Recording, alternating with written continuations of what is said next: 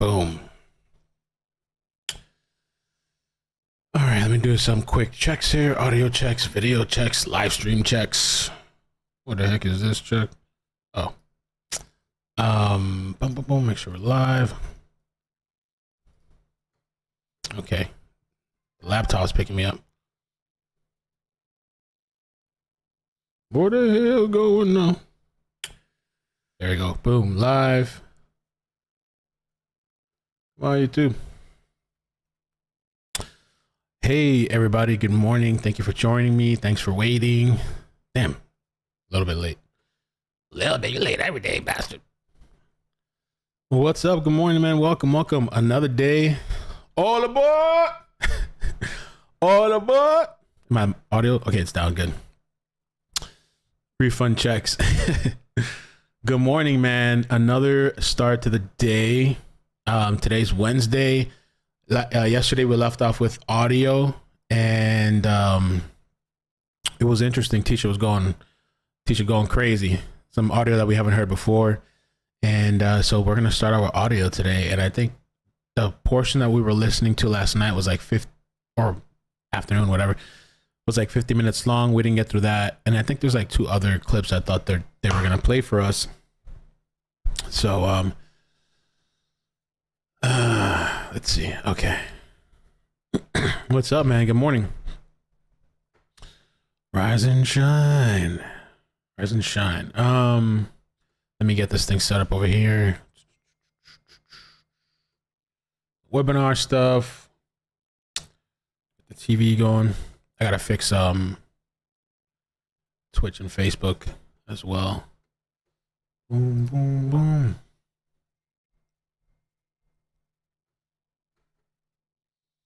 Set up. Okay.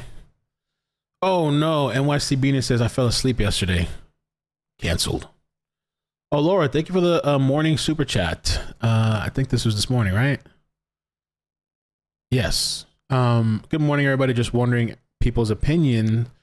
Why judge is giving Letecia all this leeway with her behavior? She's so disrespectful. Maybe he's just trying to, and people in the chat can answer that as well. Maybe he's just trying to provide every chance. So she is just crazy chick, don't try to like appeal or whatever. Maybe he's trying to give the appropriate warnings and chances and trying to like really warn her, you know, before he takes drastic measures. Good morning, man. And yo, I appreciate you guys riding with me every day. Appreciate that, man, because I know you can be anywhere. You know what I'm saying? There's YouTube channels, there's news channels, there's the WebEx, you know. So thank you for being here. Why am I in the dark? It's actually cloudy outside. I have blackout shades. The lights are off. I might turn on one light to balance it out, but it's actually kind of dark right now. It's dark outside.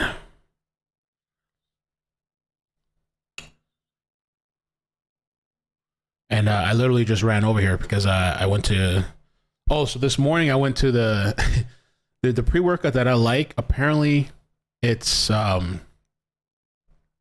what's the word? It's discontinued. So I ran out the other day and I was like, damn. So I went to a different store this morning. The guy had a few there, and so I bought 6 of them things because you can't find it anywhere. You can't go online. You can't go on Amazon.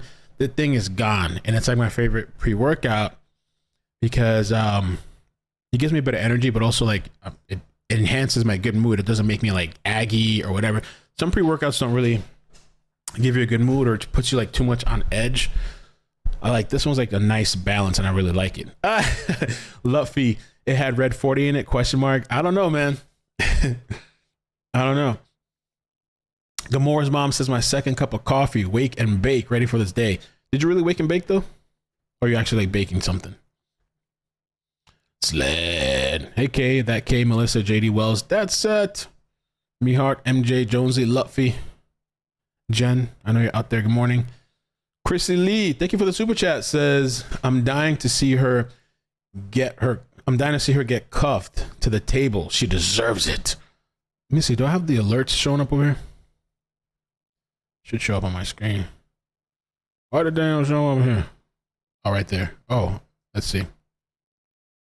Let's see if it pops up this time. The same thing. So yeah, I slept better last night. There it is. I did sleep better last night. Not as much as I should have, but I slept a lot better than the day before. And so hopefully tonight too, I'll get a good night's rest and balance everything out. But I slept pretty good. Still losing little weight here and there, little by little. So dropped some more weight this morning. Eating good, healthy, exercising. So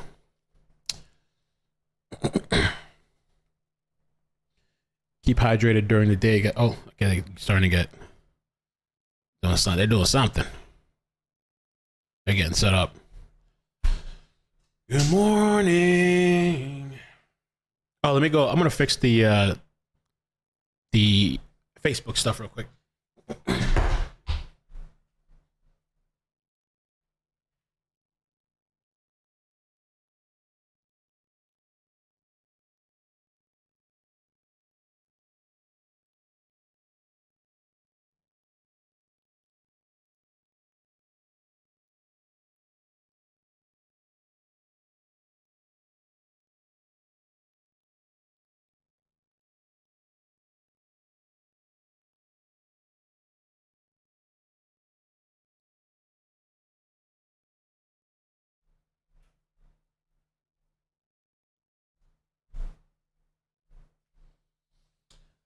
Okay.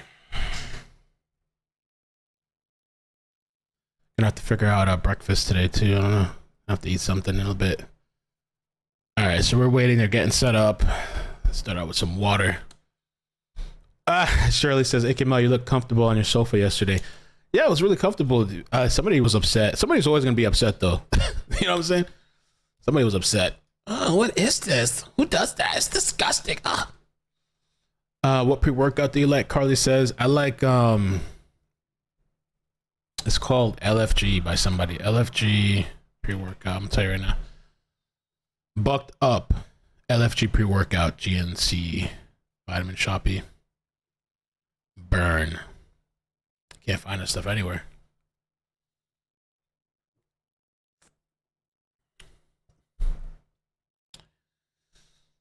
Let me see if I can do this real quick too. There was a couple of things that I wanted to people keep telling me to show, and I keep forgetting to show. There was some Harley stuff. There was a video or something I was supposed to show. I don't know where it's at anymore. It's got into the abyss. Let me see if I can pull this up real quick. So Dadset and Diggs were visiting each other recently, and they were out in the desert. Let me show you this cool picture. Desert. Oh, I'm blocking it. Let's see. Desert Storm. Get another picture. Court will call 20 CR 1358 People versus Letecia Stauch. Record should reflect the jury's not present in the courtroom, but they did turn on the air last night, so it's better now than it was yesterday afternoon. And are we resuming the video where we were? The audio, yes. Or the audio. Yes, I'm sorry. Yep. I think it was 29:45 or something like that. Something like that. Yeah. Okay. Is there anything that we need to take up outside the presence of the jury at this point in time? Prosecution? Not from us, Judge. Defense? No, sir. Okay. Let's go ahead and bring the jury in.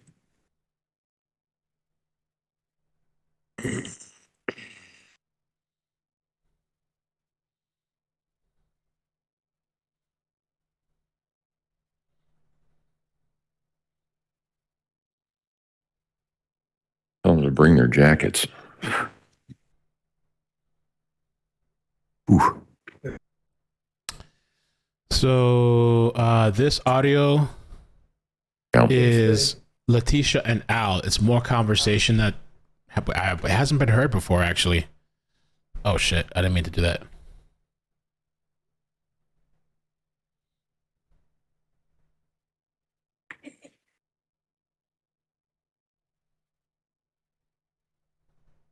All rise for the jury, please.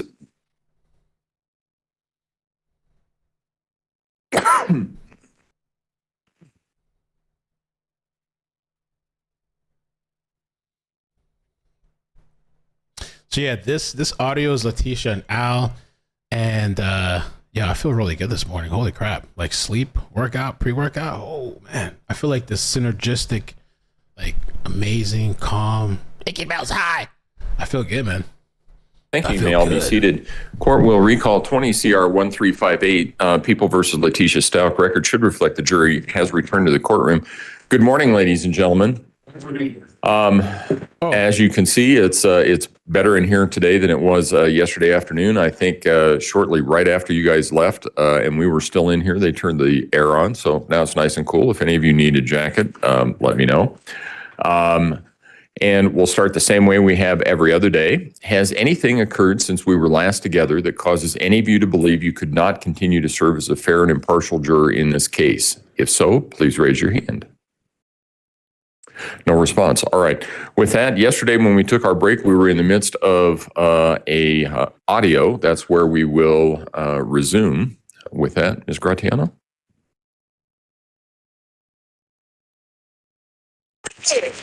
How many days has it been? I have not, there is nowhere that I could take in that he would just be gone that many days. You have to put that in your brain. Oh, yeah, it is in my brain. It's in my brain that he's gone and there's nowhere he could be safely, okay, because he's with this Quincy Brown guy who's a freaking sex offender, jumping bail, whatever you want to label him. But whatever, I don't know. I don't know all that shit, okay? He's just a bad dude and my son's with him. I told you this. Okay, all right. I told you what happened. Okay. I told you when we came home. I already told you all this. When I told you the truth, this is what you did. You said to me, hey, that's not how it happened. But you told me the truth. You told me 4 different versions of the truth, Tisha. That's where the problem is, okay? I want to believe you.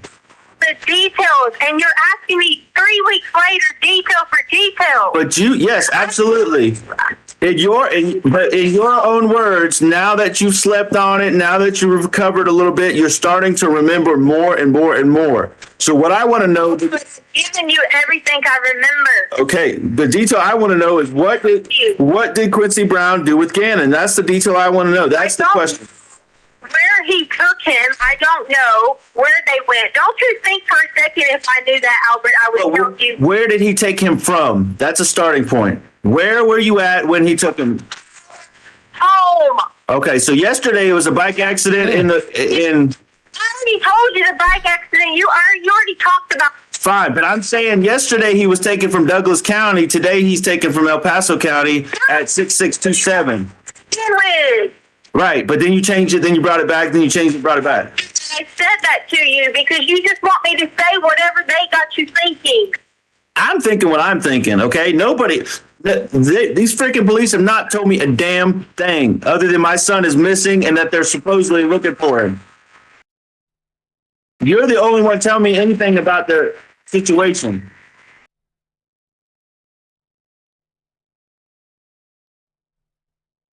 Albert. Yes. I told you. Get towards gun. I couldn't do anything. You talk about how you have to live with that. Do you know how I have to sit here and be like, oh my God, what could I have done to protect him better? Because Albert's going to turn it and say that I'm a horrible person. Do you think I want to lose my entire life because I couldn't protect someone 100%? Well, do you know if Gannon is alive, or was he alive when he took him? Was he hurt? I don't know. I was out of it. Do you not understand this? So you were out. So you blacked out, right? And he took him while you were blacked out.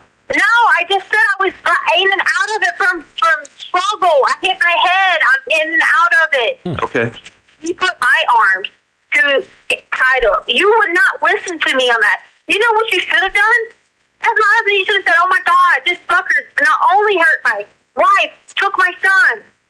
Okay, so you should be saying. I'm trying to believe you, okay, but that when I got home Tuesday, you had no sign of anything, no marks on your head, no marks on your arms from where you were tied. Okay. You want to know why? Because it's all on social media where I have Band-Aids on my hand and where my arms on it. So that's a fucking lie. Okay, all right, fair enough. I ain't seen on that. social media. Okay, on well, social media, why all kinds of everything. Well, it's on social media. It's on social media that you killed him. So you want me to believe everything I hear on social media? No, because you're Albert. Why in the world would you think that? I'm not thinking that. You just told me to believe social media. Social media says you're a killer. It's on there, meaning they saw it. Okay, They so saw a picture of me. That's all I meant. They just see a picture of me doing it. social Killing media one. social media says you're a killer and that Landon's the hero. Do you want me to believe that? If you believe that, you're dumb. Want to know why? Because you know better than that. Okay, well, I mean, You're treating her like she's a hero. Exactly what you're doing. Instead of being with your wife, you've been with your ex-wife. no, I haven't been with nobody. I told you, I've been with my family. It's supposed to be. You can attack me all you want to, okay, but it really doesnling matter. Yes, that's an attack. Business. You should be with your wife. Okay, well, what's with all this crap you're sending her now? You're telling the world how much of a piece of shit she is, but now you're trying to. Anything. My shit has been hacked. Don't believe nothing unless it's my daggone Yahoo. People have created a fake profile under my name. They've screened on the profiles, everything. People are the only thing I have secured is because I contacted Yahoo. It's my Yahoo account. Okay. You can listen to anything from anything else. Okay, fine, but you sent her a message that said the same thing you tried to say to me initially about this ransom and these phone calls from DC. So yes, I do believe that you sent her that. That's what you told me. From DC? That's what you told me. That's what you told me. Oh, do you know why that done that? That's because he sent it from a stupid messenger thing, and when I switched out to do my phone thing, I was trying to write back I was like, I'm going to send Landon this too. I was going to copy both y'all in it because I couldn't get you. And then I hit draft. So if it went through, then I didn't talk to one thing. No, you or Landon didn't send anything from DC. You said that the messages came from a DC number or something. That's what you said. It said, like Washington, Seattle. Oh, Washington, Seattle. Oh, okay. Gotcha. I did tell you that. I said Washington. I said Roy Elementary. Okay. I haven't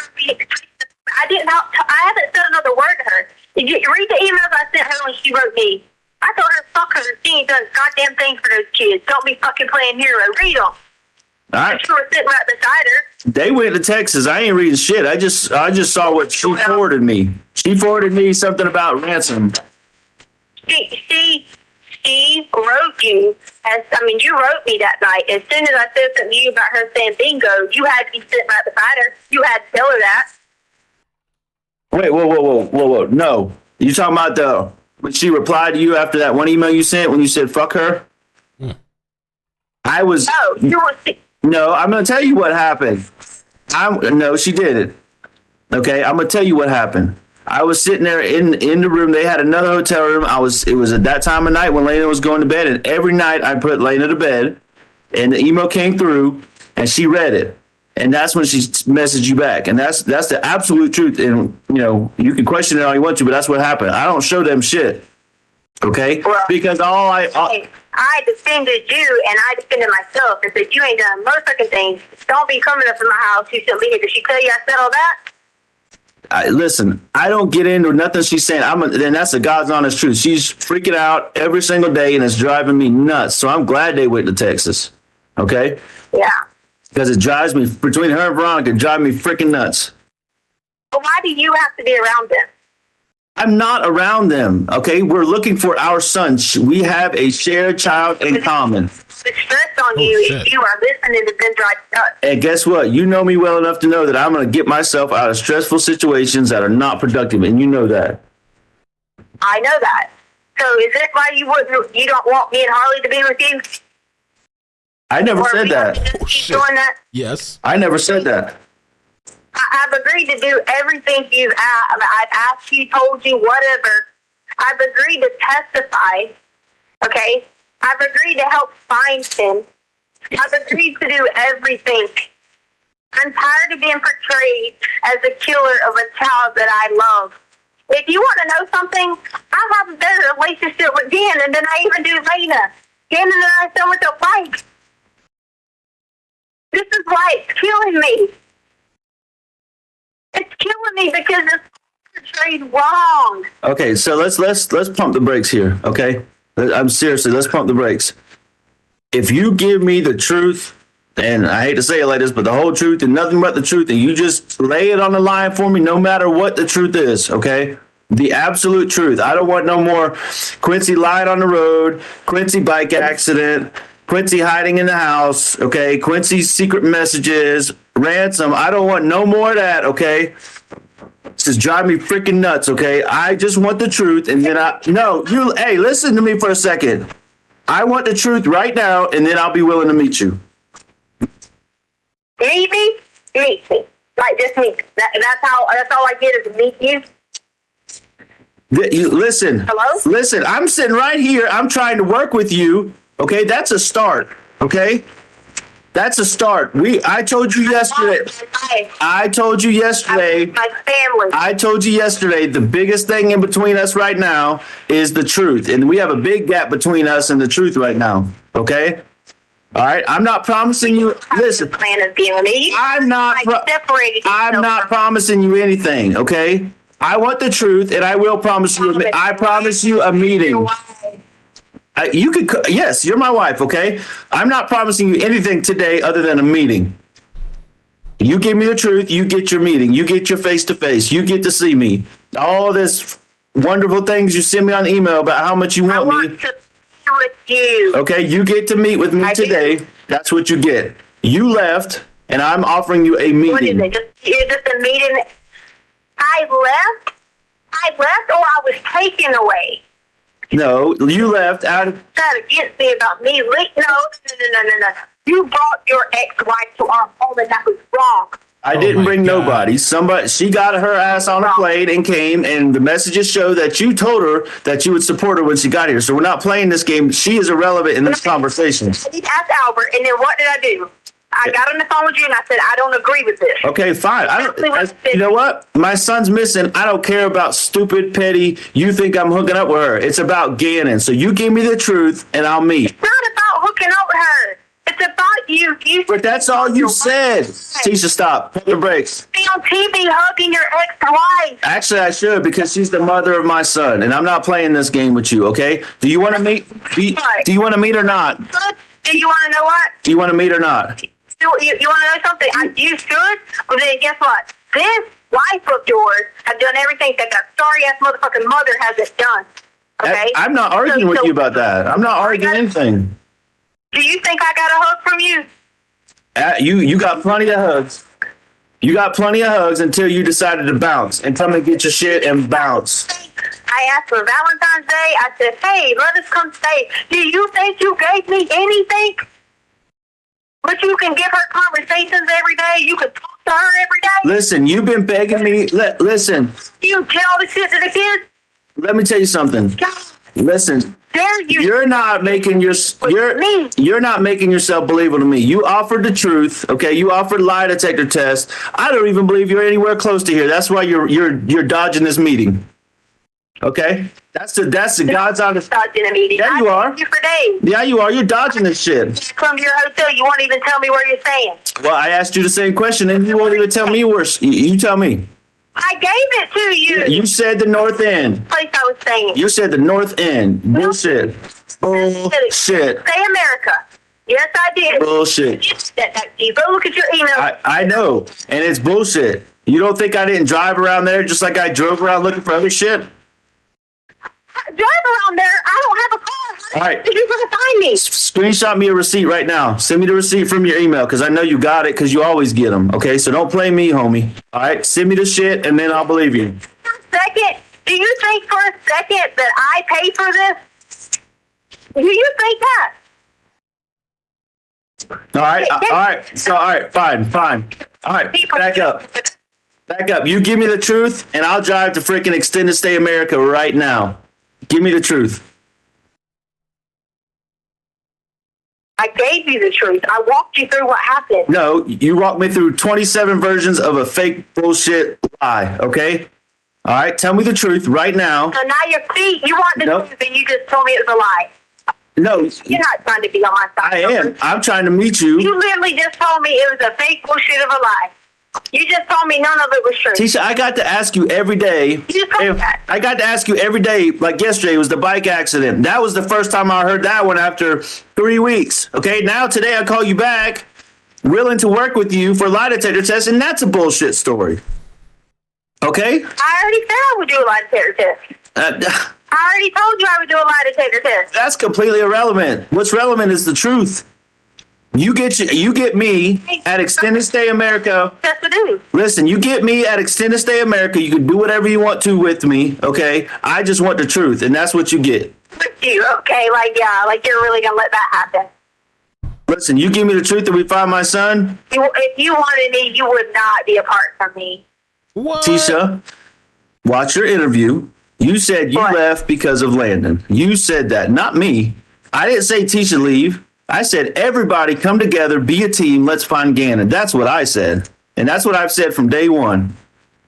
And you bounced on me. Left from the house because you had her there in our home. It sure did. And I'll tell every judge, jury in this country that I had my ex-wife, my mom, my 2 sisters, my uncle, Aunt Veronica, 2 other freaking women, Landon's brother. I had a team of like 15 people supporting the family, working as a team to do everything we could to find Gannon. That's the truth, okay? I'm sorry if it sounds selfish, but I hate that bitch. Okay, but guess what? Listen to what I just said. I had everybody in the house, but you know who wasn't there? My wife and my daughter. They bounced on me, okay?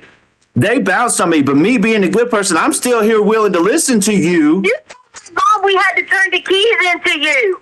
I told that you can come get your stuff after you said you didn't want to be there anymore. Okay, you left. You and Harley got in Harley's car, packed suitcases, supposedly going to the police station, and you never showed up until like the next day or some shit like that. Okay, so if you would have done what you were supposed, you listen to me. If you would have done what you're supposed to do, we wouldn't be having this conversation right now. Okay, so don't turn this on me. I've been a team player this whole time for the entire team.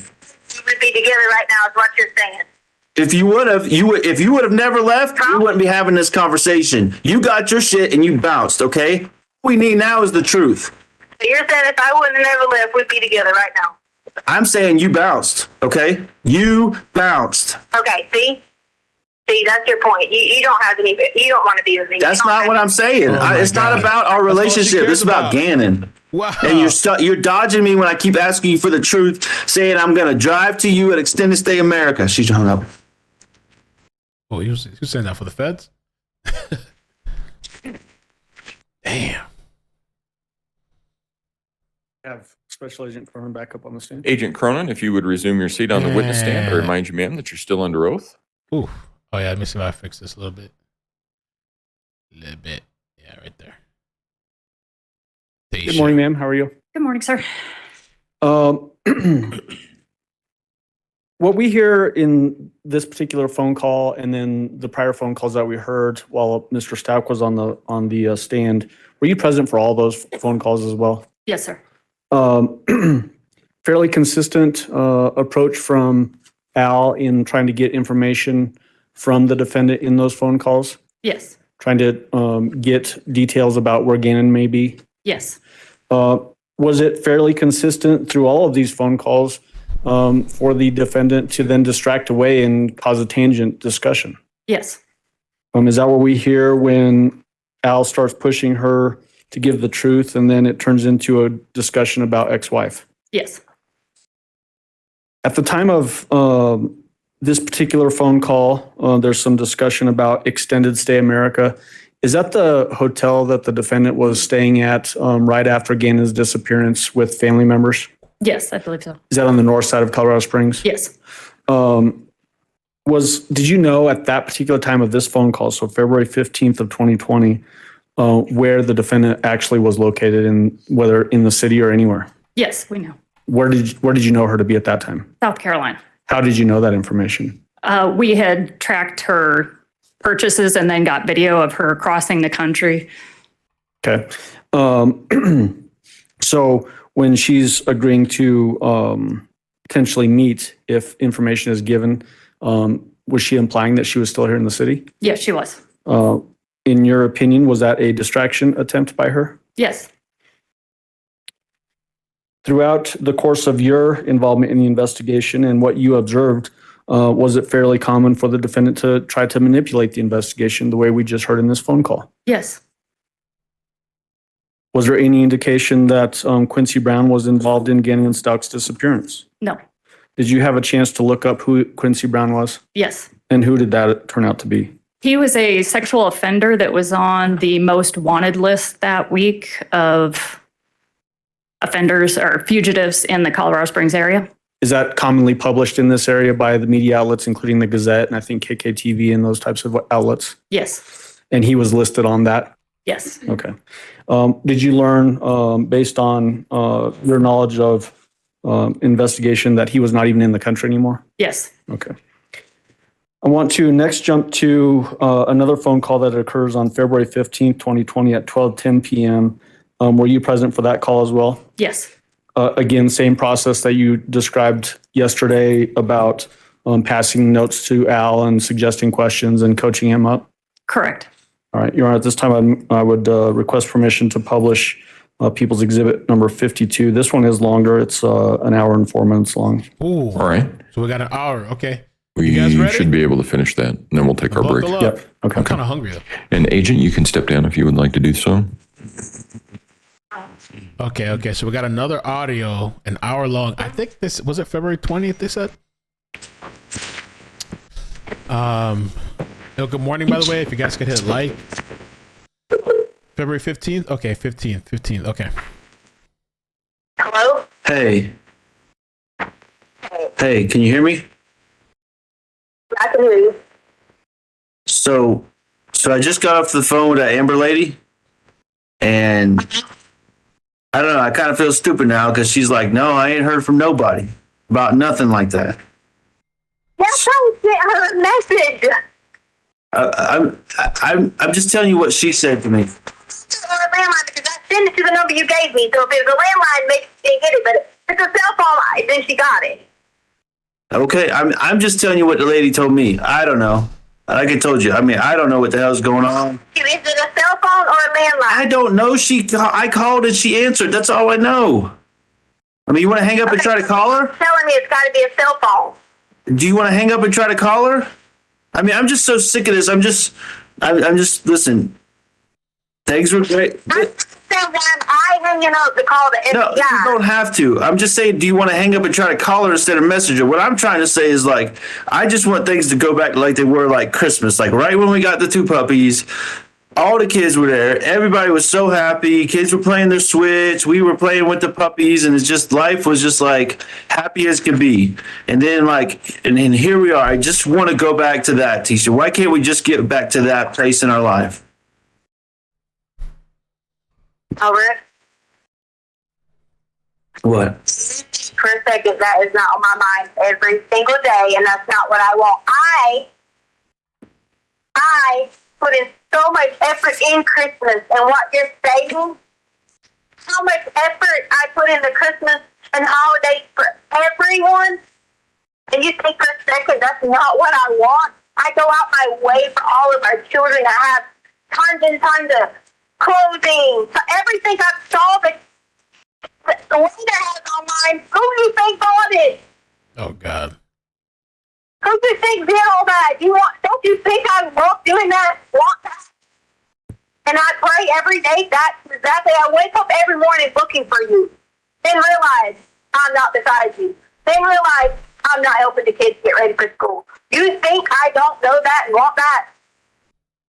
I wasn't going through some turmoil where, oh gosh, I don't love my life. I hate myself. No. We had a great house. We have a great family. Like, really? So don't bring up Christmas. Now you want the dog. You think it's going to bother me that I don't get to be like, oh, gosh, this year was this? Guess what? 17th, I always tell you happy anniversary. 17th, month by month by month. Think that's not coming up? Think I don't want to do that? You think the kids? Think I don't think about that every time? Oh, because you know why Landon pops up against the be the Saints? This is the 100th day of school. I got the kids in the school. I kept them in school. I homeschooled them. You think I don't want that? Come on now. Well, how To like doing all these different things when Gannon finally gets to middle school, because maybe, just maybe, the whole point of us selling our Twitter was for him to get called to hockey. I'm so excited that seemingly, like, you know, he might be interested in the sport that I can be at the schoolhouse and be a part of. You miss all this and want it? well, how do we get it back? How do we get back to just a month and a half ago? That's what I want to know. Because a month and a half ago, there was 5 people and 2 dogs. Now it's just me. So how do we get back there? Albert? Like, I don't even have, listen, I don't even have Lena. She's in Texas right now. I'm freaking. That's your fault. Let me just go ahead and tell you. Because you shouldn't allow that to happen. That was irresponsible on your part. Okay? And you can think that I'm wrong or for whatever reason you want to. I don't agree with that, because at the end of the fucking day, she's still a drug. She still don't take care of her kids, and she still don't have a place to live. I want to let my child live with her. So that's on you. That's not me. I didn't make that decision and would have never made that decision. But she's coming back. Don't get me wrong. She's coming back. I'm just talking about this weekend. Okay, she's down there with them. But even then, how do we get back to the 5 of us? The 5 of us, me, you, Harley, Gannon, and Lena. How do we get back to that point? How do we have a family and 2 dogs and a 2-story house and all the things that we had and 3 cars and, you know, the American dream? Right now I'm living the American nightmare. How do I get back to the American dream? I need you to help me get there. Albert, the first step is we figure out what the people in this world are cruel, okay? They are. People are cruel, okay? You, in your mind, know better than us. That American dream you just talked about, we would have never had it if any of those 5 people in our home would have been cruel. If any of those 5 people would have been out to hurt people or do bad things to people, okay? So that's the first step that you need to realize, is that this is not me against you. Yeah, of course, people always, in marriages, you're going to have disagreements. But you know good and well, we literally just got off a cruise for our anniversary. I made sure that the children were in the best care possible, with someone staying there, not only with Harley, okay, someone in the adult that can make sure that they had everything they needed. Not a worry in the world. You know, I've always done that. I had always security systems installed. Check the ring gap. Check the alarm. You know me as that person, so until you put that in your mind, that's the first step. Because you can't be against your wife on this. And you can't be thinking what these people are thinking online, that I'm this stepsister, because that's not true. Without me and God, the children would not be in our home. And without you and God, the children would not be in our home. Because they were in horrible situations.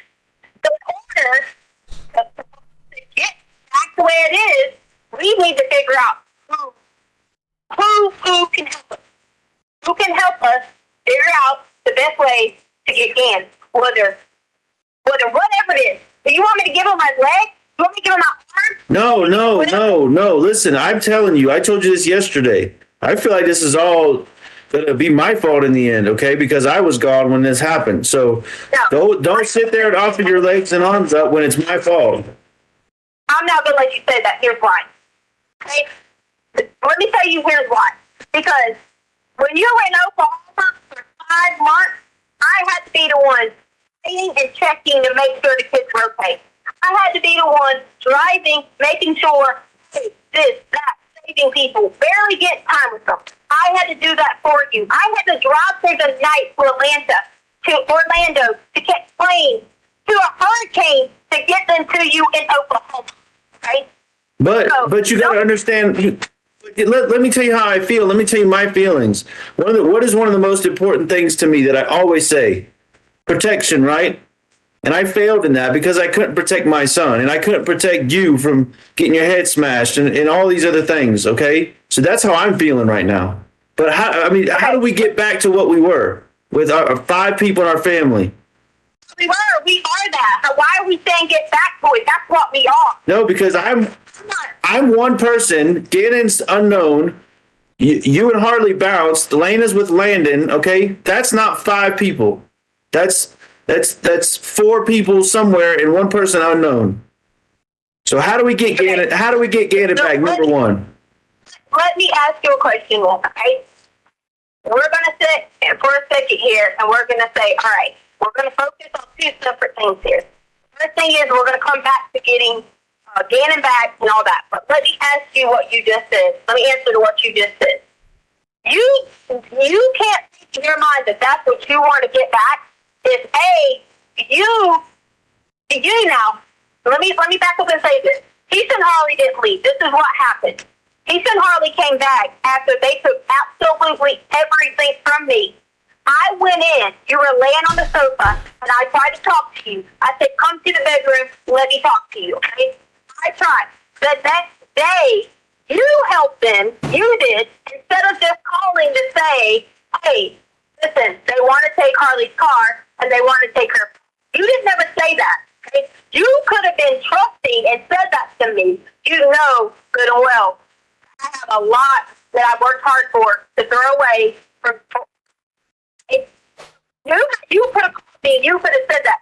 Instead, they chased us down, and your child that you're saying you want back in your life and you want was put in handcuffs like he's buying underwear. Listen, you're right. Hold on. I'll stop you right there. All that's my fault. You're right. I could have stopped it. I could have said, no, leave the girls alone. You're right. Okay? Keep going. Tell me the rest of it. So, when I come back, okay, after all this, we had the most important thing that you knew I needed, the most important thing that means the world to me and all of that was our items, specifically my diamond rings were in that car. I tried to reach out to you to say, can you please at least ask them, can we have those things? You wanted nothing to talk to me because that means the world to me to have my rings on because I took my vows for better to you.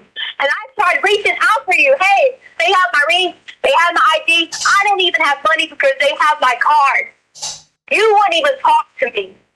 So then you wonder why? I said, if my husband would not even talk to me, he would not even warn me that my child was the topic to put in place and not to me because I was yelling at Harley not to move.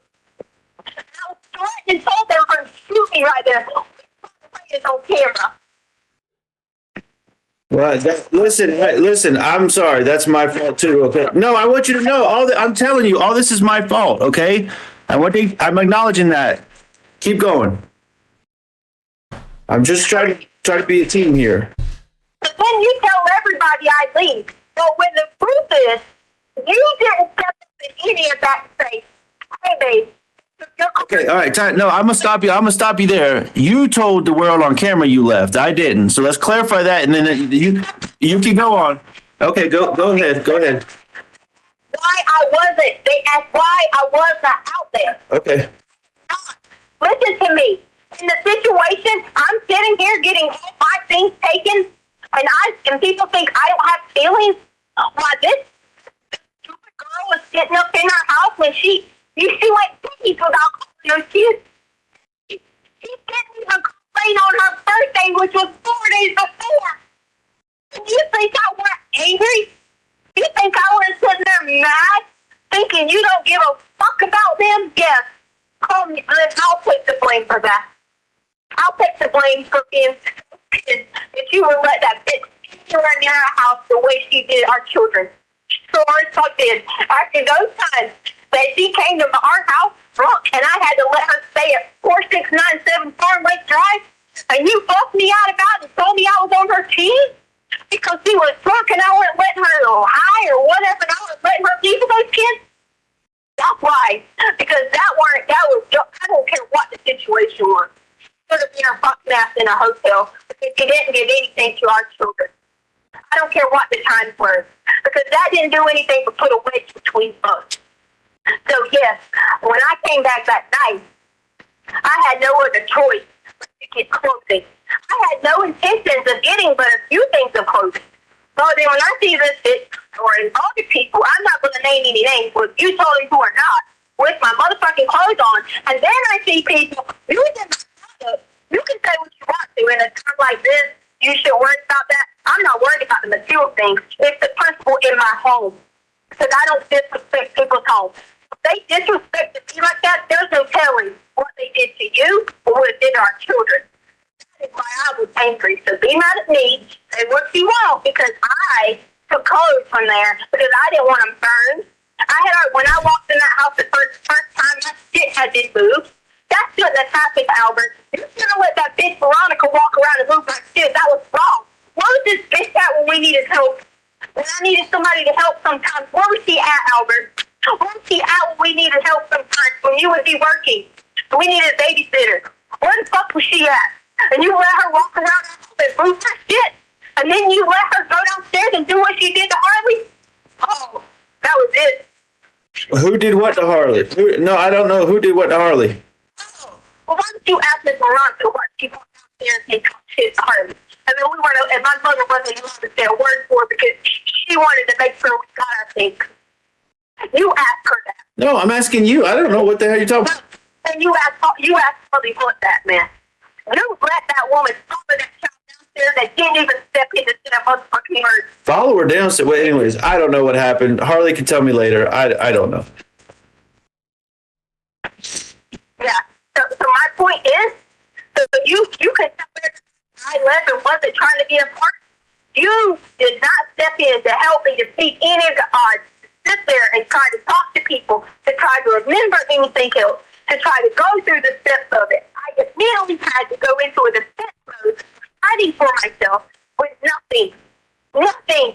I was told, I was watched in the bath of the freaking piss in my own home. And you wonder why I was like, well, why am I going to be here for? You had no business even letting my brother even put his hand on one of our handguns. You had no business with that. Hey, you better stop right there because I was in total control of those weapons the whole time. You will not do that to me. Go ahead. You might have been in total control, but he had no business doing that. Okay? Who gives a crap about that? Come on now.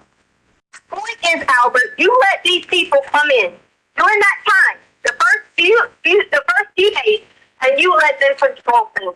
And you can say you didn't, and maybe you were hurt, maybe you were upset, maybe your focus was on one thing. And I understand that, and I try to do nothing but say, okay, thinking about that in my mind, and I still love my husband, and I still know that he was not in his right mind there. But if it kept continuing, you should have stepped in and said right then, if you are not or you are not related to me by blood, I know your sisters are, I know your mom is. If you're not a Stauch and you're not related to me by blood, you need to leave this house. That's exactly what. Okay, all right. Teachers, no, stop. Listen, I'll tell you. Wow. Put all that on me. I don't care, okay? We can fight about all that for the rest of our lives. You're right. I let people come into the house that ain't got no blood relation to me. You're absolutely right. Okay, but the bigger issue here, and I've let you go on, so I'm trying to be respectful and let you talk and talk, but all this is about you and your damn stuff, not a damn thing about Gannon. Yes, it is. No, yes, it is.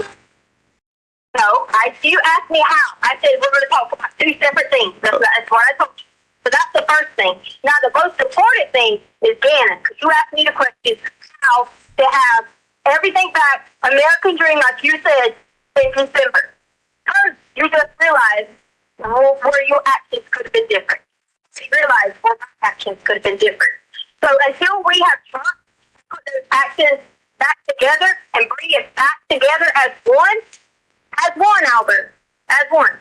You didn't marry me, or I didn't marry you in order to turn our backs on each other in tough times. That's not how it works in life. You know me better. I know you better. You know, you've had to live with the past of the things that your father's done. I've never once said to you, I don't trust you with my child, and I feel like you're bad around them. Never once. Actually, you have said that. Which is bullshit, but go ahead. I'll listen to you. No, I did not. You were talking about something Landon was trying to get me to turn on. Okay, all right. I'm talking about in our home. You know good and well, if I went somewhere and Carly was there, I was never worried for a second. All right, so stop. You're not okay. Stop. Let me interject, okay? Because this is supposed to be about Gannon. This part one was no. Listen, please listen. So we can go get Gannon. Okay, the problem is here. You said until we have trust. The problem is we're not there yet. Okay, because a few minutes early. No. Listen. I'm gonna tell you why right now. Okay, I'm gonna tell you why. I'm gonna tell you why, and then I'll let you talk. Okay, please listen. I'm gonna tell you why. Because okay, I've taken the blame for everything that I'm responsible for in this situation. Probably more than I should have, but I'll take the blame for all of it. Okay, Quincy Brown's got the boy. Okay, but the part that I still don't have trust about is when I brought up the fact that there was a puddle of blood in the house. You mentioned a head wound. You didn't even say a damn thing about that. Not a peep, Tisha. You blew right past it. So fill in the blanks for me. No. What are you talking about, a head wound? I never said to you about any kind of head wound. Now, see, this is where you... No, you did. You said in the bicycle incident, which you later told me was not true, but you... I already told you I made that up because you would never believe anything I said. Okay, so how did the puddle of blood get there? Because it wasn't there before we moved in.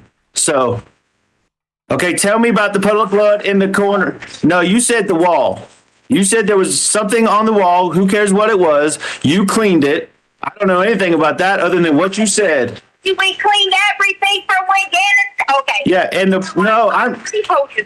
no, you didn't because we haven't talked about this. There was a puddle of blood the size of like one of those paper dinner platter plates. It's significant, and that was on the concrete, which means it had to be significantly bigger and more thicker. Whatever. I can't hear you. Hello? I can't hear you. You're talking about something. I'm talking about something. No, it was not already there. Okay, that blood was not already there. How did the blood get there? Okay, it was a significant amount of blood. How did it get there in the corner of Gannon's room, under his bed, which you told me the beds were pushed together? So how did the blood get there? Are you done yelling at me? I'm not yelling. I'm not yelling. How did the blood get there?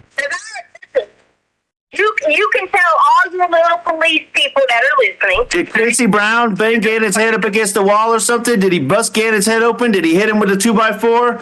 What did Quincy do to Gannon? What did he do to Gannon that put blood on the floor? Because I'm not stupid. I know you have police there. I know you have people there.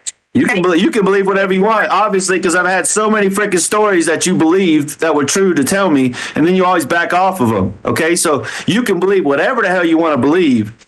All I believe is what I saw. Well, because that's what you've done. All I believe is what I saw: blood on the floor in my son's room, and my son is missing. Okay, that's the two things I know. Gannon was hurt in my house. I don't know. How many times do I have to say this to you? I don't know. You don't know how he got hurt, okay?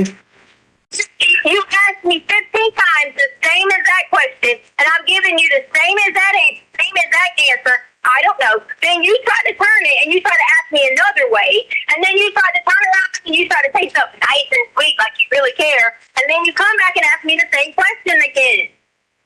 And I've given you the same answer.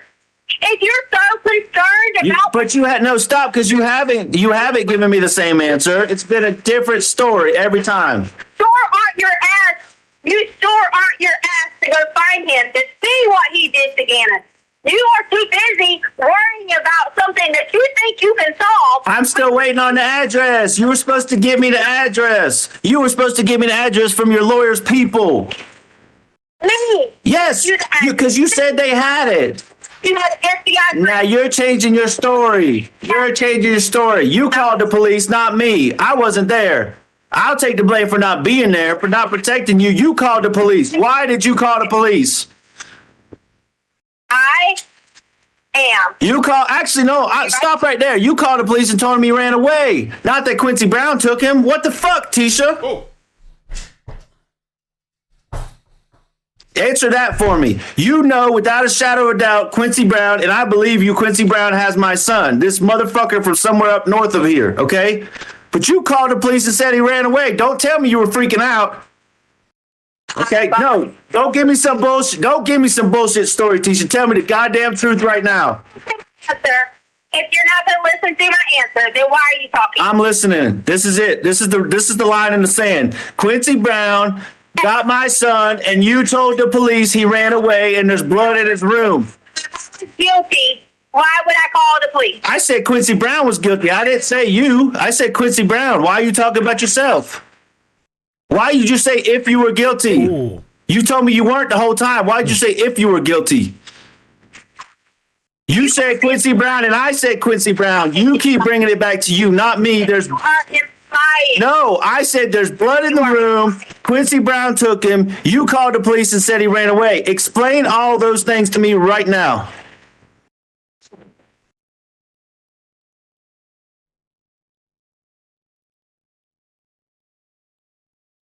Look at Tisha. She's smiling.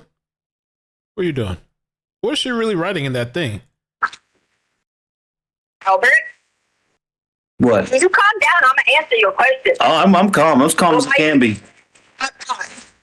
I'm calm as I can be. Because I'm not stupid. Yeah. I'm not stupid either. You fucking lied to me and you fucking lied to the police. I'm not stupid either. So you better get right. I told the police when I got there what happened. Man, you told him he ran away and the whole neighborhood was looking for a runaway for days and days and days. You're lying. You are now lying, and I'm calling you out. You're lying. That is not true. That is not what happened. When they interviewed me, I told them exactly what happened. But that's not okay. I don't give a fuck what you said. You told me he was a runaway, so I called, and I cursed the lady out on the recorded line. Told her to get there for my runaway son. Okay, you never once told me Quincy Brown had the boy and there was blood in his room. So you better get it straight right now. When you stop yelling at me. When you start telling the truth, tell the truth and I'll stop getting upset. You lying. I told you the truth. You are lying, Tisha. You call me back. Go ahead and hang up when you call me back when you got the truth. You're fucking lying. Yeah, I would have cursed her ass out too. Oh, I don't want to hear me. I would Are have. you done yelling and cursing at me? I'm done. Go ahead. So, for a second, for a minute, I need you to just breathe. Because you're yelling at me. Shut And up. I can't even answer a question when you're screaming. And every time I go to open my mouth, you're screaming and yelling at me. Every time there's a lie, I'm going to call you out. So let's go. Let's see. There's nothing for there to be a lie. Okay, I'm just going to warn you. I'm firing a warning shot right now. You lie, I'm going to tell you you're lying. Go ahead. Let's go. Call Look, shit. I haven't even said that. You're still running your yap. All right. You're still running your yap. All right, I'm shutting my yap. Go ahead. Still running your yap. She ain't got no truth in her. She ain't got nothing to say. None of it's the truth. If there was blood in Gannon's room, that would have been already from when he cut his foot. I've already told you that. Okay? I told you that his arm from him getting burned was bleeding some, and so was his foot. I've already told you that. Okay, you're lying. You're lying. Stop. That's a lie. Change it again because that's a lie. Here's the game Change we're it going to play. again. Every time you lie, I'm going to call you out. You can't bleed that much from a burn. You can't bleed that much from a burn. You can't bleed that much from a cut on your foot from a 2x4. I'm not stupid. You're lying. Go ahead. Change it again. You're Change it lying. again. What's the next story? You said a plate side. A dinner plate that's what seeped through, Tisha. That means there was a puddle of blood on the damn carpet to seep through the carpet, an inch of carpet pad, and onto the concrete pad where it looked like it had been sitting there for days, okay? All right, that's what I saw. So tell the fucking truth. Maybe you should ask the people who were there living, because I never was there and it contaminated the crime scene. Maybe you should ask them. Oh, God. Tisha, guess what? Guess what? But gonna get y'all fucking answers on the contamination. All right, good. Who did that? You So- tell me who did it. All right, nice. Guess what? You're just telling on yourself now. You're worried about you're worried about a damn loophole. You're trying to find a loophole. Okay. Oh, Contaminated it. okay. There's another loophole. All right. There's another loophole. Contaminated. All right. There's 3 loopholes already. Contaminated. All right. It sounds funny to me that they left for Texas with a child missing. Maybe they contaminated. That's fine. Okay, fine. All right. So that's like it when I'm talking shit. Landon, Lena, Veronica, and me. That's 4 loopholes right there. Okay. All right. Yeah. I'm waiting on you. I'm waiting on you to quit lying. You just told on, hey, between me and you just told on yourself because you just said they contaminated a crime scene is what you said. No, I said y'all contaminated, meaning y'all put it in there then. Oh, we put it in there? Say that back, do you? Okay. Do you? All right. So you see, here you go. Here you go with the spin game. Oh, Maybe your brother did. you were on the cut foot and the burnt arm. Now it's a spin game, okay? All right, keep going with your spin. You the one said you know the answer, so, I mean, since you know the fucking answer, I was going to ask you what the bullshit you said to me. Yeah, that's it's freaking, I know what the answer is. It's freaking Gannon's blood. It's Gannon's blood from a head injury. Now, how did he get a head injury? How did he get a head injury over there in the corner? I mean, you freaking told on yourself saying you pushed the beds together. You pushed the beds together. We've never pushed the beds together. You're lying. I've done it. 'Cause let me tell you something, Albert. If you went in somewhere where there was blood and you were allowed to walk in there, maybe you did it. Oh, maybe I did it, huh? He wasn't allowed anywhere to see this. Oh, wait a minute. You do it? Wait a minute. So you just said you walked in somewhere to see it. Did you do it? Because you should, if that was the case, what you're telling me is you shouldn't even been allowed in there. Is she blaming him now? Oh. I was in Oklahoma. That's what I got to say. That's my loophole. Okay? You want to try to pin it on me? Go ahead. You walked in there the other day. Yeah, I walked in there and saw it after. Hey, you told on yourself because you, hey. Then you maybe you put it in there because you know why? All right. Let's calm down. Let's calm down, okay? In there then. All right. Hey. You put the United States and you should have walked in a supposed crime scene. Listen, calm down. Did you walk? Did you walk in the room, huh? What do you think is going to happen? Hey, what do you think is going to happen when they solve this crime? Okay, what do you think? You must have walked in there too, huh? What do you think? I don't know who. Me and accused me of something? Well, you said you went somewhere, so who the fuck done it? Did she do it? Just tell. Hey, That if this was a crime scene, y'all were fucking allowed to be in there. so teacher. Okay. Tell me better than this, because I know you're pretty smart. Tell me better than this.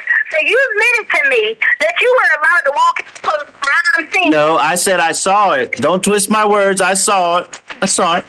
Who else went in there? Okay. You want to know? You want to know who else walked in there? You, Gannon with a head injury, Quincy Brown, and a puddle of blood walked in there. That's who walked in there. So what do you think is going to happen? What do you think is going to happen when they find that boy and put all these pieces together? Okay. What do you think? What do you think is going to happen? If that's what you think. You can say whatever you want. Okay, maybe this was a freaking accident. Maybe we can fix it. Okay, but the truth don't lie. Accuse me. Me now. I didn't accuse you. I accused Quincy Brown, and maybe there's a part of this that's an accident. Okay, by the Some head injury to Gannon Jacob Stauch. I don't know about it, or I didn't do it. or. Why is it an or? Why is it an or? Okay, that's why I don't trust you. Do it. No, you didn't say and. You said or. You're going to do this to me. Listen, all of this stuff doesn't matter because by the time I saw a puddle of blood on the floor, Gannon was already gone, okay? He was already walking sluggish to the truck, okay? And he's God knows where he is if he's even alive. And that's what matters. Okay, I'm just Sluggish to the truck. yeah, absolutely. Absolutely. I'm sure he was. Why did you anyways? To the truck, really? Why would he be walking sluggish to the truck? He never does that when he has a tummy Some sluggish. accident. What the hell can you determine sluggish from a video? The same way you can determine a shadow means somebody's getting out of a truck. Okay, the same bullshit. Okay, Any different than walking? you can listen. You claim a shadow. You claim a shadow means Gannon got out the truck. We never saw him. We saw him walking to the truck. Against Quincy Brown, and you Okay, good. I was walking sluggish when I cut my finger. Gannon was walking sluggish after he had a significant head wound with puddle of blood on the floor. haven't seen Gannon walk sluggish. Okay, I'm telling you, he was walking sluggish because he was hurt and there was a puddle of blood on the floor and it's probably his blood. I haven't seen no freaking evidence, but I guarantee you it's his blood because it all adds up, Tisha. And he was walking sluggish because of that, just like I was walking sluggish when I cut my finger off. You hit the nail on the head, honey.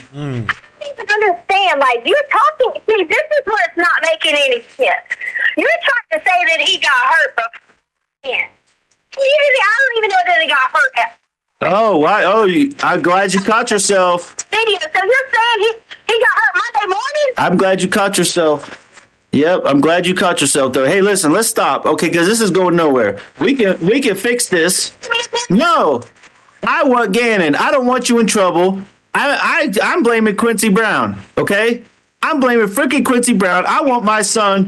Just failed to tell me how we were supposed to be backed away in our American dreams, and you started screaming No. in the middle of the wall. Because of my son, it's my son's blood all over the freaking house. Okay, my son's blood. If it was Harley's blood, you'd be screaming too. You're screaming, and it's not even your son. You call this blood and this Gannon. I'm assuming who else's blood would be on the floor. Assume. Okay, good. Yeah, you got me. I'm assuming. I'm making a serious, legitimate assumption, putting all the pieces together. That is my son's blood. Lena, hey, is Lena cut up? Are you cut up? Is Harley cut up? No, Gannon's the only one missing, and we don't know. So yes, I'm assuming. Okay, I'm not cut up. I wasn't even there. I'm going to tell you this, Albert. You can tell me whatever you want to. Now is the time when we fix this. Right now. Okay. Okay, and I'm telling you right now. You start for 30 seconds and listen. All right. Instead of yelling back at me. All right. Gannon Stauch was not sluggish other than if his stomach might have been hurt and his foot. There was nothing wrong with Gannon on Monday morning. He had his switch, was playing his switch, and there was nothing wrong with him. Okay, fine. Maybe he was a little tired because the boy stayed up night with his stomach hurting, which I messaged you about. Okay, fine. Maybe he was a little tired for that part of it, but you can't assume that someone's sluggish and hurt on Monday morning. That is not true, okay? Gannon was under my care and was fine. If he'd been sluggish and hurt getting in your truck, there would have been blood in your truck. Wait. You do that. People are all online talking about he was looking like he was drugged. Really? Gannon drugged. I mean, he takes his medicine. One, okay, his stomach was hurting. Okay, he had a lot of Miralax in his system trying to lean him out. So you did get, wait, I want to stop you because you said you didn't give him anything. Now you say you did give him something. This whole time you didn't give him anything. No, you're a fucking liar because I told you I gave it to him on Saturday night. Okay, maybe. I don't remember that, but now you say you say you doped him up on Miralax. I already told you this, so don't try to correct me and tell me I'm lying when I know for a fact. Okay? He was probably very tired. If you go back and look at your phone, I messaged you up until 3 or 4 a.m. in the morning. Because we didn't sleep. I'm sure Lena went to school completely exhausted. So if he walked out maybe a little bit tired, and you saw that, then blame me. Because you know why? We didn't go to sleep. So now he is tired and sluggish, and a minute ago he wasn't tired and sluggish. If Okay, all right. I'm just trying to clarify because you said he wasn't. Now he is. Okay. It would. I can't hear you. I can't hear you. I said if he would have had his head injury that you're talking about, okay, he would have had blood in your truck. Okay, he would have. There would have had to been something done to him. This supposed head injury you're talking about just stopped. Would have just stopped. I agree. Okay? I agree with you. Okay? Then there would have been blood all over your truck. Okay? That's just how it would have been. It's like, I understand as a father, you are freaked out. Okay? I understand at this point, you're going to cuss out the world because it's about your child. I understand that. When I thought Harley was lost on that freaking cruise boat, I felt that some sticks out.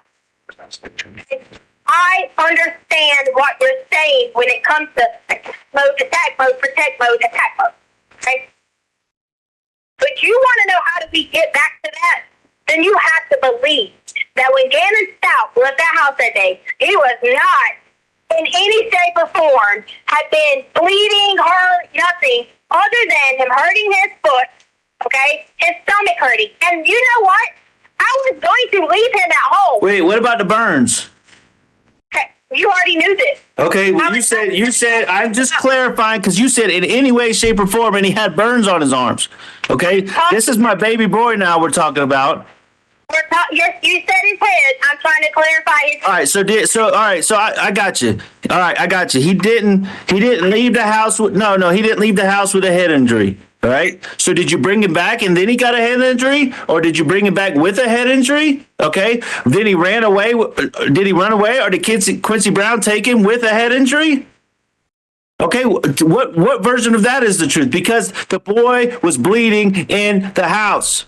So where did the blood come from? Albert, I'm going to tell you once again. All right. You can say all you want to with these assumptions that you have. Okay? Gannon has already been bleeding from his foot. Okay?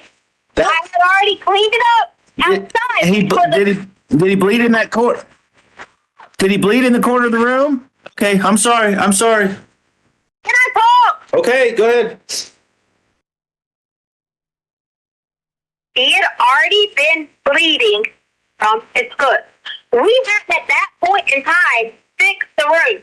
The only reason I put the room, cleaned it up, or whatever, was because later on I did that before you got there. So you cleaned up the room before I got there? Okay. Look and listen to me. As far as making the thing back up, fixing his Legos back right, I did that. Cleaning the wall, right? Huh? Cleaning the wall, right? That was part of the cleanup? Cleaning the wall. You said? Gannon and I had already done that. Okay, I'm just trying to put the timeline together. You're talking about cleaning something prior. Like, it was prior to what you're even talking about. Okay. You're not understanding. Well, I'm trying to understand because you told me you cleaned up the rape scene in his room initially, and now, Yes, my clothing, and I've already told you that. Okay? I've already told you this, Albert. What about the corner where the blood was? Did you clean that up too?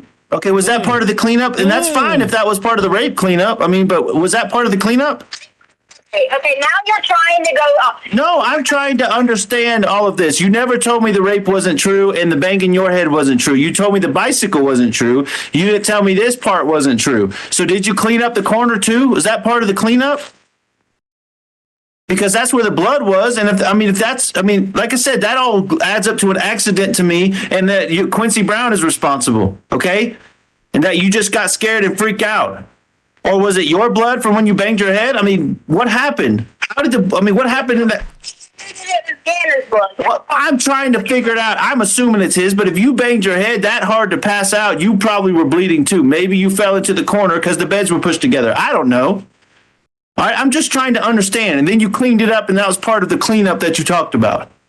Just explain to me what's going on here.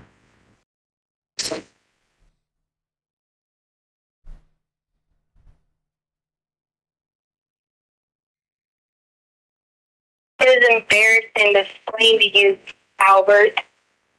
It's embarrassing. It's me. It should be embarrassing to me, babe. It's not, but don't call me babe, because you don't really want me as a babe.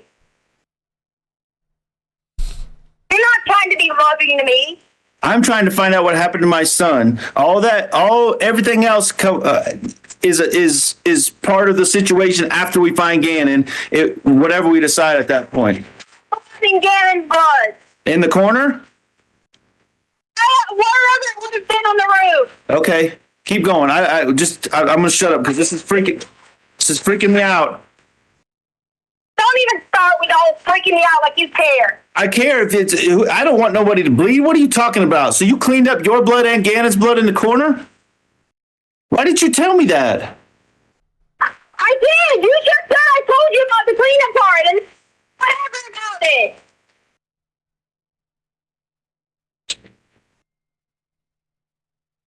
You're just like, it doesn't matter what I told you. You think it's funny. You just want to laugh at me. That's what you want to do. I don't want to laugh. I don't want to know. I want to know where my son is and what happened. How did your blood get there, and how did Gannon's blood get there? Listen, Okay, Timothy. I'm listening. I've already told investigators that. Okay. All right. Well, tell me, because I don't know. You went on this no.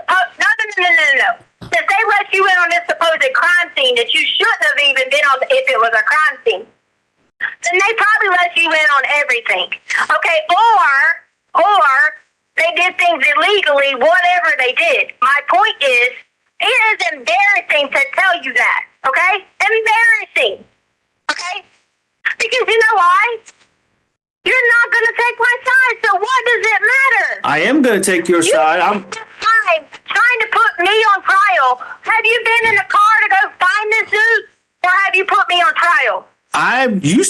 Listen, you told me you were getting the address or the phone number or something from the attorney's assistant. Okay? The reporter's got to do a whole report on it. Okay, so why can't I have the address and go there and... It's supposed to be on the TV in a minute. Okay, so I can't do anything because I got to wait for the TV report, the breaking news story when you have the information? Come on. You don't got to wait for the breaking news report. Listen. Hey, back up. Just with Amber, she's protecting you. No, all I know is from a voice on the phone.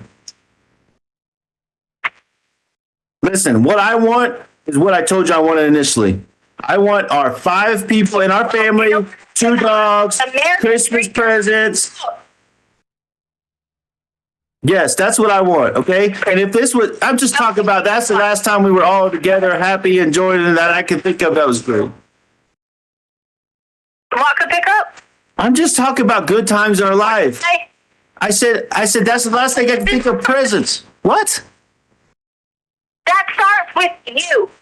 That starts with you saying, I want my wife and my daughter here and Lena here, and we're going to sit down and we're going to all find Gannon. Right, and we can fix this.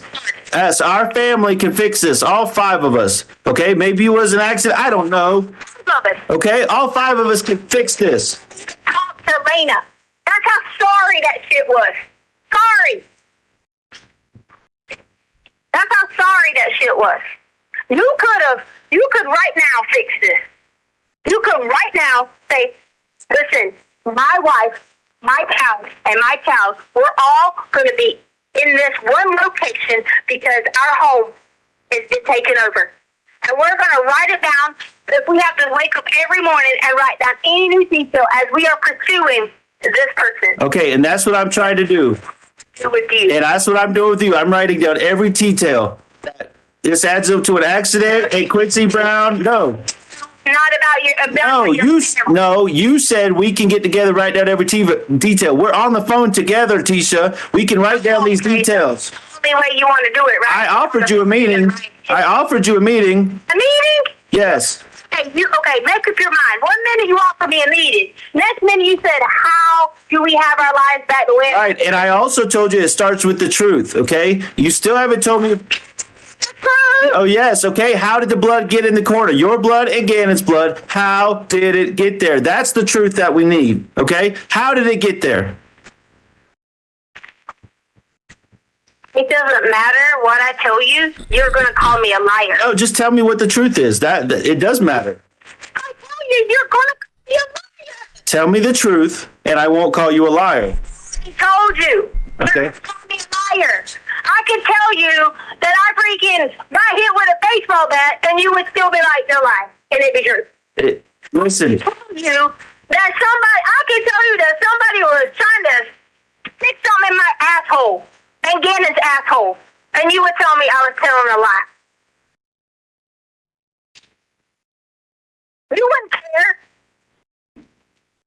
Actually, I would. If you told me the truth, I would absolutely care. Because if you got hit with a baseball bat, we wouldn't be talking right now.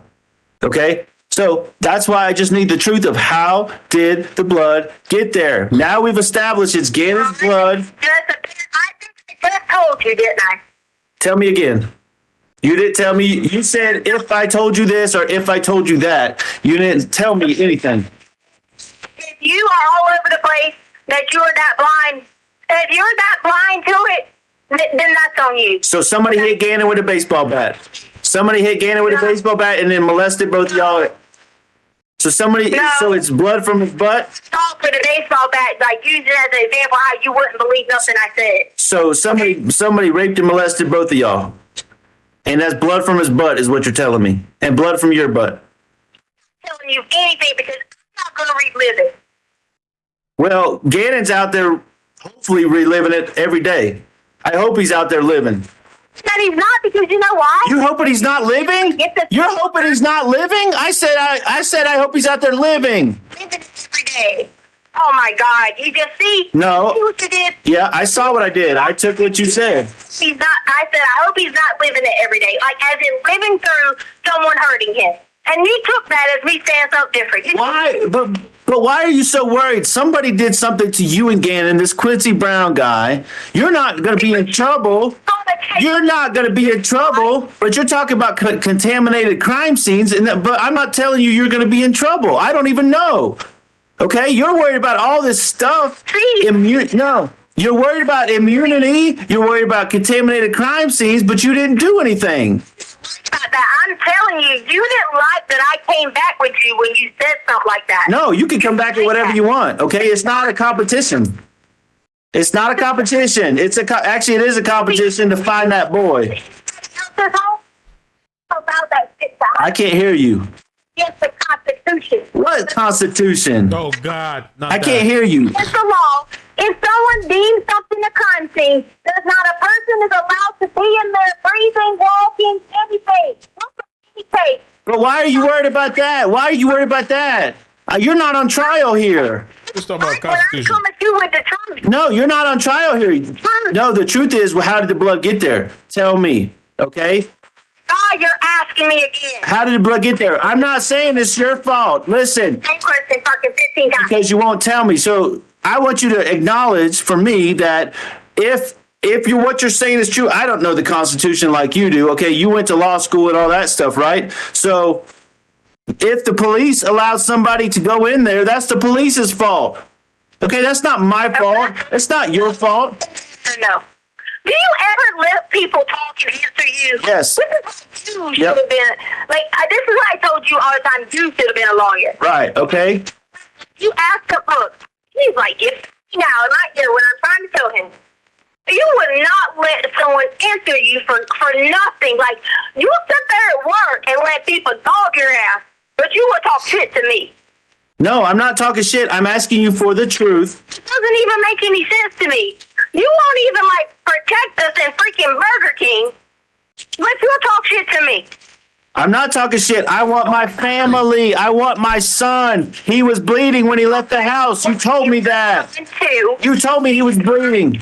You told me he was bleeding when he left the house. You just told me that. There's blood all over the floor, and he left with Quincy Brown. When? I didn't ask you that. I know that I'm getting messages. I know that I'm getting whatever saying something about money. I sent it to you. You didn't acknowledge that, did you? I did acknowledge that. Talking me. But you got to understand. There's no but. Okay, fine. You believed 100%. Believed 100% that I did not hurt Gannon Stauch. You would not be interrogating me like you're a police officer. Okay, I'm not. Okay, but I'm going to go over you exactly what I know from what you told me. I'm going over it. You called 911. You reported a missing child. Okay. Then when I got home, no, you called. Let me rephrase that because you said he was a runaway. You said he left, and the cameras prove he didn't. No, I didn't say that. Okay. The police said You said that. You told me he went to a friend's house. You told me that. Okay. He went to a friend's house and didn't come home. All right. You told me that. he was hiding. Okay. Then you changed the story to the cops and to No. me and everybody. I thought he was hiding. Okay. Fast forward. Then I see blood. Now you've confirmed you also saw blood. Okay. And then I ask you to tell me the truth over and over and over again, and you don't. Then I even offer I can help you fix it. It could be an accident. Quincy Brown could be at fault. I can be at fault. Okay? But you just keep going down this road. And how do you expect me? How do you expect me not to blame myself because my son's missing and nobody can find the truth and it's in my household? Okay? How do you expect me To tell you, like, what do you want me to tell you? where the blood came from and how it got there? That's what I want to know. You did not. We keep saying it 15 times. You didn't say how it got. Or you didn't say how it got there. You believed. Come on. What? Say what? If you get hurt, you bleed. Okay. How you got hurt? Common sense. You got hurt and you bled and you and Gannon bled in the same puddle? There was one puddle, not two. There was one puddle. So you sat back to back and bled together? Is that what happened? No, that's not what happened. Well, then- That's where you go again about interrogating. I'm not. I'm trying to put together what happened to my son and my wife. So tell me, where's the second puddle of blood if you were both hurt equally? And you remember all of that now? Really? Okay. So I'm sitting back here as you try to put words in my mouth. I'm not. I'm trying to understand. I'm trying to understand. Well, tell me what happened then. Tell me where the blood came from. How it got there. Tell me.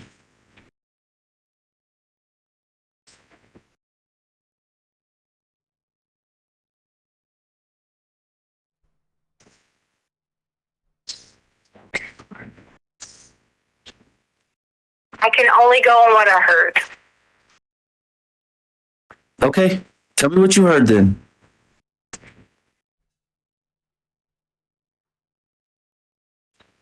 I told you I am not.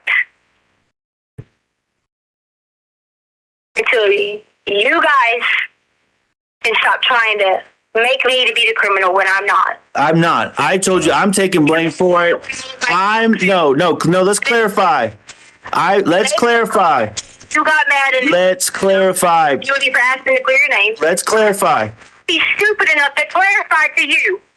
Because I'm not blaming you. Saying that I'm clear. Just Not a criminal. I did not. okay, you're right. You're not a criminal for hearing things. Nobody is. So what did you hear? Testify. What did you hear? I did. Testify to your husband about this. Our son. Our son is missing. Did you just say that? You won't even let your wife and daughter and your other daughter be with you right now. Because you won't tell me the You truth. worried about family? Just tell me what you heard, please. Yeah, but you better believe Lena was with you. But yeah, Harley's supposed to be your daughter too, right? You took Harley. Like, right? I want my family. You and Harley chose to leave, and I never asked you to leave. Okay, I wanted it the whole time. If she was trying to worry about you, she was about you wanting to pay her car payment. You changed clothes on her. Why? Because I had to do that because I'm responsible for it. Yes, okay, but that doesn't matter right now. You can make the car payment all you want to. That doesn't matter right now. Listen. But you want your family, right? I can't hear you. I said you want your family, right? Yes, I do. You want your family? I do. 17-year-old who worked their fucking ass off to pay for the car? Okay, and I worked my ass off to be able to finance the car for her. Okay, but you need to tell me what you heard. Because that But then you could have gave her the option to get it back herself and finance it. she can get it back whenever they release it. She can get it back whenever they release it. Situation. All right. You said earlier, listen. And Chandler treated her in that situation. Yes, exactly. And a father, hey, don't tell me how a father is supposed to feel. You're talking about what you said is most important to you, which is things. You said that. Items. Okay? I'm talking about what's most important to me. What's most important to a father is his son. The most important thing to a father is his children. I want my son back, and you have the information, and you won't give it to me. You won't tell me what you freaking heard when he was bleeding to death. You said the most important thing to you is your son. And my son, my children. I said that. My children. My son is missing right now. My 2 daughters are not missing. My 2 daughters are not missing. Talked to her and said, listen. Lena is safe and sound. Harley is safe and sound.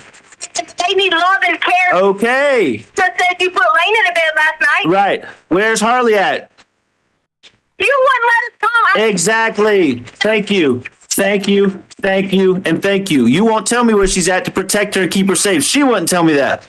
Tell me Albert, what you heard. Albert, can I come say? Listen. You're worried about you now. You're worried about you. This is about Gannon. Gannon's bleeding to death, and you heard it. Gannon's missing and you want to do something. No, Gannon's with the motherfucking FBI, but you ain't. I'm on the phone with you. You want togetherness. I'm giving you that, okay? You said Gannon's bleeding. Fucking FBI on the phone. You said Gannon's bleeding. And Make this a priority then. You want your family? And you mean that? You're not trying to be that a got to throw me under the bus? all right, you want to get the FBI on the phone and tell them what you heard?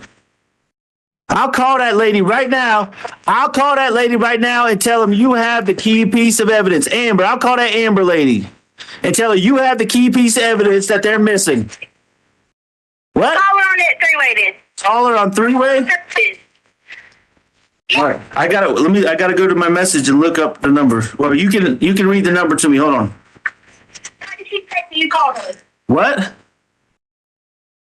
What did she say when you called her? She said that you hadn't. That Over this, so I'm trying to understand why FBI needs to call. I don't know. Okay, no.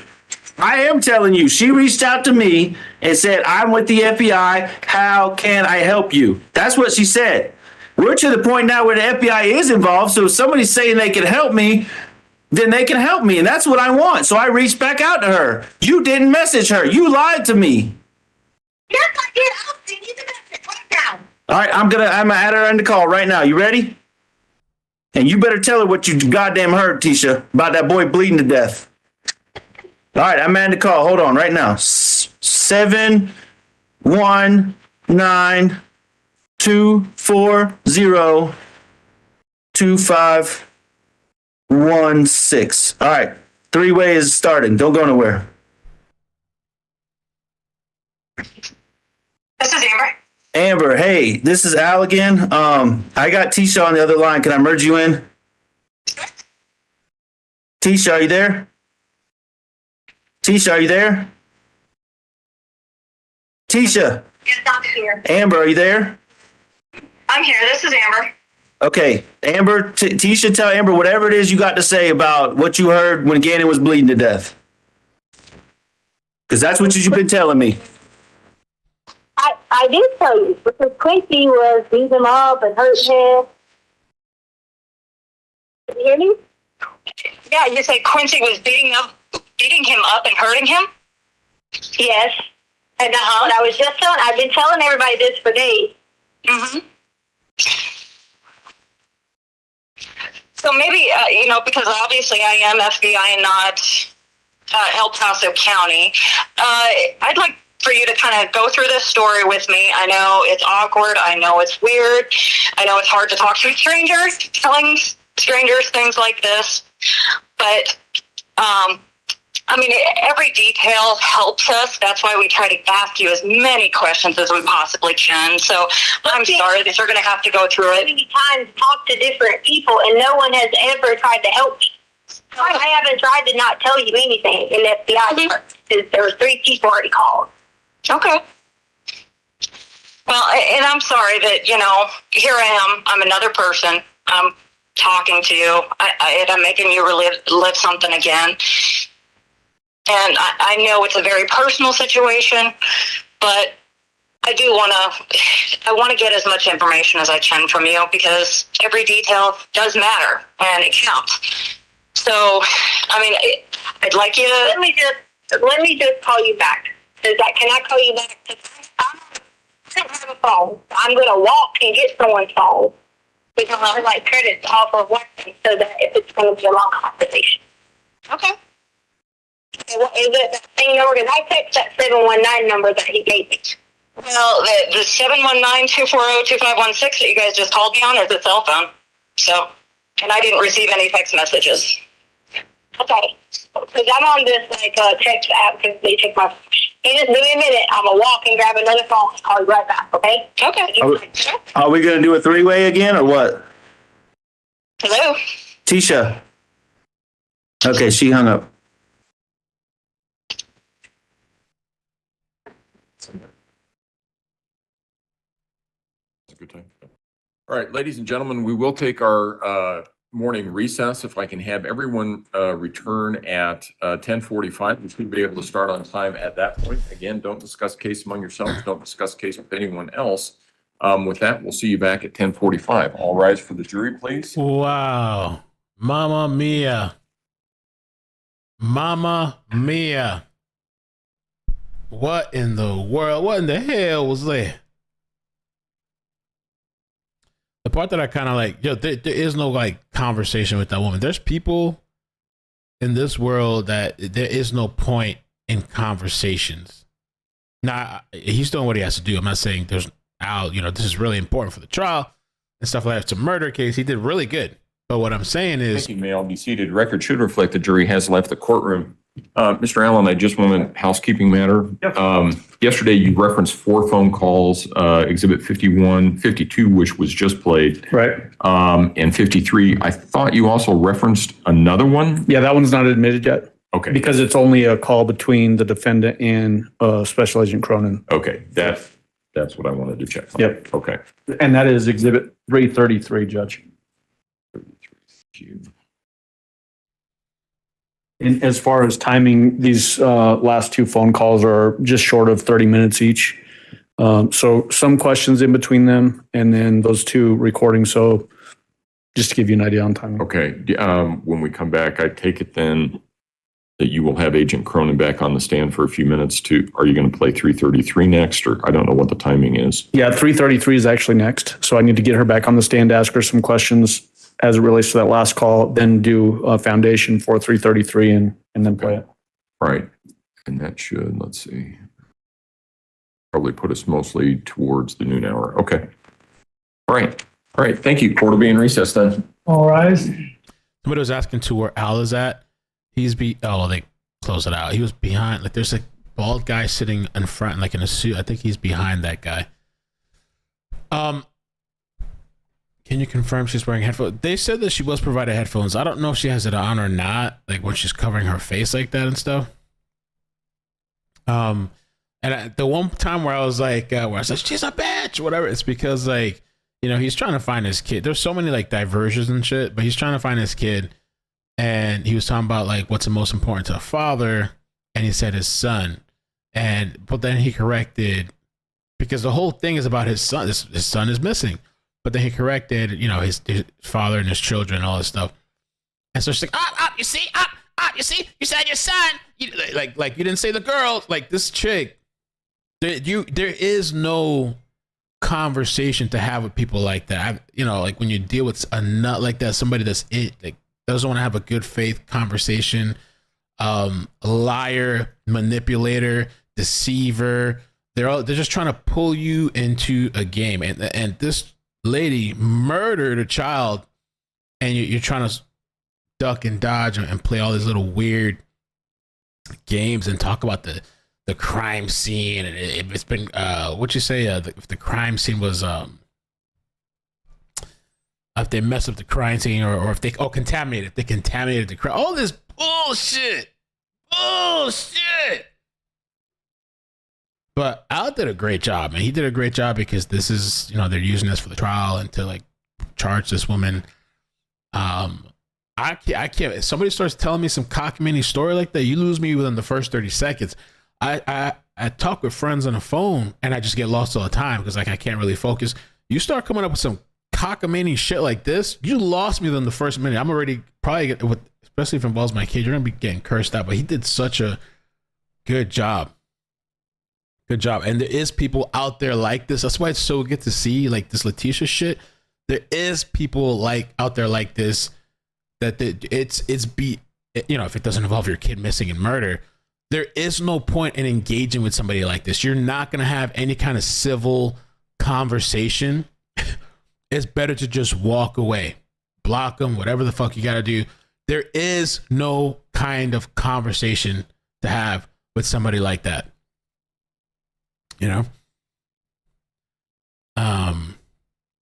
Let me get some of the super chats, and also, I mean, it would be nice to, I don't know. I'd say to recap, but the break is going to be so short. I mean, we could listen to snippets of it, but let me just get the super chats real quick. And thank you guys for being with me here again today. I appreciate that.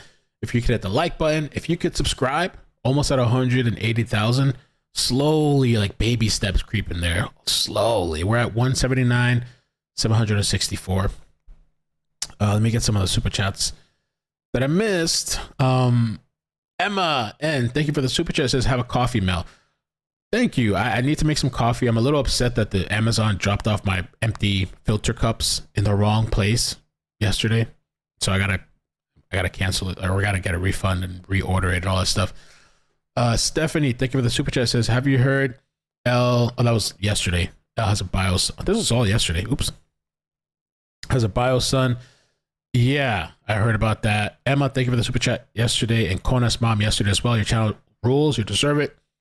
I got Laura NYC Beanie. Thank you for the super chat. Says, I fell asleep yesterday.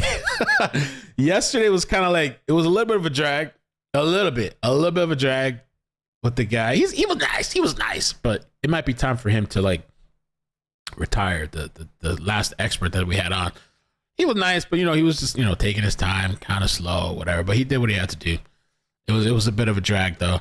Yesterday was the first day that we had that was like a slow day in the trial, which was a little rough. But honestly, man, compared to the other trials that we've done, this thing is, I'm telling you, moving fast. They're not playing around. The judge is doing good.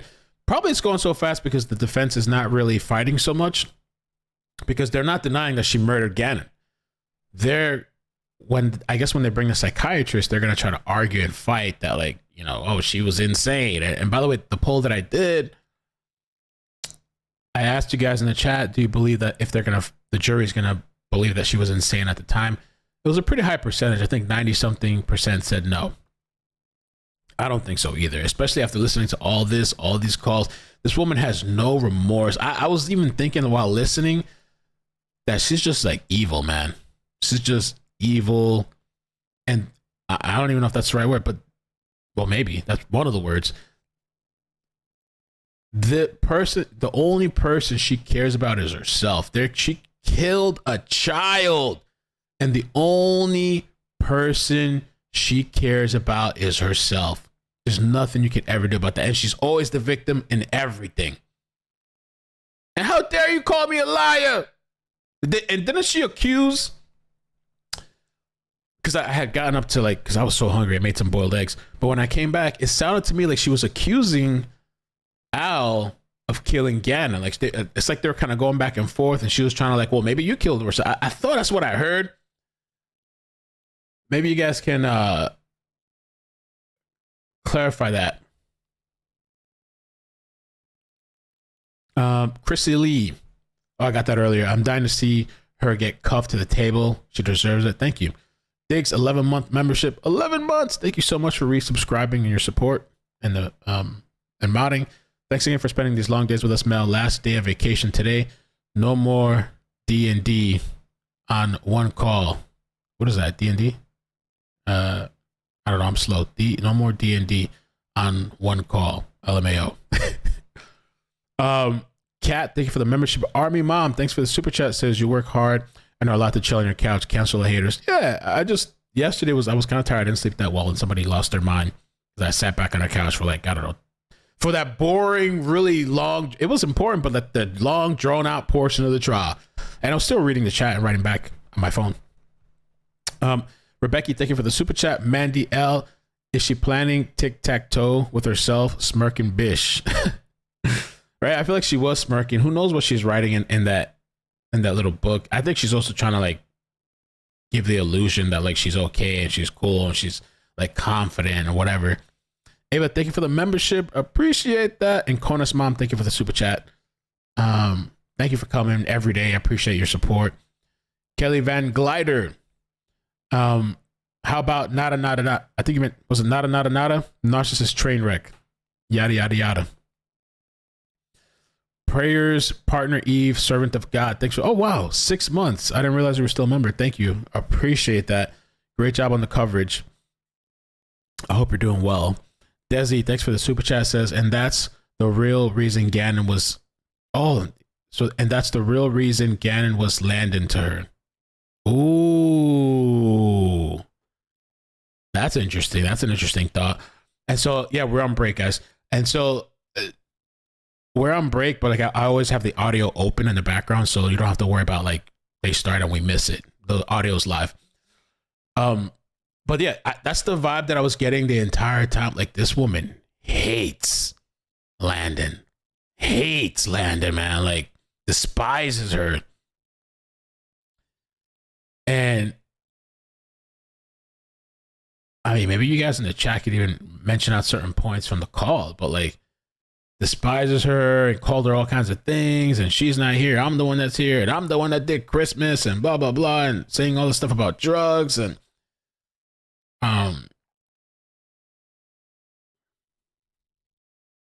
wow. That's interesting, Desi. Really good point. Maybe she saw Landon and Gannon. Stacey B, thank you for the super chat. Says, I convict her. Just stop with these phone calls. Love you, Mel. Love you too, Stacey. Hope you're doing well. California. Cheesy Frog, thank you for the 2-month membership. Appreciate that. And thank you for all the memberships you've gifted. That was really kind of you over the last couple of days. Mandy L, thanks for the super chat, says, get her out. Get her out. His blood is boiling. Yeah, you could really feel his like anger and frustration through that. 99 pink balloons. She went to law school and did what? Clean the toilets? Yeah. Kimberly, thank you for the stars on Facebook. I started Facebook and Twitch late today. I launched the thing, but I forgot to hit go live. So like there is like an hour or two that I didn't get to stream. So yeah. On Friday too, I'm going to be probably remote streaming. It should. So I'll still have the camera set up tonight. I'm going to have to set it up on my laptop. I'll still have the camera set up, but my actual camera is going to be different. So Friday, I'm going to be streaming somewhere else, I believe. So just giving a heads up. I ordered a little thing that I need to hook up. I just need one extra monitor for the iMac, and I'll set up the little special screen on the one side. And I think we should be good. Kayla Hits, thank you for the super chat. Appreciate that. Kayla Hits. Hey Mel, I sent you the witness list on Facebook. I've taken a look at that witness list a couple of times. So thank you. I haven't seen that, but thank you. I mean, the one you sent me particularly, but I have seen the witness list. Laura, thank you for the super chat. Says, do you share walls with neighbors? Are they cool with your reaction videos?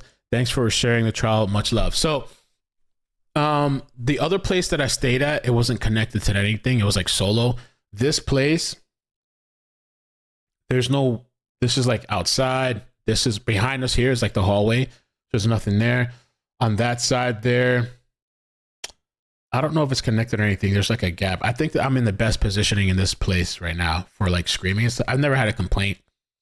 I think most people are like probably working at daytime. I think I've never heard any sounds on this side. It's the other side, like towards my bedroom. that I've sometimes heard, I think, like some sort of sound. I don't know, somebody getting, who knows, on the other side over there. But like, this is like the perfect spot. They're going to get used to me. The neighbors are going to get used to me, like screaming and stuff. But I've had really nice neighbors, except the one lady that I stopped because she was driving incredibly fast through the neighborhood. And she was driving like a maniac where I cross with Maddie all the time. And so like, I just felt like compelled to say something to her. And when I told her, she kind of like gave me like this look, like she wasn't too happy. And she lives in the same building as me, but I've never seen her again. Besides that one lady, everybody has been like super nice. Hey, nice to meet you, blah, blah, blah. So I met like, I don't know, like 5 or 6 people maybe. Sam Panther, thank you for the super chat. Hey, you guys. Thanks for the super chat. Says, love you, Mel. Love you too. Thank you for the super. Familia Kim, thanks for the super chat. Lilac Peach. Homie don't play that. Thanks, man. Joe P. Hey, Mel, Bill's daughter here, Lena. Watch, I know, I gotta watch that. Watch Crazy Not Insane. She Devil is not insane, no way. But that whole Crazy Not Insane, the psychiatrist that's featured in that documentary is the psychiatrist that the defense is bringing on behalf of Letecia to say that she is insane.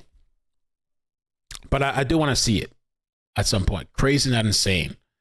And Lena, I hope you're doing well. I appreciate your support. What a crazy ride that we've had with this Marcelo Botello and the whole thing with your dad, and like we could go on and on. And that whole Marcelo Botello thing is a mess. And that detective too. I thought the detective was cool in Texas. Now I look down on that detective. I was gonna make a rant video, but I'm not caught up on the situation. But those people are jacked up. It's a damn shame. Those people are embarrassing. I was gonna make a shit video, but I just been busy. I haven't had time, and I've been in my zen. Detective Ramirez, whatever, really disappointing. I don't know how much of it is on her, but to lose evidence that like they can't proceed into trial for the murder of this woman, Maricela Botello, like, and then I never liked that judge either. Just to tell you the truth, I don't like that judge either. What's her name? Gibbons, Amber Gibbons. I don't like her ass either. I guess they say she's being fair or something, but if you look up Amber Gibbons, Texas, and then you go under the news section, she's had some shady shit too. I don't trust her ass either. Dallas prosecutors want the judge removed from the murder case. I don't trust this lady either. I'm not going to call her B. I don't trust this lady either. Amber Gibbons. State prosecutors filed a motion asking Judge Amber Gibbons to be recused from the murder case. But why though? Texas judge is ordered to be recused from dozens of cases amid bias allegations.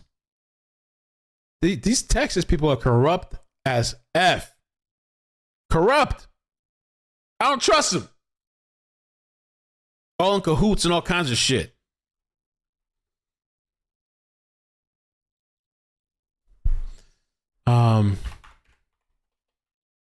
Just my opinion though. They'll try to come and like sue me or nothing.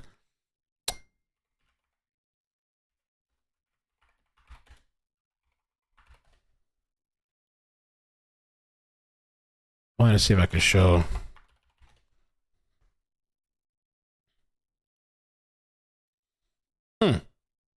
How now, brown cow? Dallas PD cases under review after videos deleted in high-profile murder case. Oh, that's interesting. I don't trust them.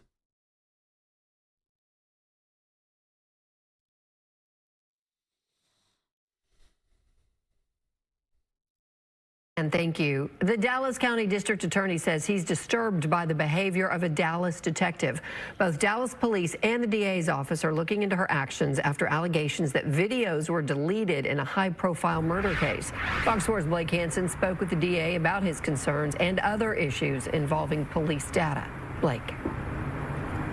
Heather, District Attorney John Crusoe tells me that his office is now auditing all of that detective's cases. This is a separate data issue involving DPD files. His says he said he had some evidence wasn't turned Okay, so we're back. Yeah, that's a different case, kind of near and dear to my heart. Yeah. Court will recall 20 CR 1358, People versus Letecia Thank you so much. Stauch. Record should reflect the jury is not 5,000 present in the stars. courtroom. Is there anything Facebook. we need to take up outside the presence you. of the jury at this point in time? There you are. All right, defense. Let's go ahead and bring Stars. the jury in. And Agent Cronin, I just remind you that you're still under oath. Yes, sir. Okay, we're back already. Let's see.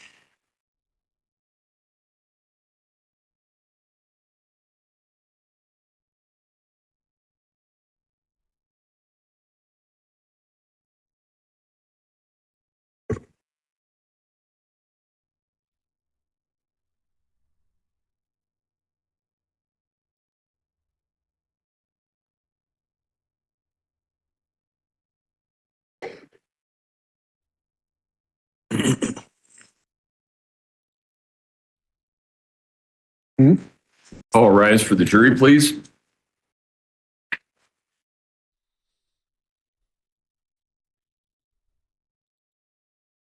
Tasha. So today she has her hair like, what, she got it tied up a little bit? Look at her. She's like, was she being mindful of her hair now? This guy doesn't look so red today. He has like a light red glaze today. Or he looks like he turns redder as the day goes Thank on. you. May all be seated. Court will recall 20 CR 1358, People versus Letecia Stauch. Record should reflect the jury has returned to the courtroom. When we took our break, we were in the midst of the testimony of Agent Cronin. That's where we will resume. Mr. Allen. Thank you, Art. As it relates to that last call that we just heard, is it fairly consistent through all the different phone calls? Seems like she's more focused on herself than on trying to help find Gannon. Yes.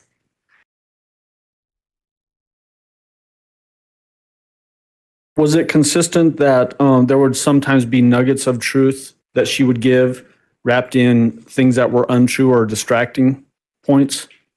Yes, it seemed that at times when she'd be specifically talking about Gannon, she may tell you something to explain away evidence that was advertised that we found, or maybe hadn't been publicized that we had found. So when you say hadn't been publicized, so pieces of evidence that only somebody involved would know about? Yes, like the talking about the blood in Gannon's room. Okay. That was never put out in any social media or in the media at all? Correct. The blood on the wall or the blood on the floor. Okay. And yet, was she then exhibiting some pretty strong knowledge of that blood being in existence in these phone calls? Yes, she was providing explanations for why the blood might be there. Okay. Was that similar to the board that was found up on the S curve in southern Douglas County? Correct. Talking about the board, it was in the news media that we were searching in that area, and that's when the discussion of the Craigslist looking for a bicycle story came about. So another way of trying to explain away why she would be in that area and explain why maybe GPS is showing her there. Correct. Okay. I noticed in that phone call, and want to have you comment on it, that in the portion of the phone call, the vast majority of it's just her now, correct? Yes. And then at the end, it sounds like there's a three-way call where you're actually brought into the call? Yes, when they were talking about bringing me into the call, I stepped out of the room so that way I could take the call. Seems like demeanor changed quite a bit. She's getting very confrontational with Al throughout that phone call. And then when you get on, very calm. What was your take on that? And Your Honor, I'm object to speculation. No. No, I understood the question. You were asking the witness what her understanding of it was. Exactly. Okay. Yep. Overruled. The significant pause in her speaking when they hooked up the three-way call gave me the impression she might have been reluctant to speak with me. Okay.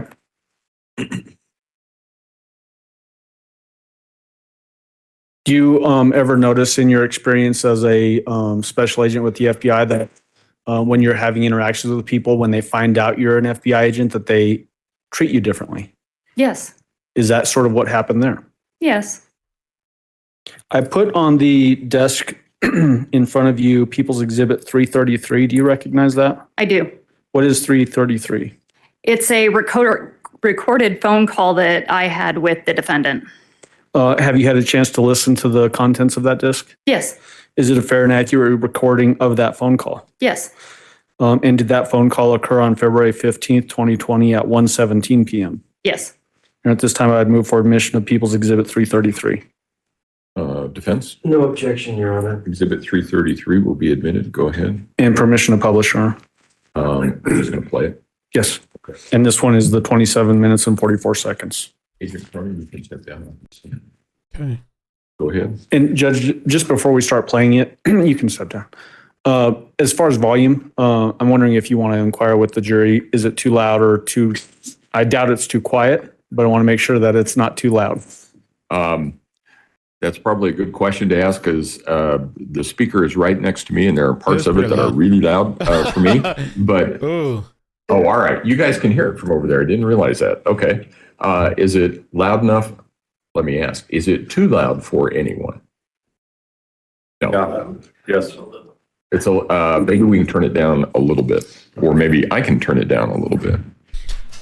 Yeah, it is pretty loud, guys, and I don't have any added volume to it. It's actually really loud. Okay, It's like give it a beeping and shot. Stuff. This is Amber. Hello? Hi, I'm calling you back. I had to get someone's phone. Sure. All right, Tita. Well, like I said, I know that this is an awkward thing for you to have to keep going through this over and over again. But I would like you just to kind of start me at the beginning of this whole thing and try to walk me through it as to what happened. So, I mean, I imagine supposed to start from Monday because I've already went through the whole everything else 15 times. And Monday is when, last thing. So is that where you want me to start from? Yeah, sure. Start there. I mean, honestly, like I said, we're in the detail business, so it's always every little detail you can think of. It may be a help. Okay. So on Monday, we were going to go get a bike. Our agenda was to get a bike. Okay. And I'm going to be one of these annoying people that I'm going to, try to get as much detail from you as possible. Because like I said, so Monday you're going to go get a bike. Did you get the bike from somebody? Were you talking to somebody? Where were you going to get the bike? Details about stuff like that. I was going to get to that. Okay. Sorry. I was just going to tell you our agenda before we left home. That's all. Okay. The agenda was to get a bike that day. We were going to trade in some sport equipment and then just, go shopping a few times, few places here and there, and then come back home. So then we set up the day that I was going to leave Gannon at home because he stays at home sometimes by himself or whatever, like if we're at work and yada, yada, yada. But he wasn't feeling well because he had already hurt his foot. He had some burns from the carpet from the fire that he accidentally set. And so I didn't feel comfortable leaving him by himself. Mm-hmm. Typically he does, but I didn't feel comfortable because I didn't want to get so sad about him being home, by himself, if he needed someone, yada, yada, yada. Sure. So I told him, I said, hey, you have to ride with me. I decided to stay home with him that day because Albert was out of town. And I said, you have to ride with me. Mm-hmm. And he was like, okay, can I take my Switch? He wasn't feeling that well as far as, he was not complaining with any kind of pain or, sickness or anything like that. He just kind of felt, down just because he stayed up the prior night on Sunday, probably till about 3 or 4 a.m. because he has a lot of problems using the bathroom when he like takes his medicine and then don't take it and he takes Vyvanse. Mm-hmm. So sometimes his stomach would get like really backed up, and it had already gotten that way. Mm-hmm. So we stayed up a lot that night after I had put the fire out. Okay. And he was in and out of the bathroom, so he's kind of tired, exhausted, a little bit, whatever. But I was like, hey, you want to just ride with me? So we did. But I think it was about like maybe 10 o'clock-ish or so when I set the alarm to leave. So I think we went to Dunkin' Donuts first. We went somewhere to get coffee. I'm not real sure. We got gas because there was no gas in the truck. I don't remember exactly where I got gas because they looked it up on my credit card, but I wanted the Exxon, but I don't remember exactly. So then we got gas, then we just went on our little way and we went to Petco, which was on Nevada. I think it was, I don't know the exit. I'm not real familiar to give you that quite detail. I just know it was the Nevada exit. And is it easier for you to just kind of run through the whole story and then I can go back for the details, or is it easier for if in trying to think about it, if you can give me the details on the way? Because obviously we want to hit all of these points. Like you said, you went to Dunkin' Donuts, so I'd want to know where that was to get gas, where you stopped there. I mean, yeah, I don't have access to give you like exactly the No, and you don't have to give me the exact address because obviously I can look that up. Like the Dunkin' Donuts, right. Which one was it? Do you know what the street was? No, it was in Fountain, like the one near the house. Okay, so Fountain near the house is the Dunkin' Donuts. And what street was that on? Or do you know? I think it's like Mesa Ridge. Mesa Ridge? Or something like that. Okay. Yeah. So you guys get up. I want to say that the gas store was right across the street too. It was one of the gas stores that was in the area right there. I feel like it was the one across from Dunkin'. Okay. So the Dunkin' Donuts near your house on Mesa Ridge, then the Costco across the street. Then you guys hit Petco. Not, I didn't say a Costco. I said the gas. Oh, I'm sorry. Sorry. I said, I can't read my own handwriting. My bad. That's okay. Yeah. And then we went to Petco. And I went in Petco. He was going to go inside Petco with me, but he was like, can I stay in the car and play the Switch? Mm-hmm. And I said, yeah. And so I go in Petco, and when I was getting out the car, I was like, well, I probably should make him go in. But then I was like, he probably don't want to shop with girls because he never shoop with me. So I was like, yeah, okay, he'll be fine. Yeah. I don't ever worry about him in the car or anything, but because he wasn't feeling that well, I did going to go look and check and make sure he wasn't, looking for me or wanting to go to the bathroom, getting out or whatever. He drives his pet, but at the same time, he knows I go somewhere and I might say I'm in one store and go to the next store beside. So did he go in with you at Dunkin' Donuts too then? We went through the drive-thru at Dunkin' Donuts. Okay. All right, so he stayed in the car there at Petco. Right. Okay. So then we had planned on going to look at some of these bikes. Mm-hmm. So I was like, okay, I have the information on my phone, so I don't know, they have my phone, so it's in there. So you said you were going to go look at these bikes. Was that, were you going to a store? Were you going to meet, a specific person, or were you going to look at the bikes? Right. That's how I looked up a bunch of things online.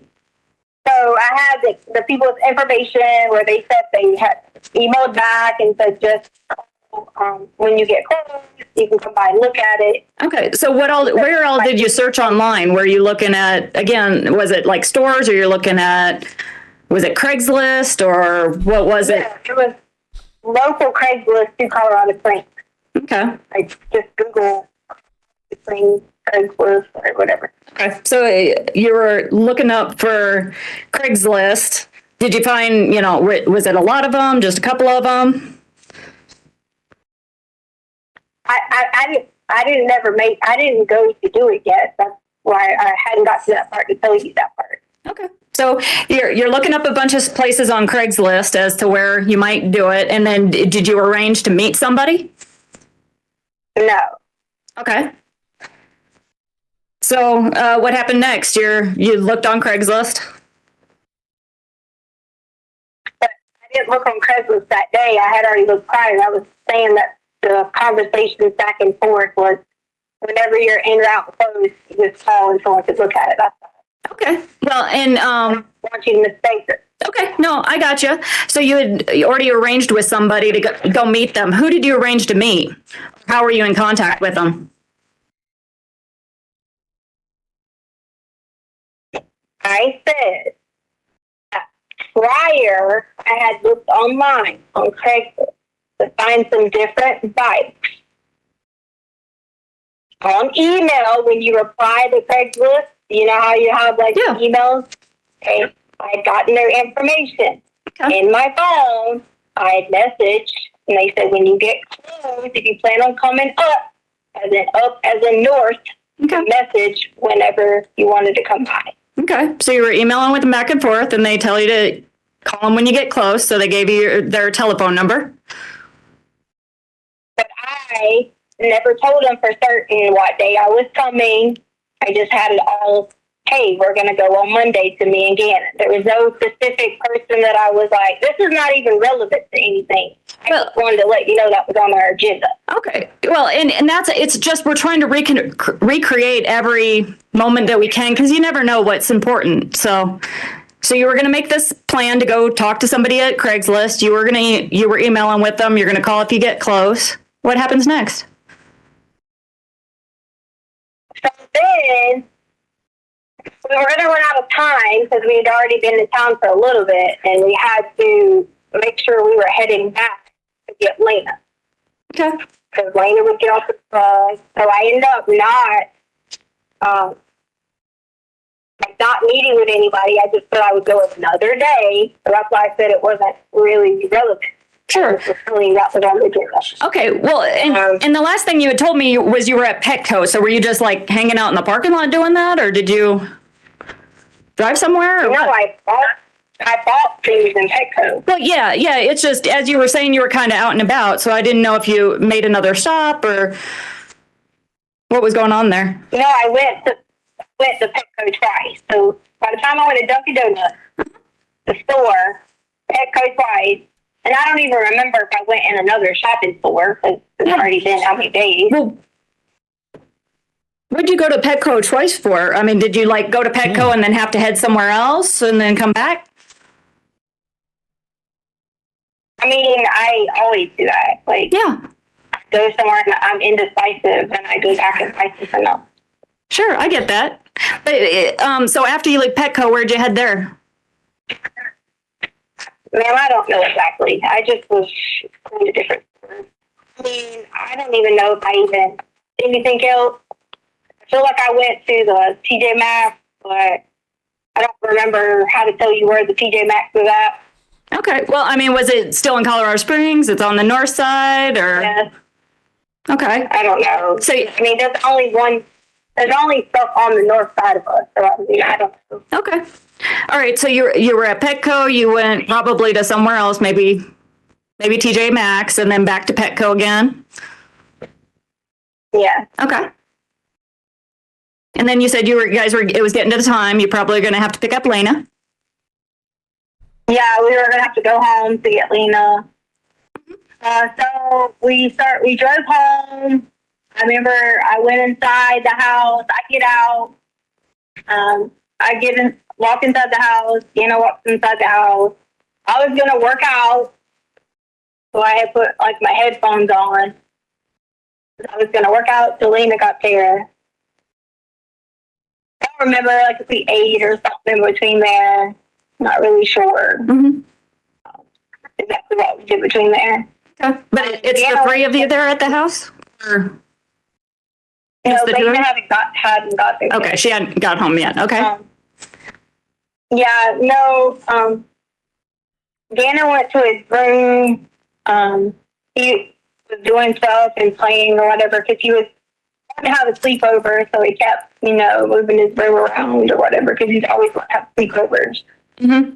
And then I had my headphones, they kind of smashed their head a little bit, so I pulled them back a little bit and was listening, and do my thing or whatever. And then I heard something really loud. It sounded like something fell over. But also, you have to remember, you know, it's upstairs, downstairs. Sometimes if you can, like, just walk loud, it'll echo and sound like it was something loud, you know. Mm-hmm. So one of the dogs started barking. So, of course, I went downstairs. Jen had his door locked. And I knock on it. I'm like, what you doing? And I need to tell you everything word for word you said, or... Well, I'm just trying to get whatever happened. So, I mean, what was he saying to you? You guys are just trying to... Nothing. I have two boys, too, so I totally get that there's the doors locked. Yeah, so he was saying he was trying to keep Lane out, and I was like, Lane ain't even here yet. Like, Yeah. he had this thing going where he's been trying to build this, like, memory box, because I always told him I kept a memory box for my daughter. Uh-huh. From, like, elementary, and then I also had one for my, you know, growing up, and I gave it to my daughter as a box. So he's been doing everything with these boxes where, I mean, he even put pieces of paper and trash in there. Yeah. It's say you guys a Nintendo thing that's like the cardboard, because you got boys, you know, like the cardboard box that it come in. Yep. He would put it in. Huh? So he was getting all secretive about, you know, like this, and I was just like, you're silly. I'm laughing, whatever. And then I come back upstairs, and when I come back upstairs, so like I had the garage open. At that time, I think I might have closed it. I'm not really sure. At some point in time, I went back upstairs again, and then I heard another loud noise. And I was like, oh my God, Gannon, what is he doing again? Mm-hmm. You know, and Lena hadn't gotten there quite yet. Yeah. And then when I go down, I realized that someone was in our house. Okay. And so they asked me, you know, what the description was. So, at first, all I remembered, you know, was what he looked like or whatever. So I'll get back to that later. So I'm just going to tell you that. I thought I remembered at first. When I initially called the police, I thought Gannon was hiding. Okay. Well, and we've kind of skipped a lot right there. So you heard somebody, or you found out somebody's in your house. Were you downstairs? Were you upstairs? I'm sorry. I think you're cutting out. I'm sorry. I might have said it and it was going out. It's just hard. I'm trying to get off the Wi-Fi or whatever. Sure. So, yeah. So, you were in your story and you basically had said the last thing I was hearing was this, you know, you're sitting there, you heard a loud noise downstairs, and then you realized somebody was in the house. So I realized somebody was in the house. How did you realize somebody was in the house? Because it's like, if you're upstairs, I mean, you know that Gannon was downstairs. Did you go down there and see him? Told you, but I just told you that. I said I went down there. And Okay. Did you not hear me say that? No, I'm sorry. It's probably cutting out. So you went downstairs, and what did you see? Well, I went downstairs immediately, and I saw that this guy was standing at the storage room, which is in between Gannon's room and our downstairs basement. Okay. And as you're looking at this guy, what does he look like? He was dark-skinned. Like Hispanic, maybe mixed. You know, I'm not real sure, like, as far as to give you a nationality. More darker skin. Okay. About 5'7", and about 108 pounds. Uh-huh. I'm sorry. Did you say 100? Now, in my mind, I didn't just go over those. Yeah. Those stats. Originally, I got scared, and then I just kind of. Yeah. Oh, I'm sure it's terrifying. I mean, I can imagine it would be terrifying to see somebody in your house. So, so you had said he was about 5'7", 180 or 108? Did I mishear you? No. 180. Okay, about 180. I say 180 because my husband is like 200. Sure. Like smaller than him, so Okay. that's why I would say 180. Okay. And do you remember anything else about him, like his hair color, what he was wearing? Yeah, he was very like close cut beard. Mm-hmm. He had a tattoo on his arm. I don't remember what it was. I just vaguely remember that. What was he wearing? I don't really remember. I've had so many like bad dreams that I've pictured so many different things now. Sure. I don't remember.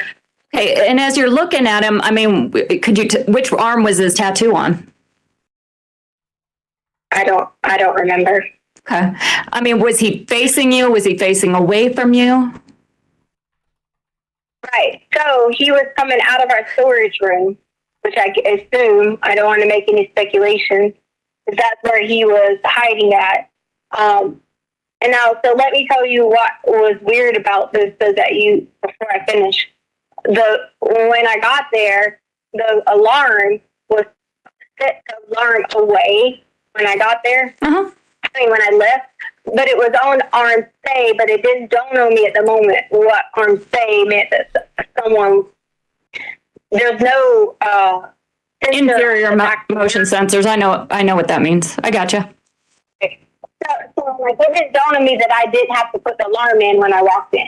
So none of this runs through my mind that, until in the moment, all this is running through my mind. Like, this is why, because I was thinking, dogs, whatever. This is why all this started happening in my mind. This is why the alarm didn't put the arm away. Or whatever. Yeah. So do you think that somebody reset your alarm? Is that what you're getting at? Do what now? I'm sorry. Were you thinking that somebody reset your alarm? Because you said your alarm's weird that it was a stay instead of away. No, you don't reset it. If you have, way that ours was set up because of how that door didn't have a sensor on it. Like, say, for example, if I set it on arm away and I left for the day, and the dog, say one of them got out of their crate and moved, it would go to arm stay first. Okay. Because somebody was like, there was already motion in there. Okay. So when you left for the day, did you set it as stay or away? When you and Gannon left at 10? Sure, I said it. I'm pretty sure I said it as arm away because this is something I had to show later on. So we were talking about, that was just, I'm not a positive if that's why. I'm just saying this was something later on that when we went through everything, that was what we noticed, that it went to arm stay. Okay. Anyway, so at this point in time, I'm just thinking he's gonna just completely rob us because he had one of our guns. So at this point in time, I knew he had already been in our house somewhere, somehow, sometime, because in order for him to have obtained a handgun, he would have had to already, be in the house. Okay. Did you guys normally lock your weapons up? No. Okay. Where do you normally store them? So they're all over the house. So prior to this happening, my husband and I went on a cruise. And so when we went on the cruise, we had hired a lady, and my daughter wouldn't have to stay at home with them, but we hired a lady to come stay as well on rover.com. Yep. And she just kind of stayed in the house. So when she came, I just pulled the handguns downstairs. And Albert, we were talking about making sure we weren't just leaving them around the house, even though she had been checked through rover and stuff like that. We don't want to leave them. Sure. So I had took two of the handguns downstairs. So that was the only reason the two of the guns would have been downstairs, because we had just got back from our cruise and we had hid them down there in the storage room. Okay. So he came out of the storage room with one of the weapons that you had previously stored in there, is what you're saying? Yeah, when I say hid, they weren't put away somewhere. They were just in the storage room. They were inside. Okay. And which weapon was it that he had with him? One of the black ones. Okay. Was it a handgun, a long gun? Yeah, a handgun. The big guns were upstairs. Okay. So at first I was in shock, thinking whatever you want, and I'm not going to go through screaming what I said. I'm just going to tell you because you won't understand me if I get I've already been on the phone 4 different times telling people, so if I can't go through screaming and and all that again. Yeah, and obviously you don't have to scream at me. I understand. Yeah, no, I just don't want you to think I, word for word verbatim to tell you what I said and this and that and the other. So I immediately Gannon was in the room, about maybe, I don't know, maybe 2 feet from his door or whatever, and just yada, yada, yada, doing his thing, whatever. I'm sorry, Gannon was in his room or Gannon was outside of his room, so he saw this guy out there too? No. Gannon was still in his room. I was just giving you a distance of how far, because Gannon's door was open at this point. Okay. I guess open the door. Okay, so you said his door's open, but you could see Gannon in his room? Yeah, and I could see Gannon in his room. Mm-hmm. So I don't remember exactly what the guy was saying to me. I just remember I was yelling, and Gannon was yelling, and Gannon saw that I was freaked out and scared, and I told him he could have whatever he wanted, all this. So it went about 1 hour of us just sitting there, me and Gannon sitting in his room, as this guy was asking questions. He was asking, did we own this? Did we own that? All I remember was about weapons and did we know anything about these people? He said somebody named Terrence, and I don't even know. I didn't have no clue who he was talking about, what he was talking about. My assumption was he had the wrong people that he was looking for, because we haven't even lived there that long, and I don't even know these people. So what kind of possessions was he asking you about if you had? I mean, was he asking you about your possessions or somebody else's or what? Yes, he was asking, was there a safe? Like your typical theft, theft things that a theft would want. Did we have a safe? Was there any money in the house? And I swear to you, we don't keep any, I swear to God, we don't keep any money in the house. We barely even keep our cards on it, Oh, crap, this is at 2%. Hold on 1 second. An hour? They were being questioned for an hour? Bruh! Her and Gannon being questioned by this guy for an hour. What? Use your car charger in your car. Yeah, this is at 2%. 1 second, I'm going to get the car charger. Sure. It should be right there. Okay.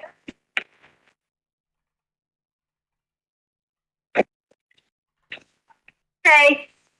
Okay, thank you. Do I need to turn it on? Thank you.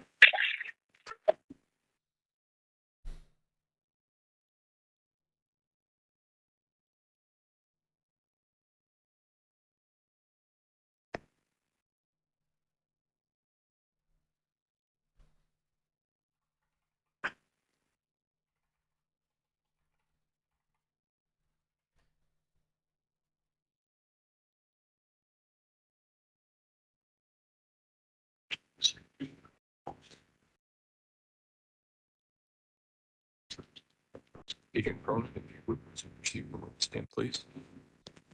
What happened? Oh, bringing her back. Okay. Remind you, ma'am, that you're still under oath. Mr. Allen? Thank you, Art. Were you aware of what happened the way that phone call just ended abruptly, where she's not talking any longer? Yeah, she had called back to Mr. Stauch again. So there's another call after that, right? Yes. Okay. So at the beginning of this call, that's where that discussion comes in about getting a bike, and this would be up in that southern Douglas County, northern El Paso County area, Correct. where that bloody board was found. Correct. And you mentioned earlier, but is this what you described as her explaining away why she would be in that area? Correct. Okay. Were you aware during the course of the investigation that her movements around town and essentially across the country would be tracked using different methods? Yes. What methods were used to do that? Do you know? There was the telematics on the vehicle, and then there was also a GPS placed on a rental vehicle that she had had. And we heard about that from other folks earlier in the trial. What about phone records? Do those also give that information? Yes. Okay. You used a word that we haven't heard yet in this trial. Can you just tell us, just generally speaking, what telematics is? Not an expert description, just a general description. Basically, it's tracking your vehicle's movement, sort of GPS on your vehicle. Do new vehicles come with that sort of built into the software these days? Yes. Okay. In this particular phone call, we get a description of an intruder being in the house when she's describing going downstairs and there's some guy staying by the storage room. You remember that? That's going back to her second story, which was the intruder in the house. Okay. How many different stories have we now heard in this investigation? There were multiple. I couldn't probably give you a number because some were major differences, some were minor differences.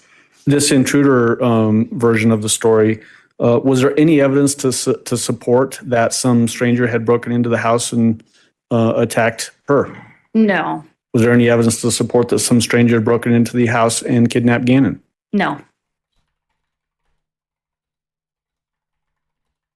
I want to next, Your Honor, we can have Special Agent Cronin step down and play that last phone call. It would be People's Exhibit number 53, phone call of February 15th, 2020 at 1:49 p.m. So roughly 30 minutes after that last call started. All right, Agent Cronin, you can step down. Thank you, ma'am. And this one's 29 minutes and 34 seconds. All right, go ahead. So the last one before lunch now. Hello. Hey, What is it? I'm freaking beat, Tisha. what? I'm beat. What? What do you want? I thought you were like, okay. I'm just beat. I'm just telling you I'm tired. Go ahead, whatever.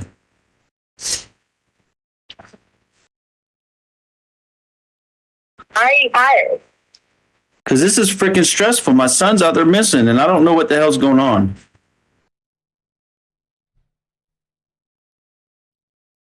We have people who are looking for the guy now.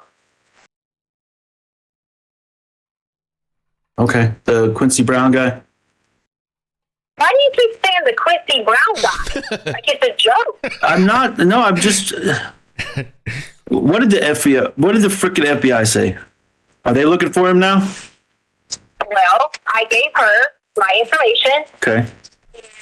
I also got a call at the same time, which the attorney said he had just talked to El Paso. And he was like, you do not need to say another word to them. So you need to hang the phone up because I've already clearly gave them this information.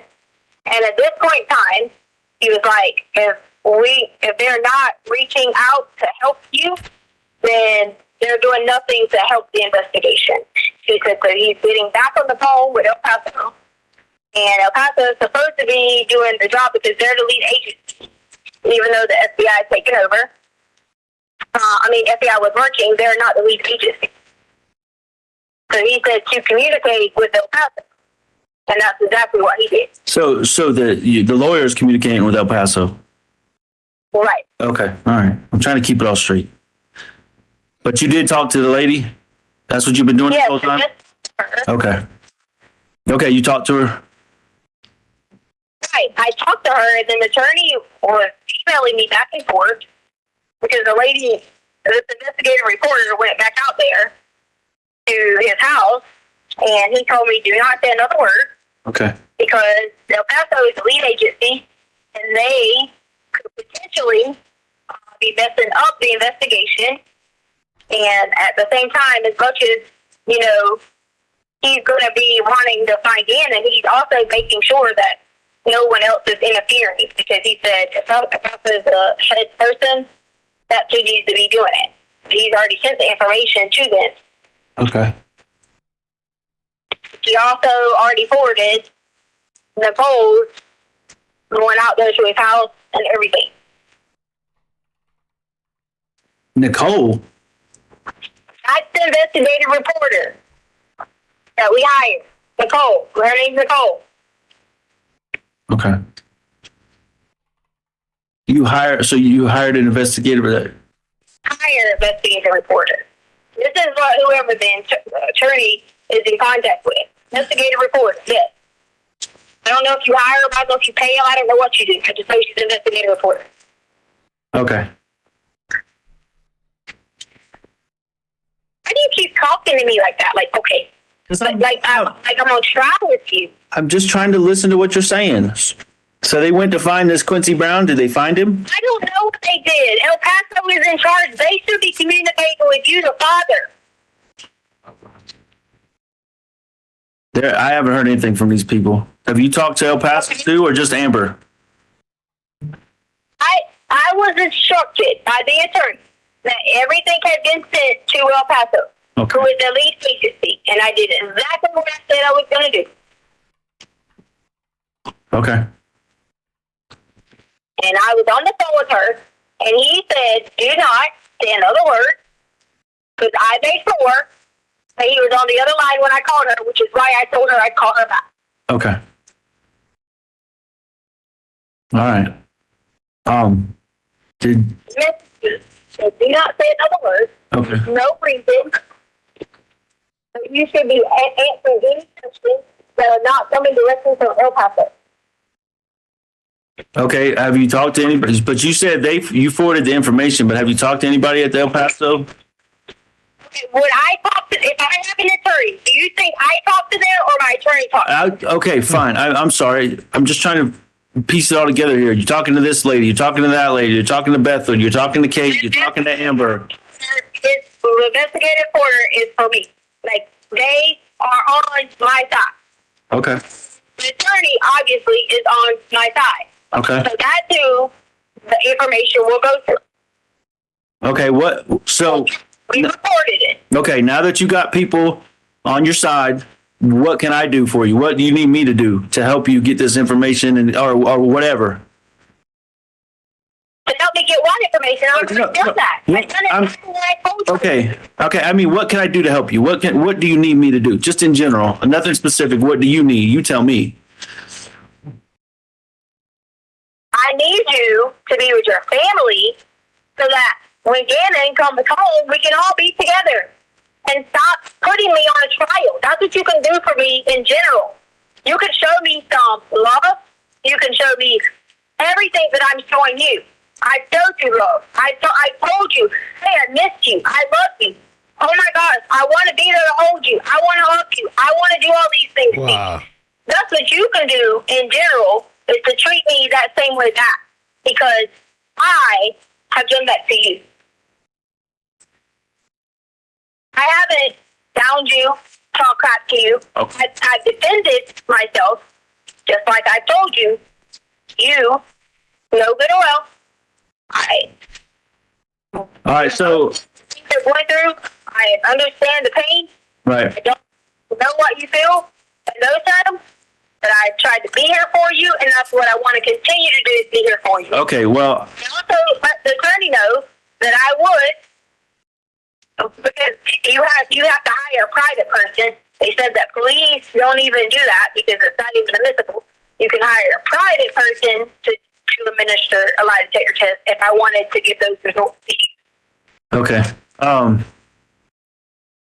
So your attorney told you not to answer any more questions, but does that mean me? Because I mean, what if I still have questions and we can just work through those like we've been working through? Does that include me? No, you told me if I called the lady and if I reported everything, you told me that you said I will have a meeting with you, and your exact words were that we would go from there. Okay. And we would start trying to find Gannon. That's Okay. exactly what you said to me. Okay, You said fine. we would move forward. Okay. And be looking for Gannon. That's what you told me. Okay, so what about the meeting? Okay? So here I am about the whole meeting part. Okay.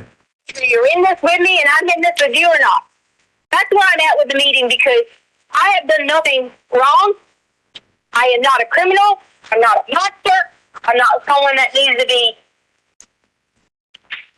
Okay. All right. Well, I've been treated. all that being said, when can we meet and where can we meet? The meeting will be deciding where we are staying at together to protect each other. Okay, I didn't say what the meeting was about. I said when and where, Tisha. That's the meeting. Okay, where are you staying? Why come we can't come stay with you? Wow. If you have a place to stay that you've already paid for, why are we sitting here having to be like, okay, let's stay at this person's house, let's go here, let's go to this hotel? Why? Okay, all right, fair enough. Where are you at? Just need the honesty answer. I don't need any more bullshit. You talked about honesty and what you wanted from me, okay? So my honesty is for me. Okay. Not for you. All right. Why come we can't get our clothes? I know we can't bring them home because the rest are in storage, okay? But why can we can't get together a week of clothes and we decide where our family is staying, okay? And then we get on the mission, whether we got to get in the car, whether we need to be out doing it ourselves, finding, whatever. That's the plan I expect to hear from my husband. Not just, like I'm some side piece that you're going to meet. That's not who I am. No, I didn't say side piece and meet. I said meet up to talk about the truth. And actually, I mean, I told you initially, no, please listen. Please listen. I'm not putting you down. I'm not being mean to you, okay? Initially, we talked about what the standard was. And you know how I am about, my standards. The standard is the truth and a meeting, okay? No, I'm not. Okay, that's why I said, what about the meeting? That's why I started this conversation. Let's talk about the meeting. But then there's a truth. You just said the meeting to get the truth. No, I know. No, listen to me. Listen to me. I'm trying to clarify for you, okay? There's another part of the truth that you haven't told me, like where you are. You're not in the north end of Colorado Springs, okay? We've established that. Okay, where are you? That's some truth that you can let me know. Listen, I will tell you. But if this gets out, I swear, it's because you told it. Okay. You where we at or where we were at. Okay, fair enough. And I'll stand by that. Okay, fair enough. If somebody finds out where you are, then you can blame me all day long and tell your lawyer that I'm some kind of criminal, okay? I'm not going to tell them that you're a criminal. I'm just saying, okay? I stated extended stay America on the north end. Okay. Rachel. Okay. We switched from one hotel. What did you say? I said okay. We switched from one hotel to the next hotel. Then at that point in time, I had no more money. Nothing. Okay. Nothing at all.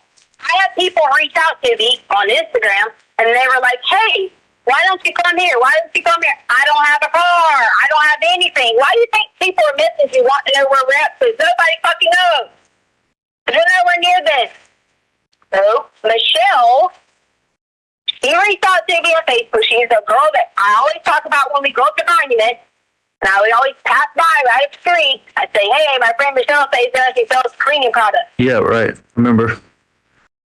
Okay. Michelle has a big ass house out here in Monument, and she has a building. That's just a building. It's like an apartment. A garage. And she let us come here 2 nights ago. Okay. That's why you have dogs, because she has dogs and we have dogs. Oh, I can't stay here forever. I can't stay here long. So I can only stay here just basically for the time being because I've been trying to work this out with my husband.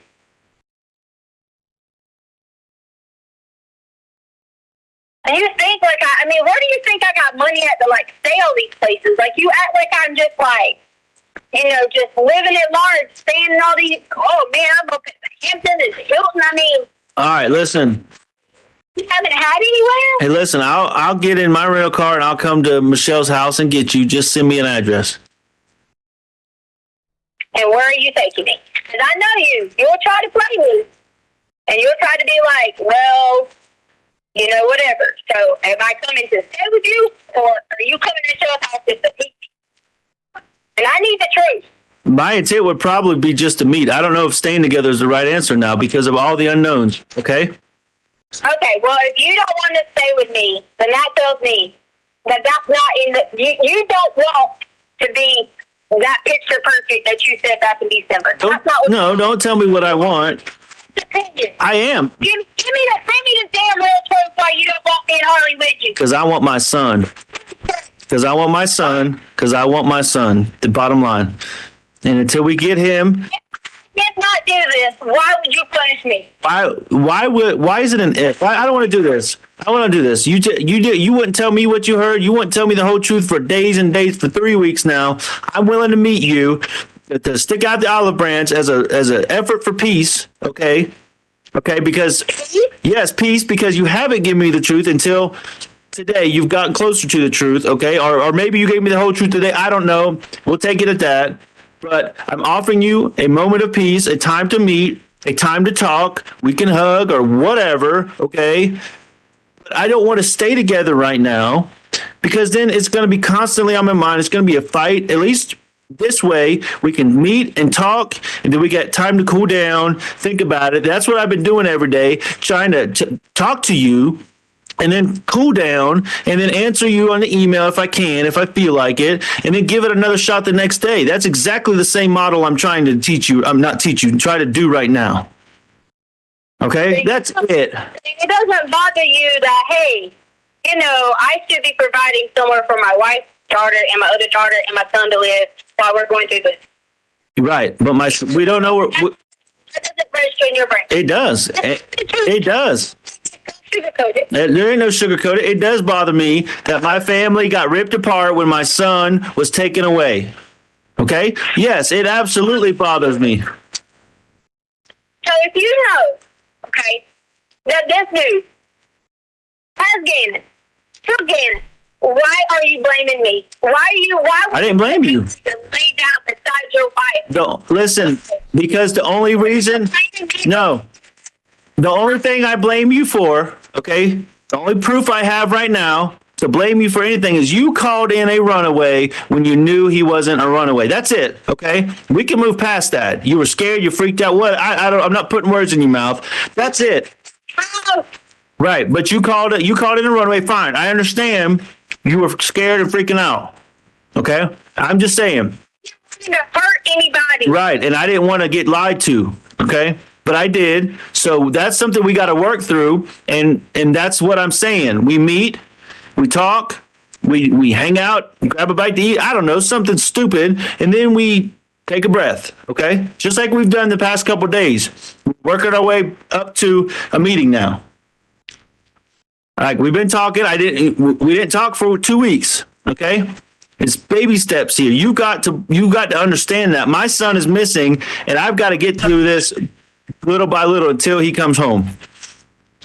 And that story, okay, the runaway story, the only thing that I know to blame you for right now, the only blame I point in your direction, okay, that caused a gap between us. And I've said that numerous times. There's a gap between us.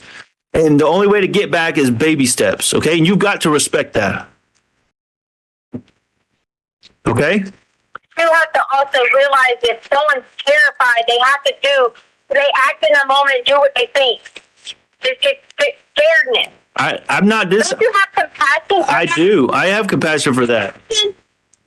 Listen, I have compassion. Rather sit in your room by yourself and not comfort each other every night. You would rather that. And then when Landon comes back, you'll see her every day and not your wife. But you got to have compassion for me, a little bit of empathy on my perspective, okay? Because of the runaway story, the cops, the neighborhood, everybody searching, spent days and days and days, and we lost valuable time trying to find Gannon because of that story.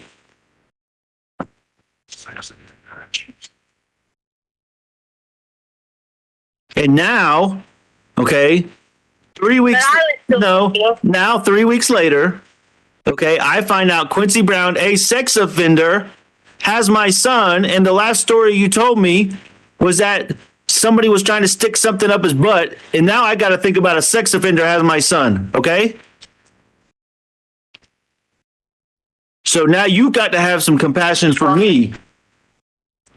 I do have compassion for you. That's why I wanted to be with you, to hold you. No, that's what you want, okay? What? No, I just said that. Having compassion for me is not telling me what you want. Having compassion for me is respecting what I need. And I need baby steps right now. And the next baby step is I'm willing to meet you. Okay? I'm willing to meet. That's the baby step. But, you need to send me an address of where you're at. and I'll come to you and we can meet. And if that's unacceptable, then You kicked me off the insurance and you got a car? listen, I'm talking about baby steps to get us closer to Gannon and to family, okay?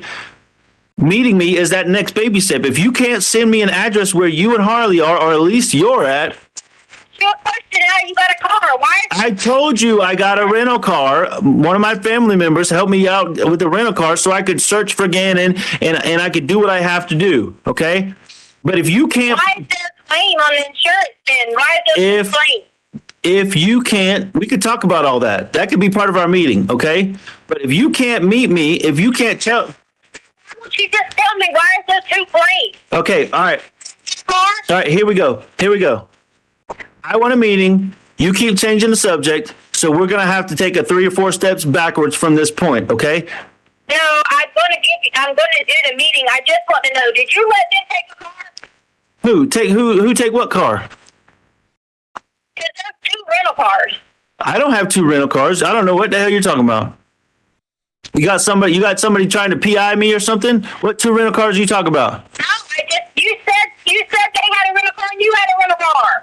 Who's they? You said Landon had a rental car. Oh, yeah. Oh, Landon. Okay, listen, I don't know what the hell Landon's got going on. Her Aunt Veronica's got all that money, and they went to Texas. That's all I know, okay? Whether they still got a rental car or not, I don't know. That's all been from her Aunt Veronica. I had to get my family to help me out, okay? And that's all that matters here. So I'm giving you the truth. I'm ready for the truth about where you're at, the address of where you're at, so we can have the meeting. If not, like I said, we're taking some steps backwards and we'll try again tomorrow. And that's kind of where I'm at right now in this moment. We would take steps backwards because if I just wanted to be with you, that would be steps backwards. When you just told me to have compassion, so I'm just sitting here trying to talk to you. Okay, listen, Tisha, listen, here we are. Backwards when I'm just asking. Just tell me, are you trying to be with somebody else? Just tell me. Am I trying to be with somebody else when my son's out there missing? So here we go. Change the subject. We change the subject back to Tisha now. All right? All right? No, I just want to know the truth because I won't. Well, I want to know the truth. You never answered my question about what you heard, okay? So I want to know the truth too. But you know what? I bent a little bit. I bent a little bit more, and now I'm bending. Now I'm bending again. No, listen. Now I'm bending again and saying...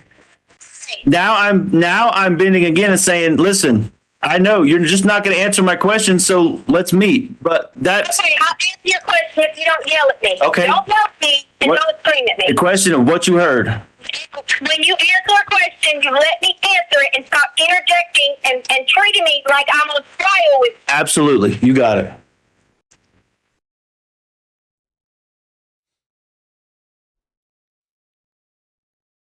Now go.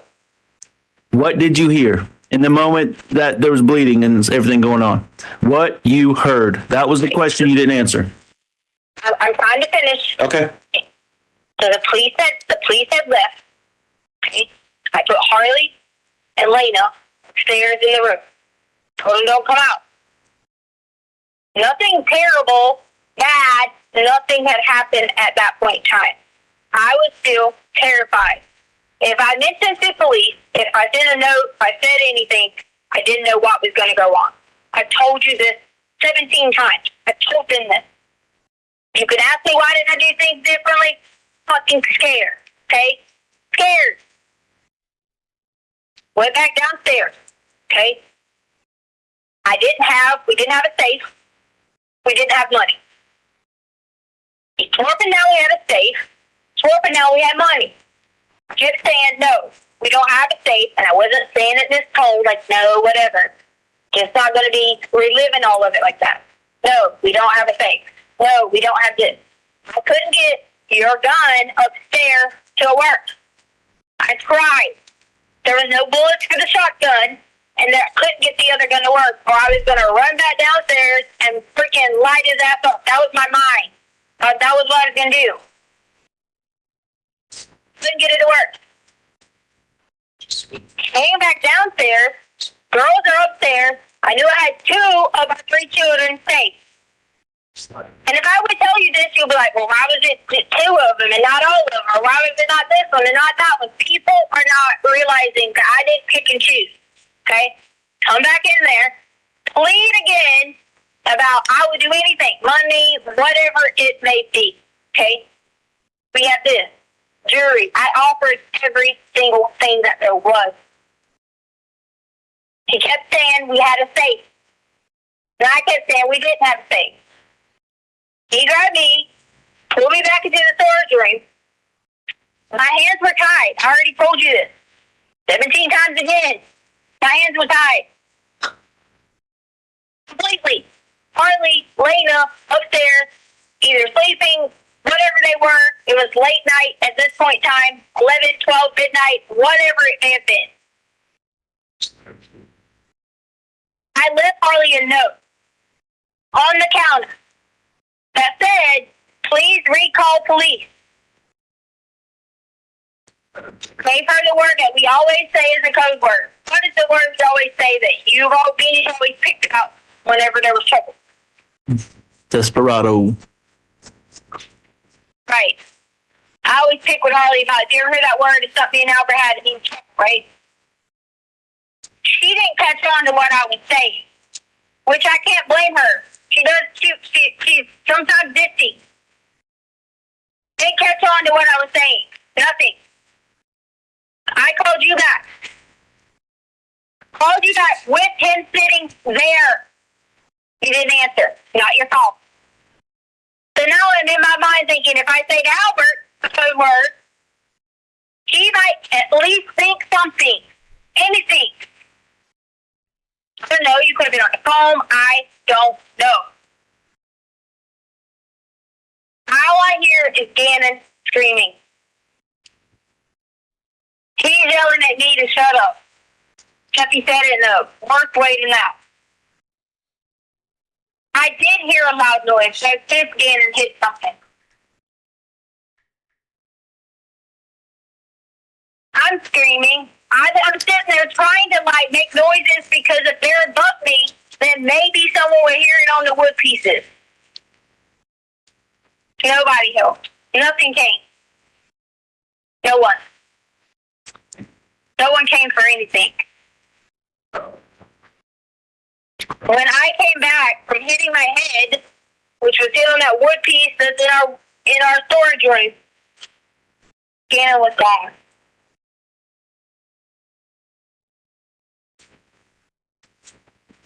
I freaked out. I get in my car, which I'm sure they probably seen on camera, that I get in my car, drive maybe once or twice around the neighborhood, thinking, what in the hell am I going to do now? Albert's going to fucking kill me. Everybody's going to kill me. That's all I kept thinking, and Gannon's gone.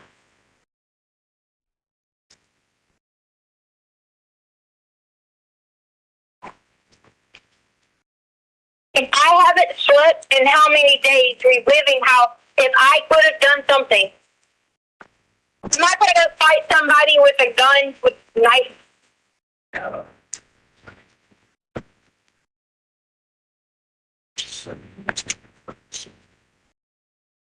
I don't know how they live. I don't know.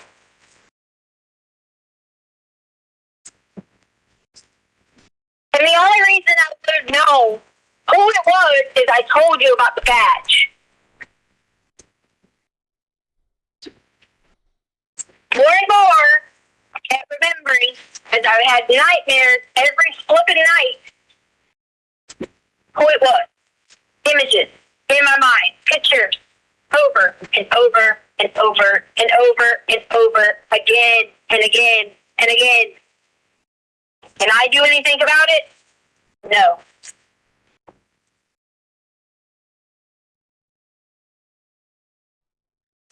It didn't matter whether I said someone was something happened. It didn't matter what I said in that moment. My mind immediately went to, oh my God. You hear about this? I look on the neighbor's app all the time. shit goes down and you don't, like, in your brain, you plan if something was to happen, what you're going to do, and then you can't. Your body don't let you. I'm not a person that even remotely tries to be a badass with a gun. Just don't lie.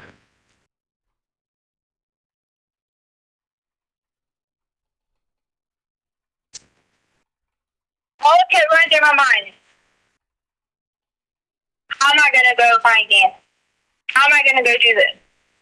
We got to get help, resources, and then if I say, hey, you know, the fucker was in our home, all they're going to tell me is I'm fucking crazy. I need mental health.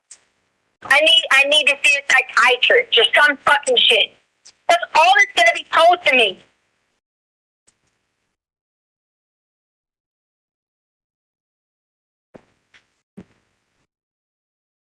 So I went the very next day. So there was no wasted resources. I went the very next day, that afternoon. When I talked to them, I explained to them exactly what I told you. Hey, Tisha, hold on. Listen, this is the worst fucking story yet, all right? I'm done with this shit.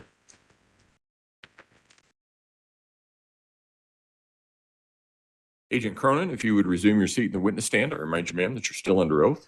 I'm not sure as far as scheduling, we're pretty close to the noon hour, Judge, and I was wondering if you want to have her come back. I'm not going to finish with questions before that time. I'm sure defense is going to have cross. Counsel approach, please. Just do it back. It's already time for lunch. What's up, everybody? Thank you for watching. If you could hit the like button, please, it helps out with the stream and the algorithm. Appreciate that. Thank you. And more stories from Letecia. Lord almighty, man, this woman draining, bro, draining.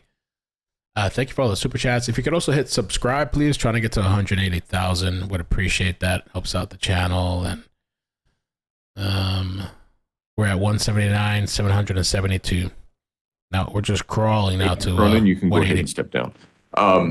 Ladies and gentlemen, we will take our noon recess. If I can have everyone back in the jury room at, say, 1:20, we should be able to start on time at that point. Again, don't discuss case among yourselves. Don't discuss case with anyone else. With that, we'll see you at 1:20. All rise for the jury, please.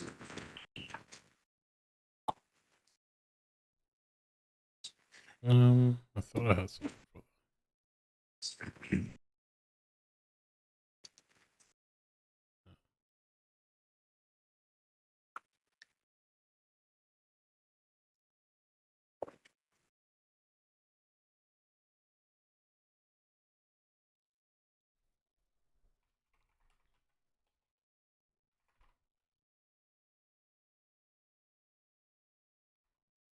Thank you. May all be seated. The record should reflect the jury has left the court. Is there anything else we need to take up from the prosecutor?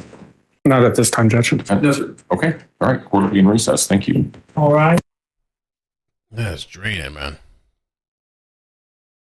You can tell Al's like lost his patience. He's just done with it.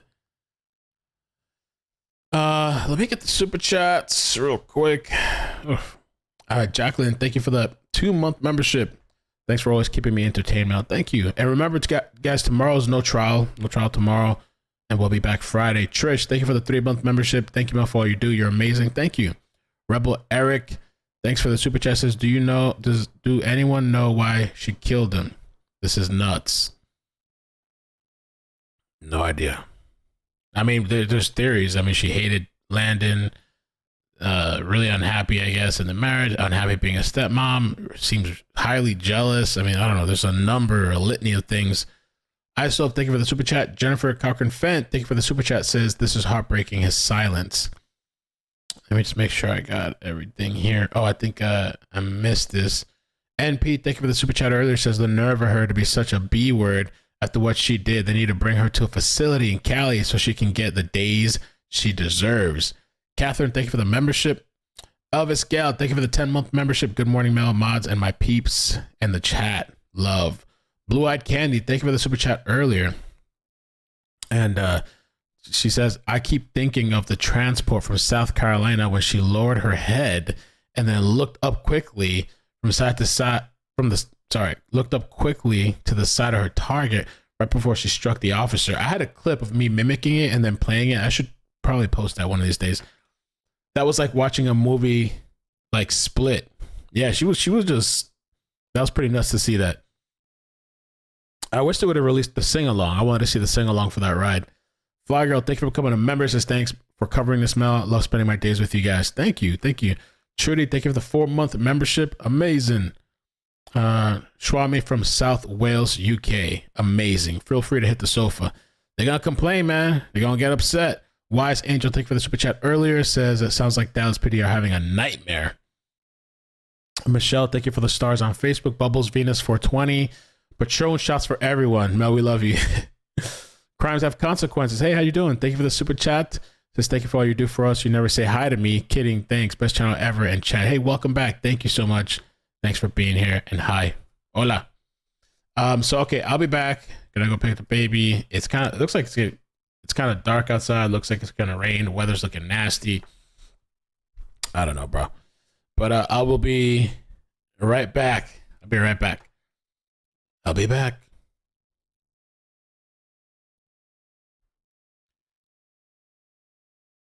Boom, boom. Be right back.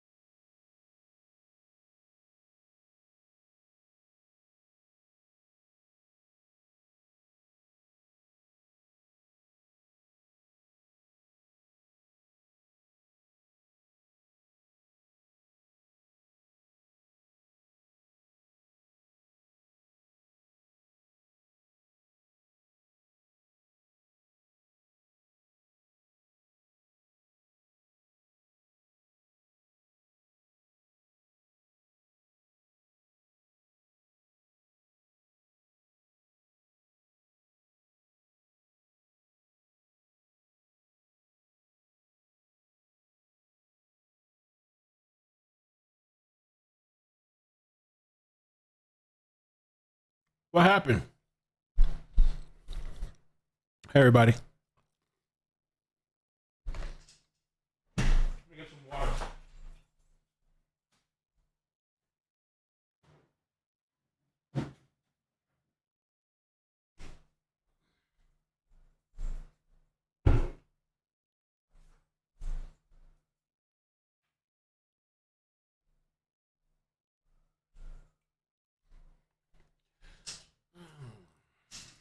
Okay.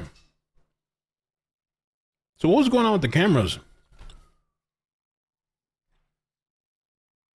They kicked me out. Let me join back. It looked like they turned on the cameras and we had a full view. Join webinar. I got some Las Vegas. I guess they're back. That's weird. What the hell? What the hell happened? Cuban food. I got a steak salad. Steak salad. It's pretty good.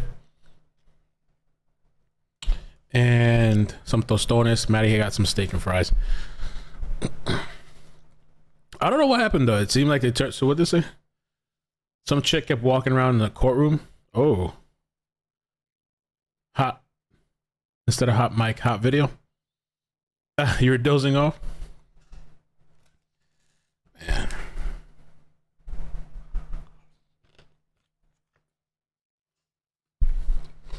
So.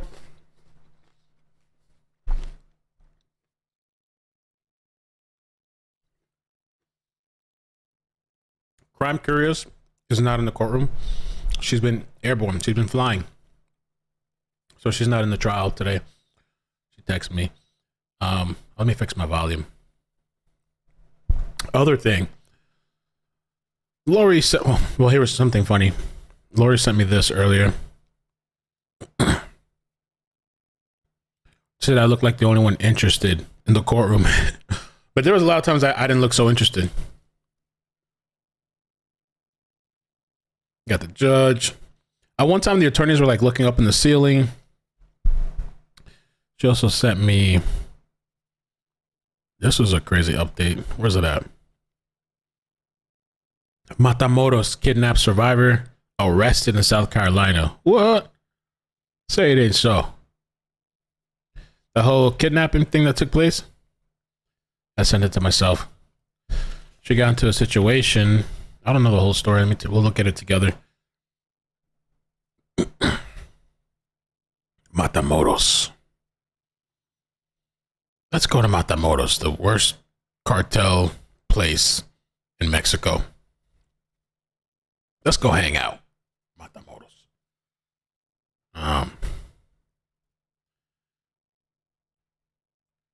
Hopefully we get a video. Good. I don't want to read. On the Mexico kidnapping survivor who is now facing a charge in Myrtle Beach. Latavia McGee was arrested on a contributing to the delinquency of a minor charge. We now know she allegedly pulled a pistol from her purse and started waving it around during the incident. That's according to a police report obtained by News 13. According to an arrest warrant back on February 17th, McGee's child, who's a minor, went somewhere to fight another child. It says the child was taken from there by a family member, but then was allegedly taken back by McGee. The warrant claims McGee knowingly took her child to the location of the fight and that there is security video of what happened. An important note here, the alleged crime happened before the kidnapping incident in Mexico on March 3rd, but she wasn't arrested until this past. So the crime took place before the kidnapping.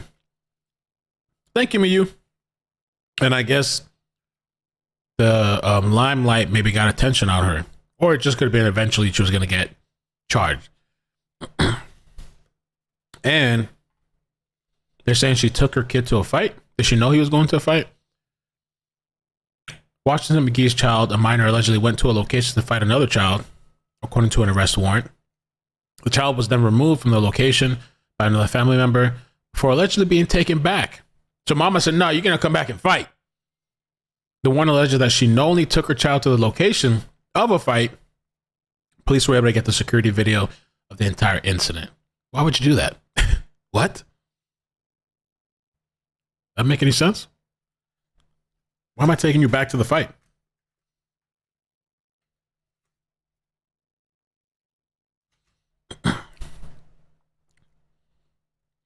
During the incident, she allegedly pulled a pistol from a person and started waving it around. Load. Washington McGee was part of a group that traveled to Mexico in March for a cosmetic procedure. Eric Williams also survived the kidnapping. Zindel Brown and Shaid Woodard were both killed. Okay. Amazing. Amazing.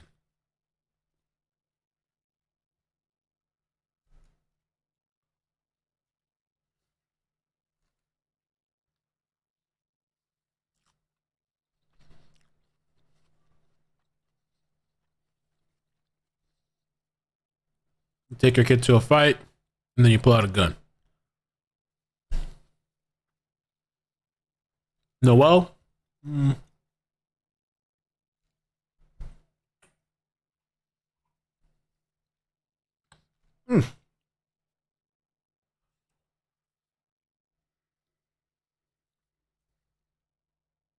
bit my tongue a little bit.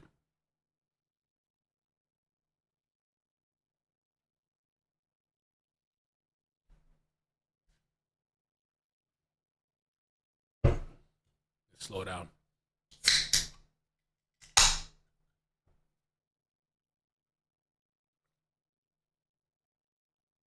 Police in Everman are sharing the latest update in their search for a 6-year-old boy believed to be dead. The department called off searches this past weekend. Investigators in Tarrant County are combing through records, hoping to find the path that will lead them to that missing 6-year-old. Hello, everybody. I'm Heather Hayes. And I'm Steve Vega. Right now, the physical search is on hold as police try to collect more information about I think this might be Rodriguez's family. Fox 4's Dion Anglin spoke to Everman police about what they are learning every day. Dion.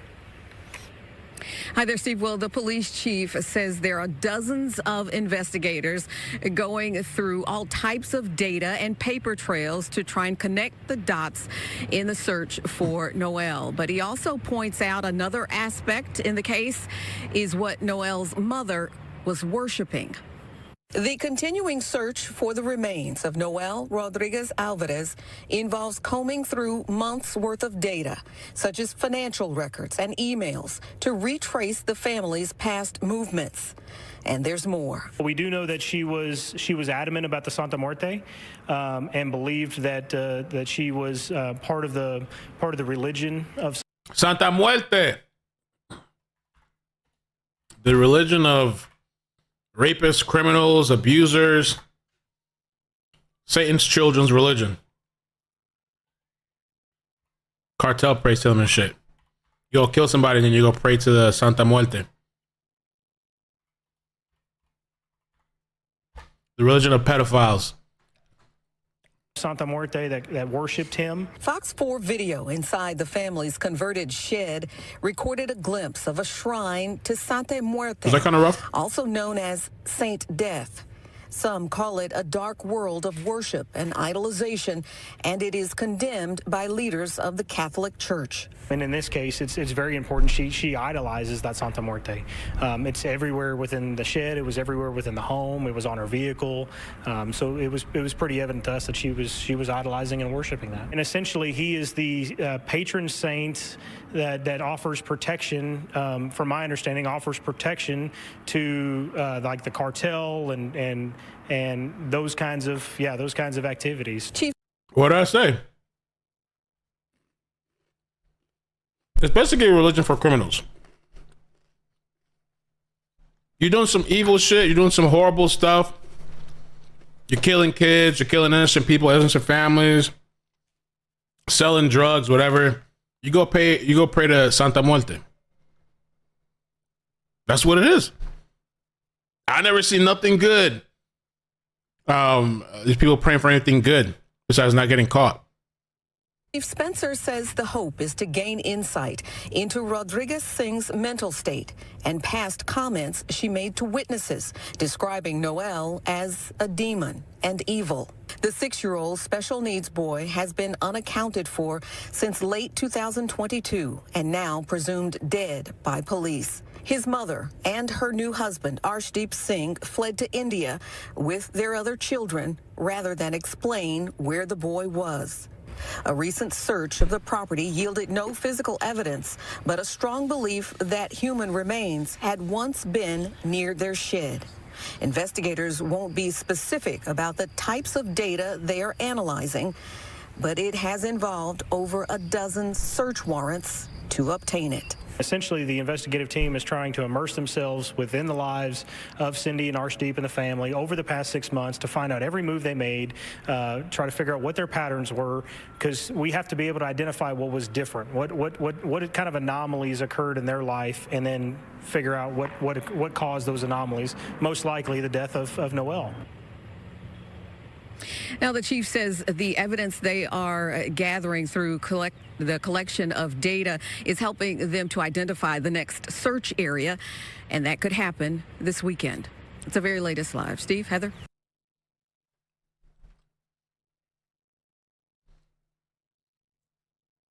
It's a weird looking thing to pray to and hope for good. If you've seen what that Santa Muerte stuff looks like, all it looks like is death. Skeletons and, you know, evil, black magic, whatever the hell.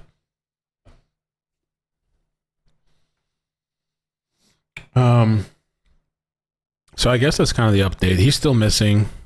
Noel. He's believed to be dead, deceased. And these two people are on the run.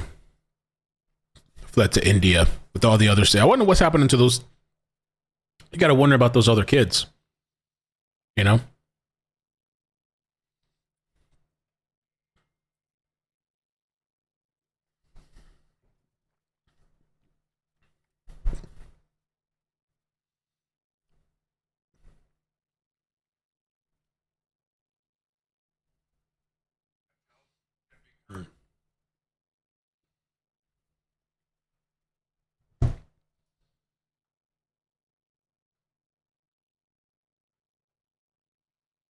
So they're on the run. I guess that gas shortage is still happening. I don't normally like to eat and stream like this. Like, I mean, you see me eating all the time, but like, I don't like to talk and eat because I don't know what you're going to hear and stuff. But because we're on the lunch break, you know, somebody's going to come and cancel me. Ugh! You're eating and streaming on lunch break? So it's somebody, right? Where did the WebEx thing go? It just disappeared. Let's try again. I wonder if they're having problems. Let me join again. WebEx. Okay. I don't know what they're doing. Doing something. Give them a minute to set up. Leave them in India. True.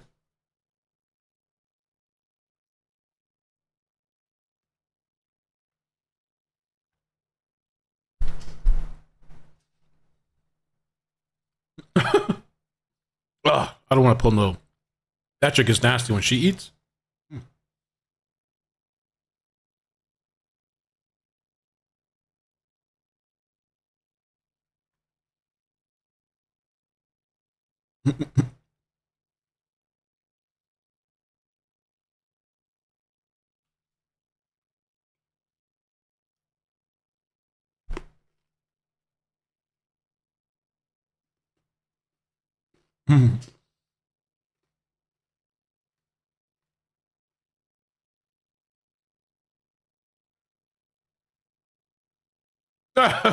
Trish.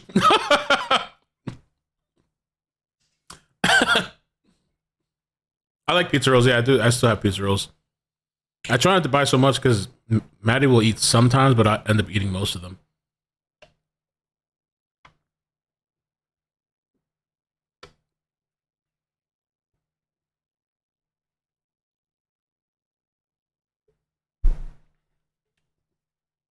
Ooh, mega pint. How long till they come back? I think it's supposed to be in 2 minutes. Somehow bit my tongue and then like the inside of my mouth.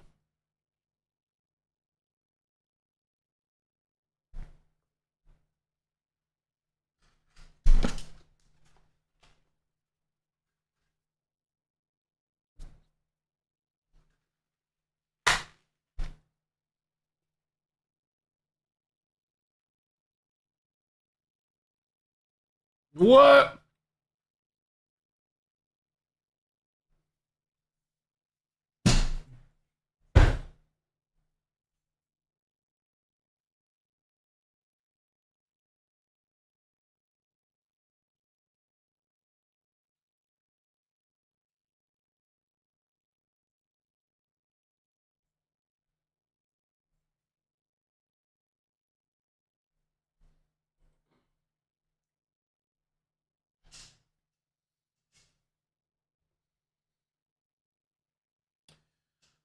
Mystic Crip. Oh no, sorry. Mystic Trip says I saw in the news that an Indian couple took their heads off together with an iron blade. Holy crap. In a ritual. Could that be them? I don't know. That would be interesting.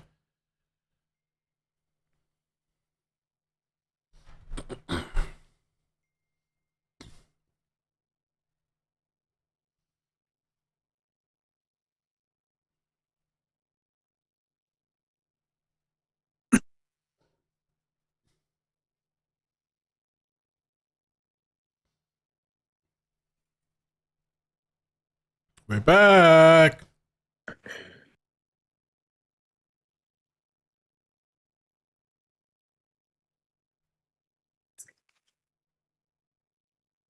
All right, court will call 20 CR 1358, People versus Letecia Stauch. Record should reflect the jury has returned, or I'm sorry, the jury is not present in the courtroom.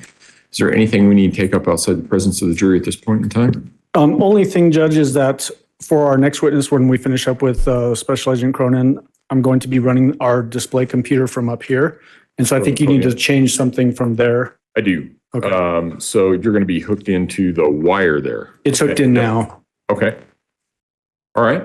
And Special Agent Cronin, there you are. Right here. If you would resume your seat in the witness stand, I remind you, ma'am, that you're still under oath. And I think we're good to go. Let's go ahead and bring the jury in. Oh, I don't It's all plugged in. do anything by memory. Oh, they made a sacrifice to the Hindu god?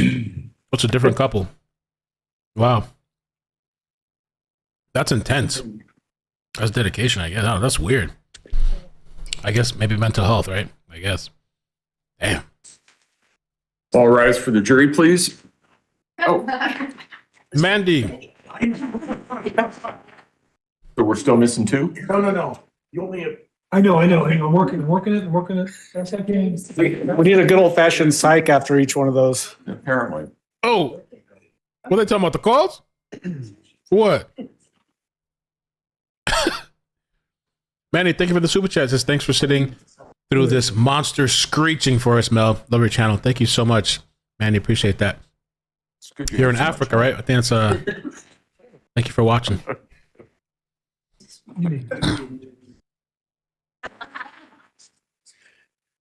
Okay. You can probably say, bring him in again. He'll hear it. All right. Todd, go ahead and bring him in, please. Top of the morning to you. What? Oh, Letecia put up her hair?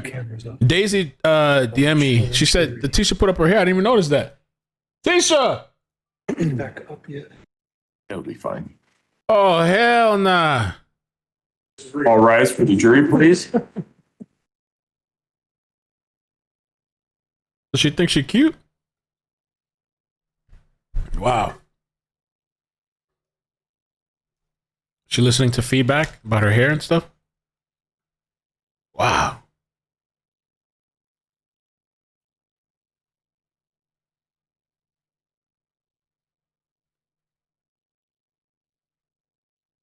What the heck? Thank you. May all be seated. Court will recall 20 CR 1358, People versus Letecia Stauch. Record should reflect the jury has returned to the courtroom. When we took our break, we were in the midst of the direct examination of Special Agent Cronin. That's where we will resume. Mr. Adam? Special Agent Cronin, do you remember the portion of time when in that particular call, Mr. Stauch was asking the defendant a location where he could go meet with her? Yes. And asking about send me an address and I'll come up there? Correct. Do you remember how she responded with conditions before giving any information? Well, did she? To say that Yeah. I recall her saying that she wanted him to agree to allowing her back into the house. Yeah, that's what I mean, is like she set conditions before she would give any information. Correct. Was that fairly consistent throughout this too, that she would do those types of things? Yes. There was mention of Michelle and Monument. Was there any Michelle that became of interest in this case, or any real person by the name of Michelle and Monument that was associated with this defendant? No. In that particular call, does she basically describe what happened to Gannon, but cloaked in all kinds of misdirection? Yes. She had mentioned she was using it in the term of saying what she would do to Quincy Brown by saying she was thinking about getting a gun and shooting him or having a knife. And then when she says after the incident, she was driving around thinking, oh my God, Al's going to kill me. So when you talk about the gun part, the quote, take a gun downstairs and light his butt up, she used a different word. Do you remember that? Yes. Do you know that was there evidence that Gannon was actually shot in the basement? Yes. Do you remember when she described all she could hear is Gannon screaming? Yes. And then the next thing she remembers, according to her quote, is Gannon was gone. Yes. Were you aware at that particular time where Gannon's, whether he was alive or dead, first of all? At the particular time of this call? He was deceased at that point. But at that time, his body had not been recovered yet, correct? No. So when you say that he was deceased at that time, when we go back to that actual call, had his body been recovered yet? No. Okay. Was that part of the reason for doing these calls, was to gain evidence that would potentially lead to Gannon's location and discovery? Yes. You mentioned at the very beginning of your testimony yesterday your experience, and you mentioned that you work with Fremont Correctional. I work with the Bureau of Prisons, so it's the federal system. I said it wrong. The Federal Bureau of Prisons. Do you have occasion to interact with people that are dealing with mental health issues? Yes, there's some inmates that have mental health issues. Have you had experience dealing with people that have severe mental health issues? Yes. What does that look like from your perspective? It's different. They may not have logical reasons for what they do. Did this particular defendant appear to have logical reasons for doing what she was doing during the pendency of this investigation? Yes. In your observations of her, did you ever hear her say anything about having severe mental health disorders? No. Diseases? No. Oh, she's smiling too. Look at her. What's so funny? Did she have consistent personality traits throughout the time that you were able to observe her? Yes.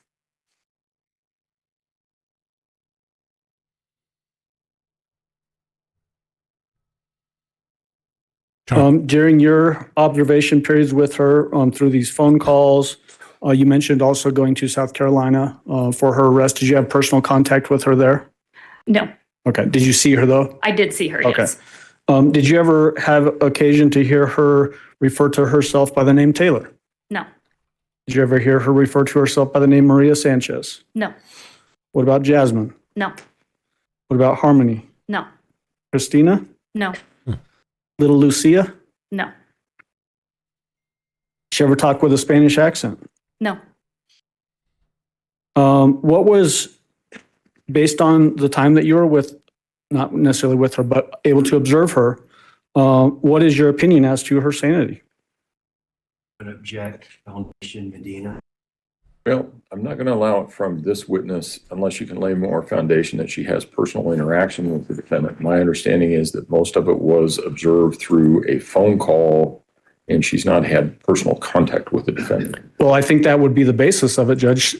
She was present for every single one of these individual phone calls, which is, I think, 16 total phone calls, some over an hour long, and then also observing her in South Carolina? I just don't think there's enough foundation laid for that. I'm not going to allow from this witness. Okay.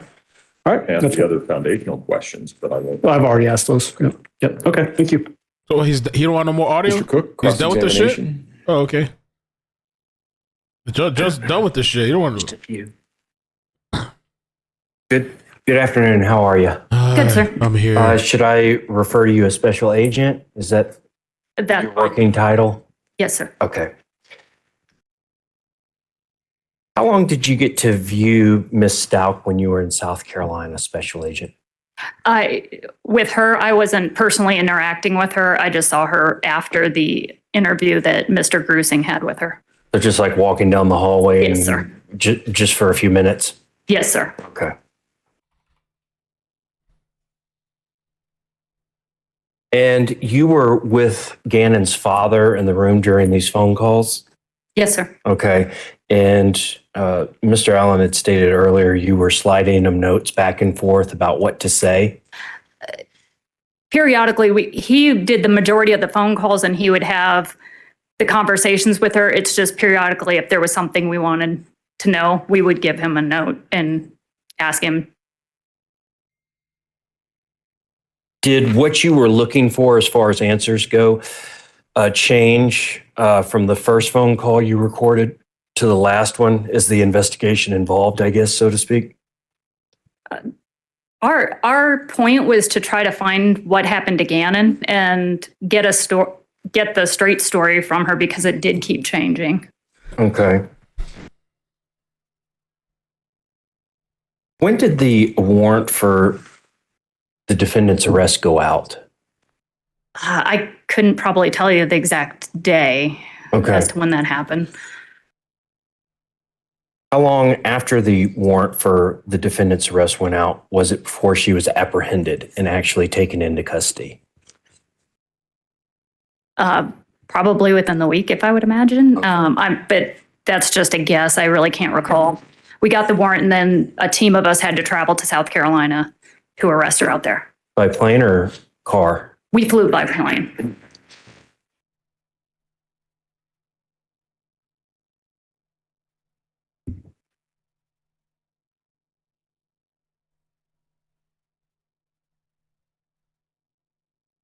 If you had a defendant on all these phone calls by, I guess some of the phone calls we've heard were, I keep pointing there because that's, I'm used to looking at, but my speaker is, but if you had these phone calls from February 15th, 16th, 17th, mid-February 2020, you've got a defendant who's telling a lot of different stories, admitting that she knew there was Gannon's blood, admitting that something happened and Gannon was possibly dead. Why not make an arrest then, mid-February? It's not really our decision. It would be the decision of the district attorney to determine when we have enough to get an arrest warrant. Okay, so that was the call of the DA? Mm-hmm. Okay. Just a second, Your Honor. All right. I don't have anything else. Thank you, Special Mr. Allen. Agent. Amazing. Do you remember if the arrest warrant was issued on February 28th, 2020 at 1:26 p.m.? I don't remember the exact date, so I can't confirm that. Okay. What day did you travel to South Carolina to effectuate that arrest? Again, I'm sorry, I don't recall the exact date as to when we did. Okay. Was it early March? Yes. Which would be very close in time to February 28th if the arrest warrant was issued that date? Yes, sir, it would be. Okay. We've already gone over this with another witness, but from your perspective, what do you have to have before you can determine that somebody's able to be arrested? Well, we'd have to have probable cause that the person has been murdered. So without Gannon's body being found, we don't know that he actually was murdered at that time. The lack of a body, can that cause difficulties in both the investigation and then ultimately the prosecution effort? Yes, because if he'd actually been kidnapped, we wouldn't have a homicide investigation, obviously. Have you been involved with other no-body homicide investigations? Yes. Are there inherent difficulties present because there's no body? Yes. That's all I have. Thank you. Do any of the jurors have any questions for Special Agent Cronin? No? All right. Thank you, ma'am. You may step down. Next. Prosecution, call your next witness, please. We call Johnny Grusing. Johnny. Tisha. And last name again? Yo, Grusing, sorry. Grusing. Librarian Val said, so what is your knowledge on cruises? That's what I was laughing about. Mr. Grusing, if you would step forward and raise your right hand, please, sir. The hell's going on here? Oh. You swear affirm the testimony about to give in this matter will be the truth, the whole truth, and nothing but the truth? Yes, I do. Go ahead and have a seat in the witness stand. Please watch your step as you step into the stand. Okay. I'll fix this later. Good afternoon, sir. Will you please introduce yourself to our jury and then spell your name for the record? My name is Jonathan Grusing. Last name is Grusing. Mr. Grusing, what do you do currently for work? I am Director of Safety and Security for Douglas County School District. How long have you been doing that? Not quite 2 years. What did you do before that? I was a special agent with the FBI in Denver. How long had you been with the FBI? Almost 25 years. What kind of training and education did you have that allowed you to do that job? I got an undergraduate degree in management, Texas Tech University, got a master's degree there as well in business. I worked in Dallas for 4 years while I was basically biding time to try to get into the FBI. What kind of experience or positions, I should say, or roles did you play with the FBI? So I was a special agent the entire 25 years. For my first 2 years, I worked terrorism matters, and for my last 23, I was primarily violent crime matters. What kind of cases did you work on as far as violent crime investigations? Up until 2006, I primarily worked kidnappings, fugitives, bank robbers, some federal jurisdiction crimes, like if there was a homicide in the prison. It was mainly that until 2006. And in that year, I was assigned a serial killer case. It was an informant of ours who the FBI did not know he was going around killing people and enjoying it. And I spent 15 years working that case. And that got me working closely with the profiling unit, which is called the Behavior Analysis Unit. I worked with them from 2006 until my retirement. What is the Behavioral Analysis Unit? It is a unit of supervisors with the FBI. They've also now incorporated homicide detectives, other federal agencies like ATF, Alcohol, Tobacco, and Firearms. And they are basically a consult of experts in different categories. Like we'll have cybercrime is a new one, terrorism or threats, crimes against children, and crimes against adults. How is, I guess, either that discipline or that unit, how is it used in criminal investigations? So for my serial killer case, since I had never worked anything like that before, they consulted with me of how to approach someone like that, how someone like that functions, and how we might be able to find his victims, because we just had missing people at that time. So they taught me how behavior works. I went to a lot of their in-services. I eventually became the coordinator for Colorado as an arm for the Behavior Analysis Unit to both assist local agencies in some profiling type matters, but also to hook up local departments with the profiling unit. So I was basically an extension of them to Colorado. And following that case in 2006, I kept getting assigned other cases where I could utilize the profiling unit on whether it's missing children, missing adults, strange homicides, serial rapists, those sorts of things. I guess, how do you use that behavior patterns, or however you want to use the term, in trying to determine or help you as you're interviewing people? So, in attending a lot of their in-services, but even more so in working with people who did awful things, took other people's lives, the profiling unit had taught us that people follow a certain pattern of behavior. And knowing that pattern assists us in how to approach them and possibly get them to talk to us.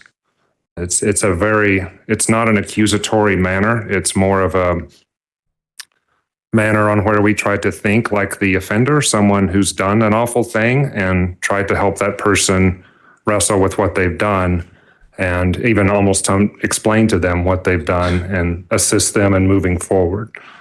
So it's looking at the crime as best we can from the offender's viewpoint and trying to understand that person. Does thinking like the offender work in a generalized sense, or is it better to know something about the investigation itself and things that that person may have been doing or saying while the investigation is unfolding? Yeah, it requires a lot of homework. That's what they taught me, because when we would send a case to the profiling unit, they would digest it completely. It's not some magic formula where they know how people think. They would read the entire case reports. They would ask a lot of questions of the investigator, and then they would just give the investigator some thoughts on how they might move forward. It's not, they would never dictate, this is what you should do. They would say, here are some considerations you might have in dealing with the person like you're dealing with today. The transition for me out of the FBI and really towards the school district was in 2013. This was after the Sandy Hook attack on the first graders. I started getting yearly training, and it was more in depth on pathways of violence. Because we as the FBI were trying to prevent school attacks in particular. So every year we would do more in-depth study on behavior patterns, and we as people, how we go down a pathway of violence before we do something. And so that got me talking to a lot of school districts for the next, 8 years or so, which eventually led to the job that I'm doing today. So when you're talking about pattern of behavior, you're not talking, then it doesn't sound like a generalized pattern of a behavior. This would be a very specific pattern of behavior for a specific person and case. Yes, they call it the pathway of violence. And both the FBI and the Secret Service have studied that for years and years. What do you mean when you say that phrase, pathway of violence? It means that we as human beings exhibit almost predictors before we do something we're going to regret later. It starts with a grievance. A grievance means something that you perceive is done wrong to you. And so then you have to wrestle with how you're going to deal with that. And you have an idea of how to deal with it. And that sometimes for us is not a healthy idea. If we have stabilizers in our life, we'll go back and figure out a better way to deal with things. From there, we go to planning. And that's if you're going down an unhealthy or a violent pathway, you'll start planning what you're going to do. You take steps of preparation. Then you do what's called a breach. A breach is that you enter into almost a point of no turning back, and then you do an attack. And we studied that for years and years to try to prevent school attacks. And that's what I still do today with the school district. If we see a student or even an adult struggling with that pathway of violence, we try to find out what that grievance is and if they're on a pathway to harm themselves or other people. So in your experience, have you actually seen this pathway of violence go all the way through that pathway where it does lead to some violent act? Absolutely. How did you get involved in the investigation of Gannon Stauch's disappearance? I had been assisting the Colorado Springs FBI resident agency. It's a smaller satellite down here I was stationed up in Denver on numerous cases if they involved missing adults, missing children, just to come in and assist them with whatever help I could give from the profiling unit. And the supervisor, John Cronin, had asked me to come assist with the Gannon Stauch case. What was your role in the investigation? I didn't come in till about a little over 2 weeks later, and the investigators, both FBI and El Paso sheriffs, just asked me to listen to one of Letecia's phone calls to, I believe it was Al, and see if I can assist, because they had no idea where Gannon was, and to see what we could do as far as where do we go from here, because they believed that she was misdirecting the authorities and wasn't assisting in the investigation. So after listening to the phone call,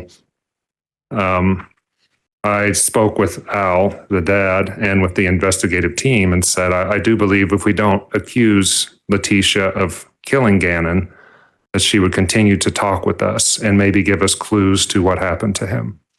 So did that become a strategy for you as you proceeded to help out with this investigation, to not accuse her directly? Yes. Why did you believe that if you avoided making an accusation that she would continue to speak? She had already shown a propensity to change her story to fit the facts of the case. And I had seen that in prior offenders as well. And I figured that if we could just keep approach. Just a second.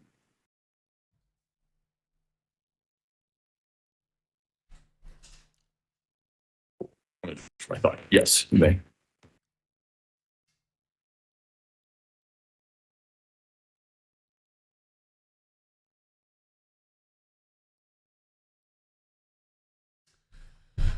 All right, Tisha.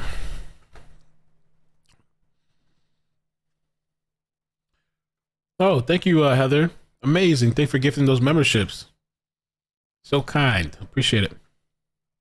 Let's see. Who got that? Lauren, Leslie, Laura, Ohio, SB Telsa. Thank you so much. Congrats. Make sure you check out the members Q&A that I did last week sometime. I don't remember. It's all blur. But last week there was I think it was Thursday. Or was it? Yeah, Thursday. Pretty good. Interesting. Hey, Chase? Nah, is it for real? Don't get me excited. There's a Chase. Let me see. I don't see nothing. Damn. I'm scrolling Twitter and I see this. Damn. Someone on FB shared this after realizing they had seen Letecia in nightmares before. Man, introduced Momo. Lord almighty. I don't see him looking for the chase thing. I don't see no chase. Let me see.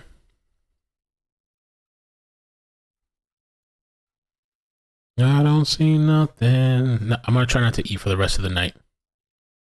Or day, whatever. That's it, right? I'm done. Oops. I got to fix this.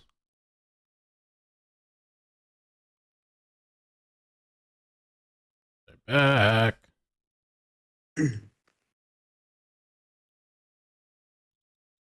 Thank you, Amy. So, Amy. Mr. Grusing, so we were talking about that pathway of violence and how you used your experience to guide your strategy with this particular case. What about this jury's heard a bunch of phone calls already, heard testimony that you were involved with both the planning and carrying out of these consensually recorded phone calls. Was it also part of your strategy to get her to just keep talking because she would give information sort of on the margins? Yes, she was the last person to be with Gannon, and she was our best source of information. But we being the FBI, had different teams looking at computers, phones, cars, her travel, but our best source to find out what happened to Gannon was to maintain communication with Letecia. And that was my goal, was just to have Al keep talking with her so we could find out what happened to him. On all of these recorded consensual phone calls that involve Mr. Stauch and the defendant, is it fairly consistent that the defendant would show more concern for herself than helping find Gannon, or might even have happened to Gannon? Yes, it was. Was the defendant at the center of her own universe in that regard? She was. Did you have, prior to the phone calls, had you ever had any interaction with her before? There wasn't. No. During the phone calls, did you have any chance to see her? No. Did you eventually have a chance to see her? I did. What was that? It was once an arrest warrant was drafted, and we being an investigative team with El Paso County Sheriff's Office and FBI on March 2nd, arrested her, and I spoke with her in South Carolina. The person that you went there to arrest and then interview, is she here in the courtroom? She is. Will you identify her, please, by pointing to where she's sitting, describing what she's wearing? She's sitting at that table wearing a red shirt. Between the two defense attorneys? Correct. All right, at this time, I'd ask that the record reflects he's identified the defendant. The record will so reflect. Go ahead. Mr. Grusing, was it also consistent that this defendant would mislead the investigation? Yes, that's correct. Give us what you mean by that. Well, in her conversations with Al, she was pretending to be in Colorado Springs when we knew she was in South Carolina. Her stories changed, and it really affected the law enforcement response for her to say Gannon walked away to a friend's house versus being abducted or something that would cause a greater and more intense law enforcement response initially. And then, as I'm sure the jury's aware, the stories kept changing. How does that dynamic, where the last person to see an 11-year-old child alive is giving these sometimes very wildly divergent statements as to what happened, how does that affect the investigation? Well, it makes it difficult, but someone like Letecia can't help but giving out facts in the case while she's making up these stories. The stories are to avoid punishment for her possibly being responsible for what happened and being found guilty. And in my experience, that is what, both in my experience as an interviewer with the FBI and what I learned from working with the behavior analysis unit, that's what we as human beings do, is we fabricate and we misdirect to avoid punishment. Was it consistent in this case that different times during these recorded phone calls that she would try to shift blame to other people? Yes. Did that include Al Stauch? It did. Did it include Landon Hyatt, Gannon's mother? It did. Did it include Landon's ex-husband, Mike? Yes. Were there other people that she would try to shift blame to that were known entities, known people that were real? Yes.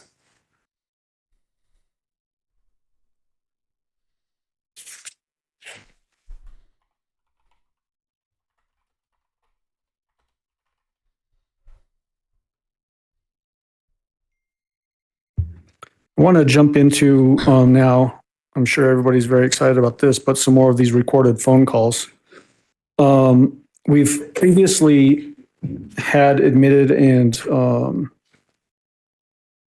published a number of these phone calls through prior witnesses. But before we jump into that, how were you involved in this specific process of preparing Mr. Stauch for these calls? So I would meet with Al along with our team in the morning early before we knew the phone calls would happen.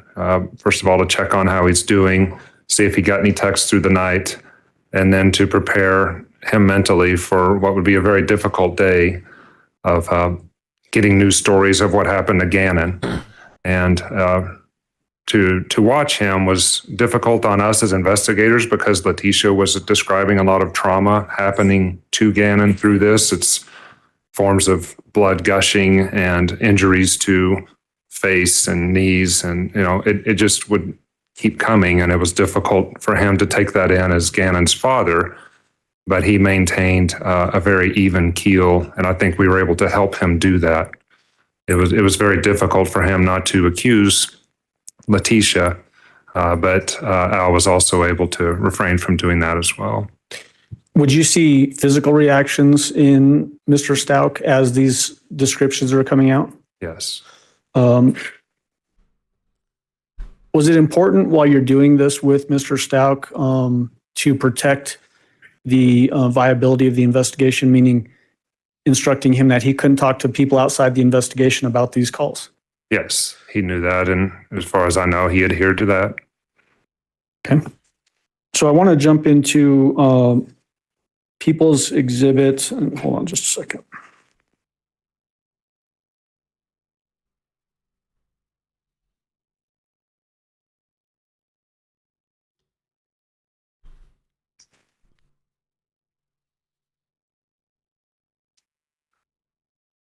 Are they going to do phone calls? I thought they,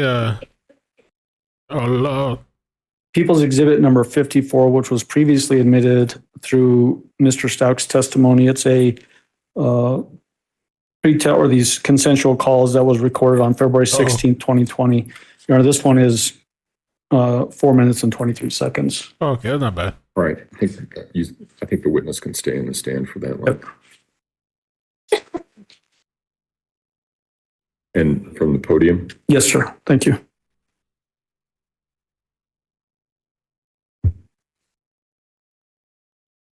Oh. Hello? Yeah. So I just got off the phone with your girl, Nicole, and then I talked to the investigative reporter. You know what I found out? What? I found out where Quincy is. So Okay. we're making progress. His family at the house believes he's been in Mexico for over 2 years and hasn't been back.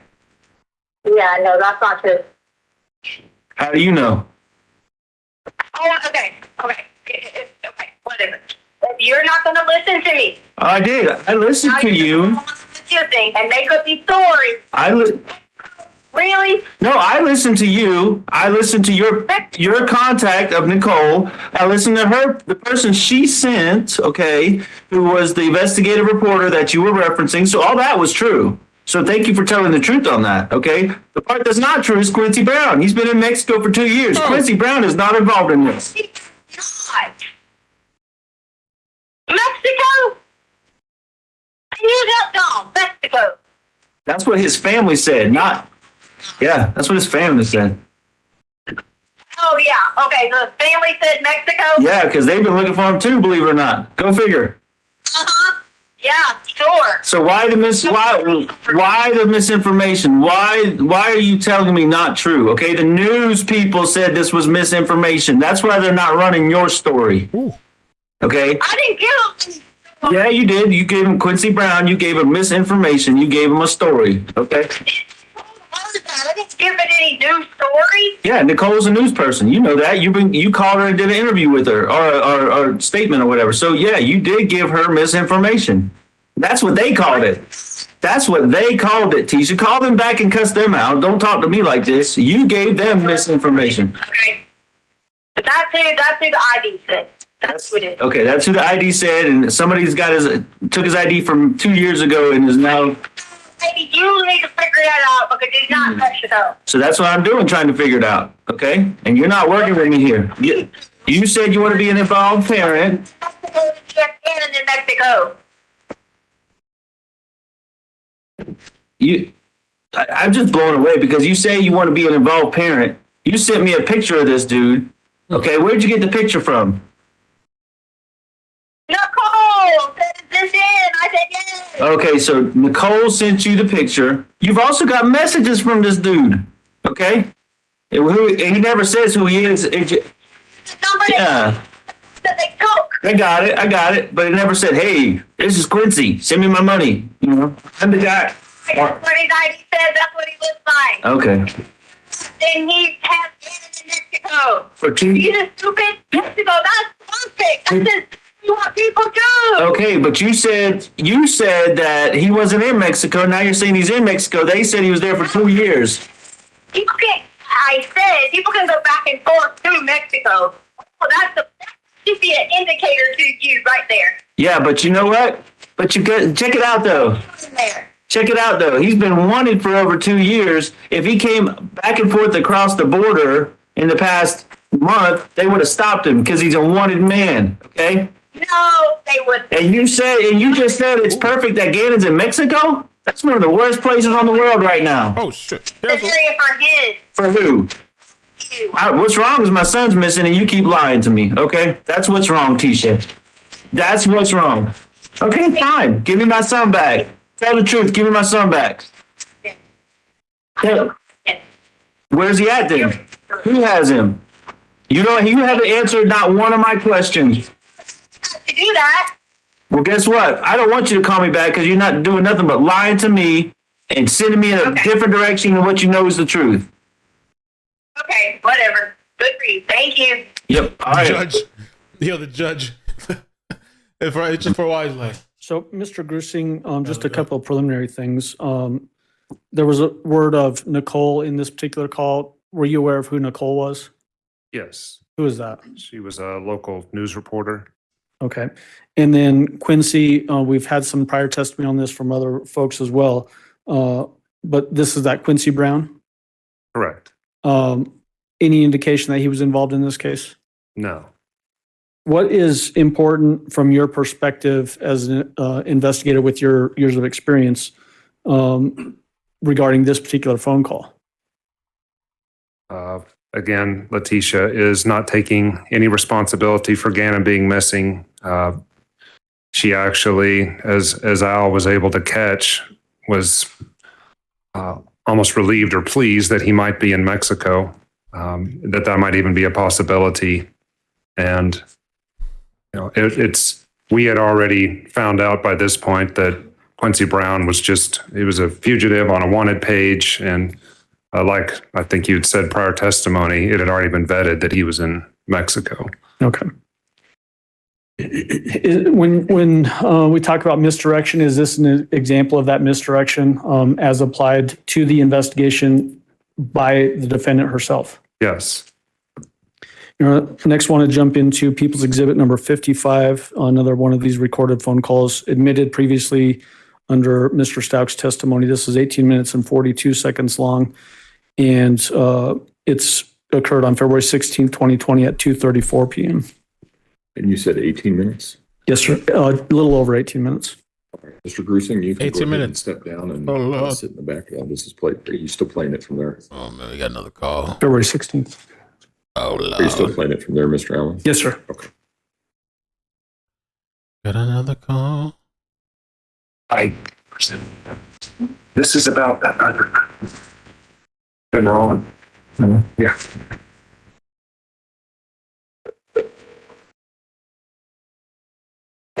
What? Do what? What? I'm just trying to help get to the bottom of this, teacher, like you said in the message. Like, I'm just trying to do this for Gannon.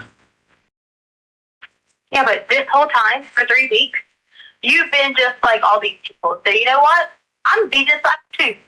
Full of speculation, full of lies, full of craziness. I'm gonna be fucking crazy as hell, just like them. So you're starting that now? That's the truth, huh? You're starting that now is what you're telling me? No, I'm telling you, no, that's just what, I mean, that's how you treated me. So No. That I've been sitting there playing into your game and all the listening and people. You think I'm stupid? No, I'm just trying to like I said, I'm just trying to get to the truth and get to Gannon. I mean, you think I'm stupid. Then you wanted to get to Gannon? Yeah. And you think I'm not gonna fucking be a fucking crazy ass? You think that for a second? You think I'm not smart enough now? Oh, I've invested a lot because, oh my God, I worked at the ground you walked on. Okay, but that being said, why would you give me Nicole's number? I don't. Okay. No, well, that's fine. That's fine. We're miles away from that. So, but for Miles away from what? miles away from the truth. First of all, because this Quincy guy's been gone for 2 years. The news said that, not me. Okay. All right. The news said that. They also got it confirmation from the sheriff. Okay, that this guy was not involved. Period. It's misinformation. If that's what they say, then they have the answer. Okay, well, but between me and you, why can't we just move past Quincy? Okay. Because you're not trying to move forward in your life with your wife and your family. And as long as you treat me like that, act like that, I'm going to be the same damn way. Okay, but but hear me out. Hear me out. You treat me like shit. Okay, all right. Do you think I'm supposed to come be your hero? Okay, listen. I am trying to get past that point because Quincy being involved in this. You don't have anywhere to live and no food? And you still been lay up in a hotel? Yeah, but you had me believe in Quincy until the news in the El Paso told me it wasn't true. But no, you don't care. I do. I no. Don't fucking matter to you. Okay, so you've been telling me stories this whole time. Is that what you're telling me? You've been lying to me intentionally? No. Why not? So Because you got to know. I think you're freaking out because you know. I don't even have to tell you. You know that Quincy being not legit anymore is not good for you, and it's not good for Gannon. Okay. All right. So listen, I want to start over with this. Okay, I want to start over, and no, I got you. I got you, and I want you. If you had me, you would have dated me for 2 weeks. Okay, but listen, when I started talking to you on the phone, the most honest you've been to me in this whole freaking process is when you asked me and you showed me that you cared and love for me. You asked me, you said, Albert, do you love me? And then I answered and I said, yes, right? You don't. Albert, you don't. No, but no, listen to me. I said yes, okay? Get on the phone with and tell them all how many. Tell them. I said yes, and what you said, okay? But you said, if this was an accident, will you stand by me? And I said yes. I said I will stand by you if this was an accident. Many people did you start texting and telling them that I'm lying? I just want to know because this is where I know. This is why I know you never were trusted through the whole 2 weeks. Who trusted? How many people did you? I didn't get on the phone and text nobody about this. And I know you're surprised by that. You can be, okay? Whatever. You ain't told a soul about no names or nothing. The only person I've been talking about is the fact that Quincy Brown, with this whatever Nicole Fiaro told me, okay, that the El Paso County Sheriff told you said, Paul, I did exactly what you said. I trusted in you. I got in touch with them. So you don't even want to talk about Gannon. You're not talking about Gannon. You're talking about you, okay? No, this is not about It is about you. That's not true, Gannon. Because you're somewhere. You're healthy and talking to me. Gannon's not. That's why it's about Gannon. Okay. All right. Like I said, I want your honesty. The most honest you've been. Even understand any of it. If I try to tell you that your baby mama has something to do with it, you're not going to believe me, but she did. Okay, then let's prove it. Give me the proof. So you fucking laugh at hotels with her? I'm not. I haven't once. I've told you that. I don't care. You can accuse me all you want to, like you've done for 5 years. Okay, I don't have nothing to hide. You won't even tell me anything. You haven't had the decency to tell me anything about nothing. You started kicking me off, kicking me out of the curb, but you talk to her every day, though, didn't you? Not really, actually. No, because she's your children's mother, right? Yeah, yep, absolutely. And you have information that you're not telling me, and you have the chance to show that you're better than her. Okay?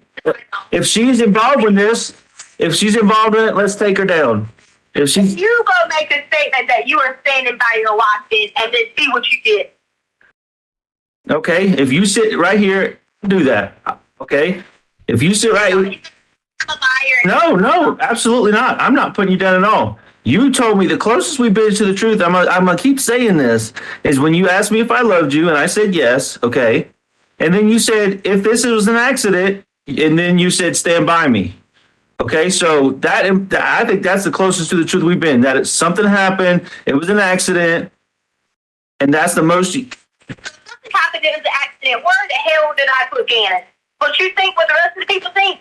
You think it was an accident that I heard and did away with it? Listen, hold on. And I'm going to tell you the truth right now. I'm not worried about Gannon right now. Okay, I'm worried about you. I'm worried about standing by you.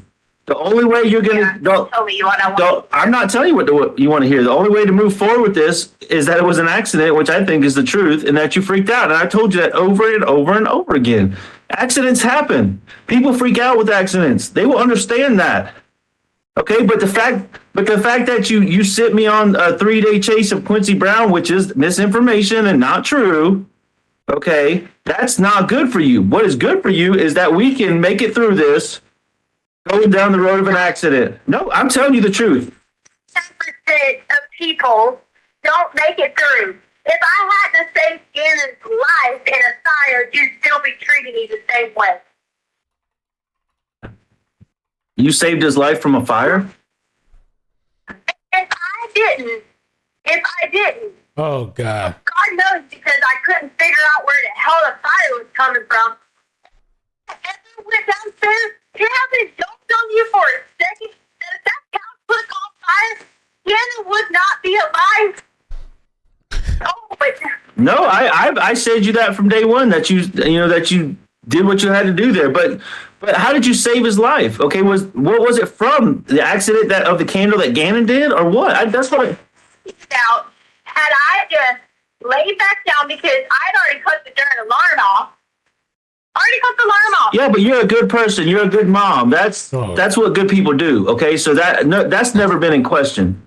Okay, the fact that you're a good person, that just comes natural. Okay, the fact that what happened subsequent to that, what happened after that, was just further, like, made the accident 10 times. It compounded it 10 times, and now it's got way out of hand. But that's the only way we get out of this, is to figure out what the accident was and go from there.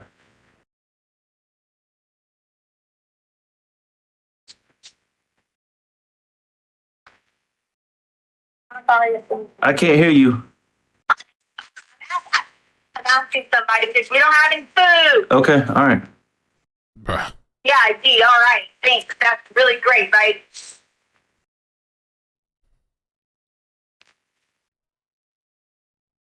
Judge taking a swig. Yeah, I'm here. I told you every single day. I woke up every single day and told you. I want to tell you that I'm this bad person and something bad. I want to tell you all that. I do. Why? Because that is what you think. You have trashed me to everyone. I have not. Prove it. I have not trashed you to no one. I have not put anything out in the public intentionally so we could get to the bottom of this, me and you, okay? And here we are, trying to get to the bottom of it. I'd be trashing her. I'm sure you had your family thinking I'm a murderer. My family's not even here. I'm all alone again. I told you that. My family just wants to find their nephew, their grandson, their cousin, okay? That's what they want. How about Lena, their brother? Lena's losing her mind because her brother's missing. You think I don't want to see Lena? I didn't say see Lena. I said Lena's freaking out because Gannon's missing. What are you talking about? No, I said I do want to see Lena. I didn't say you didn't want to see her. Why? Where did that come from? I said grandma's, my mom's worried about her grandson. Okay. My siblings are worried about their nephew. Their children are worried about their cousin. And then I said, Lena's worried about her brother. And you said you want to see Lena. Well, everybody wants to see Gannon. Everybody. I know that, Albert. Okay. Everybody wants to see Gannon. And if it was, and I'm trying to get you to understand that if this was just an accident, and it got out of hand and you panicked, or whoever panicked, okay, that's something we can make it through, okay? You can make it through that. You're not going to believe that because you're going No, to think. fine. Fine, Gannon panicked. No, I'm not blaming you. I said it was an accident. Accidents really have no one to blame. If an accident happens... Okay, I was trying to be a cool parent. I already told you that. We pushed the bed together. You were talking about sleep over. Okay. We were just acting crazy. Okay? I already told you that NFL busted his lip in his nose. That's where the blood came from. Don't be thinking there's some crime scene to kick everybody out of the home. When that's not even, nothing happened to Gannon, deadly, hurtful, anything like that in the home. I'm sick of it. I'm supposed to help people when people won't even move past that. I told you this morning. That was the accident I was talking about. Okay, so there was an accident with Gannon. Okay, that's what I'm trying to say. So what next? What I mean, that's what I. Okay. Okay. Feeling horrible. He's absolutely feeling horrible because we had a fire. We had to run out. He's thinking, and whatever you're going to say, you're going to be like, oh, whatever. You're not going to let me just tell you and be genuine unless you just be like, baby, how can you, even deal with this? Because I'm dealing with it hard and comfort each other. You're not going to do that. You think it's not killing me? Do you think that for a second? No, I know it's killing you. I know how you are when, because you're a good mom and you're a good person, and when things don't go perfect, I know how you are. Albert, do you love me? Yes. Okay. What is the truth? Are you going? Don't say I'm going to make you no promises. Are you going to make this right? Stand by your wife? I told you that the other day. I will stand by you. Yes. And I said, are you going to make this right? Yeah, we're going to make this whole situation right. I'm talking about with our family. Absolutely. That's what this is all about, is our family. I said that from day one and every day. This is about our family. Okay? He just shot because all he kept thinking about is how he was supposed, I don't know what somebody was supposed to be sending him from online on Amazon. I don't know what promises people had made. I don't know about any kind of promises that people made about coming in March. I don't know about any of that. I just know he was upset thinking, A, he was not going to get any of those promises. He was upset about the whole camera thing. And he kept saying to me that he messes up everything. Saying that to me. And I kept saying, no, you did. That's why I didn't let Gannon go to school. He felt horrible with himself. He felt really bad with himself. He was very upset. So we go on our same trip. We went on everything about the bike. We did all that. All that's true. We did all that. We go to Petco. We did all that. Okay. Then we leave. We were going to go meet somebody about the fire. Then ends up and I realized that I did think somebody was following us. That's the God's honest truth. Because when I got on stage, I got a turn, they got. Swear to God, I thought somebody was following us all the time. Anyway, so I realized that I didn't have phone or directions, so I turn around, come back up to Petco, go back into Petco again, and still playing the glitch. He's still whatever. So back to stuff for a second. If you think for a second on some video, he might have been whatever, he had busted his nose and his mouth. Did you think I want to send him to school like that? Honestly. Did you? I mean, obviously not. Okay. I did. And then I was sitting there feeling so sorry. He didn't have that burn. It was therapy. They were a little bit bumpy, but I was able to jump on it and put it out. So then we go back to Petco and I said again, hey, we are going to have to hurry up, get back, and get Lena. Albert, when I got back, Gannon was not in the car. At all. I didn't even know that he wasn't in the car. From when you left Petco? Feel horrible because I feel like one of those people that didn't realize that they left their baby in the car.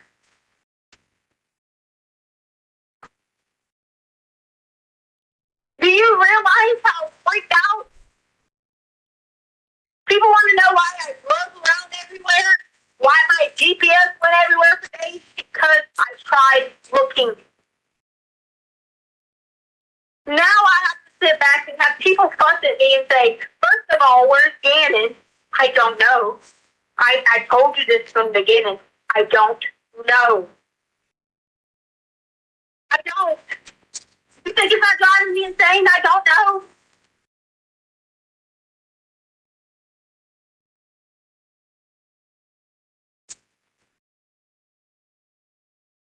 You think I have to feel like, oh, whatever you have to, I said something about the music. I didn't even pay attention.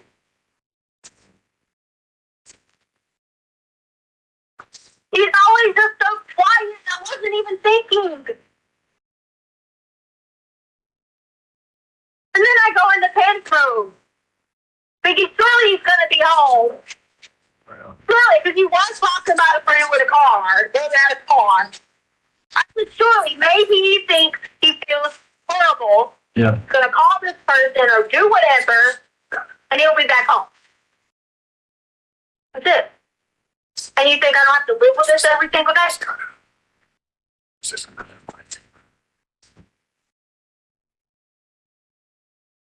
Hello? I'm here. I'm just listening. See? Now you're just listening. I give you what you want, and you're just listening. Well, what do you want me to do? You want me to pick holes in it? I promised you I'd listen. You asked me to listen. I promised it. Oh, so now there's holes to pick in it? That's not. Yeah, I mean, I can if you want me to. You want to do that? There's no holes to pick in it. All right, listen. I'm done. Okay, because we started off talking about an accident. Okay, now basically we got another Quincy Brown. So what's this guy's name? Okay, when you come up with that, when you come up with the next person's name, you call me back. All right.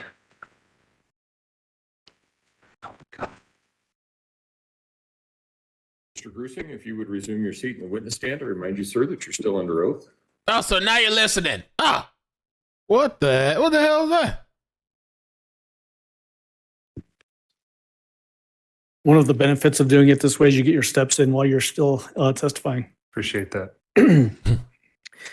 The whispering that we hear in the background, is that you and Al just conversing and you giving him tips on how to go forward? Yeah, one of us on the team. Okay. The accident suggestion, do you remember that at the very beginning of this where Al suggests, was there some accident kind of thing? I do. What was the strategy behind suggesting an accident? By now, we as a team had been able to shoot down the Eduardo story, and now the Quincy Brown story, because we had put him in Mexico. Letecia knew that story wasn't going to be able to move forward with Al. And as you can see, she wants a relationship with Al. And we decided to do both the accident scenario and remind Letecia that she's a good person and a good parent, and see if she would give us something else as far as a clue we could move forward with. Is that essentially building an escape hatch for her to take that gives her potentially some less exposure? Yes. Did she take advantage of that? She did. Okay, in what way? Well, she described, again, more injuries to Gannon about, I believe it was busting a lip, and I couldn't hear if it was a nose or something else that happened in the house. And then that's why she would call him out of school. She also continued to blame him, though, as a victim, of saying he was scared, he wasn't acting rightly, and a lot of those sorts of responsibilities landed on Gannon. And then she calls him out of school, but now she has him being abducted, it sounds like, from the Petco, and now we don't have a new suspect to chase. Is this a new development in her evolution of stories that now an abduction, kidnapping has occurred outside of the home? Yes. At Petco, I should say. Yes. Because there had been the previous one of Quincy Brown up northern El Paso County, correct? Correct. All right. Your Honor, at this time, I would like to jump into the next phone call previously admitted during Al Stauch's testimony. This is People's Exhibit 56. It's from February 17th, 2020 at 11:49 p.m. and it's 43 minutes long, so that may get us to a good break point after that one's done. That will. And Mr. Grunson, you can go ahead and step down. That person that was upset that I sat on the couch yesterday, are they upset with him for sitting down in the witness Playing now stand? People's 56. I mean, in the benches or whatever? How dare he sit over there? All right, yo, we got 40 minutes. Doctor and all that other junk.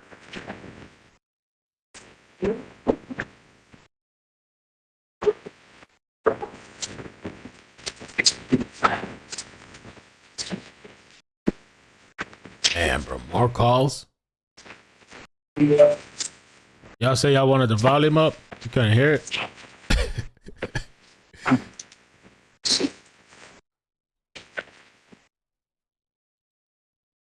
What, 3 minutes? God damn.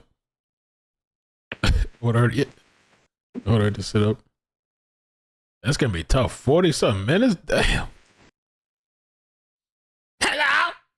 Nasty ass. I couldn't deal with that shit. Hello? Every time you call and shit.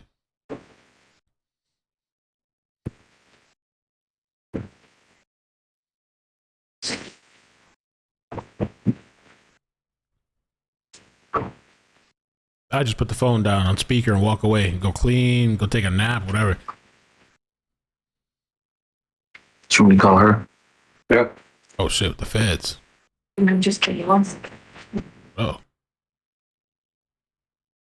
What with the feds?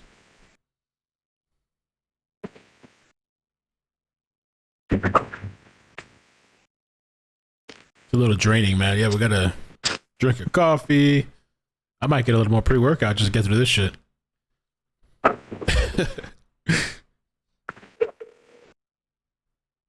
I've done that before, people. I just put the phone down on speaker and just walk away. And people just keep talking. Hello. What's up? Huh? But just got back to the doctor. What for? Really? Yeah. I've already told you this, but I didn't have a period and I'm 5 weeks pregnant. Okay. How'd it go?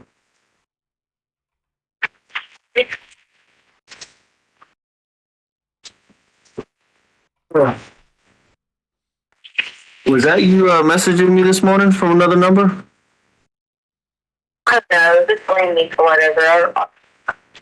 No, I'm just asking. That way I know for sure. Huh? I don't know. I don't know, Albert. I don't know. Just blame me for whatever.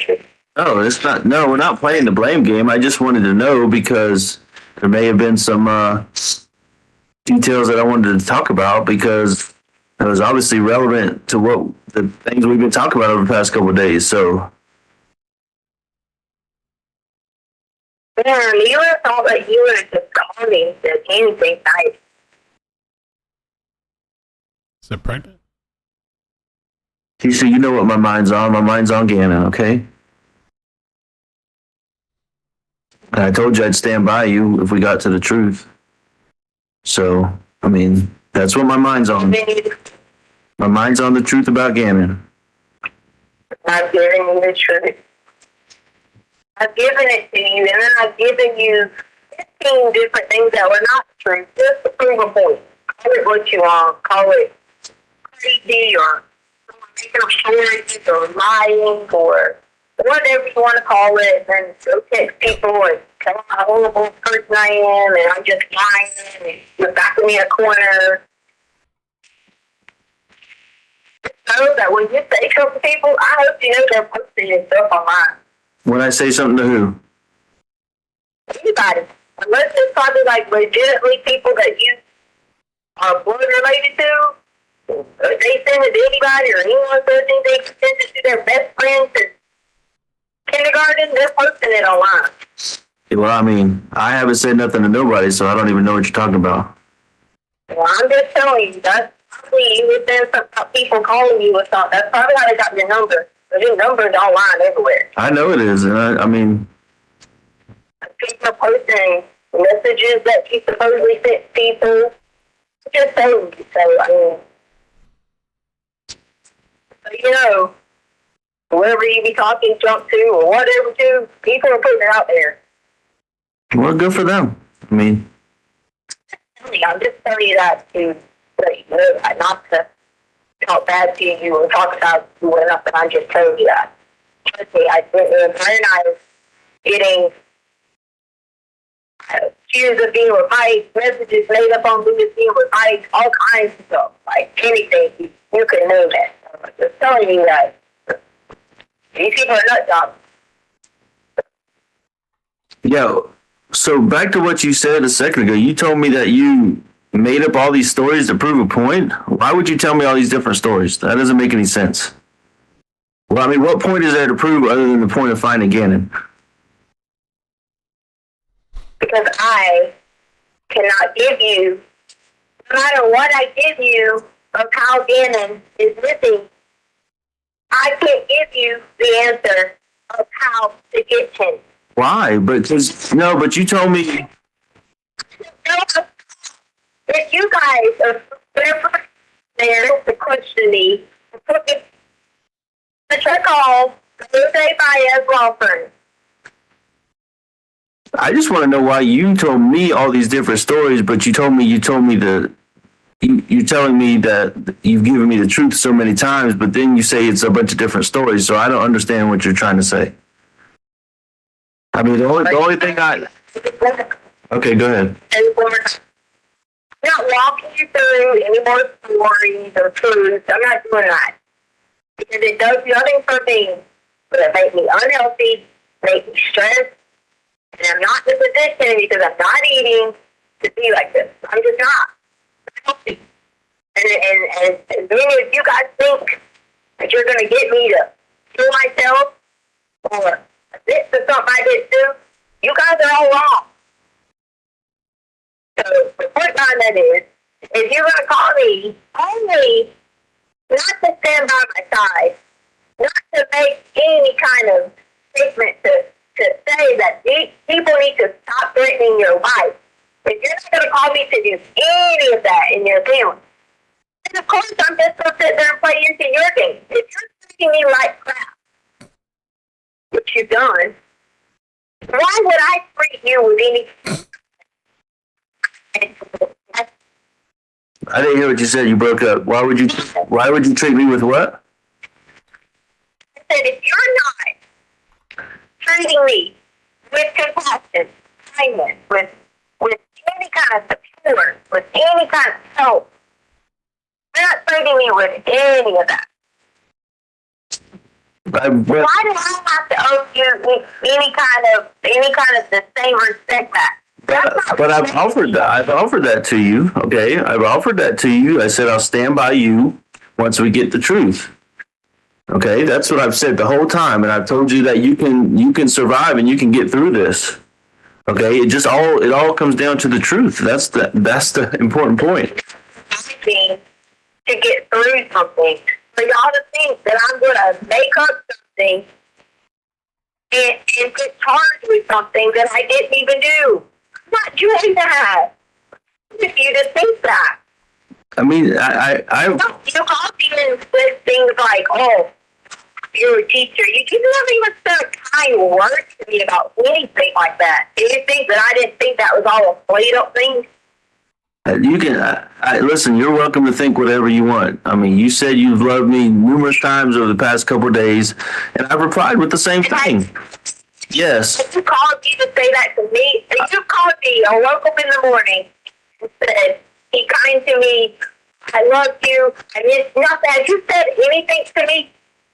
I have, but the problem is what you're telling me is finding Gannon is conditional on what you want and what you need. That is what you're saying. The truth is conditional for that. It's not.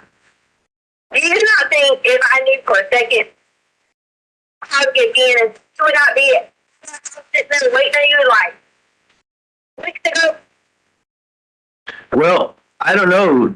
I don't know the truth on that because I know what you've said, that an accident happened and that you panicked. And when you panic and bad things and things get out of control or whatever you said, they go downhill.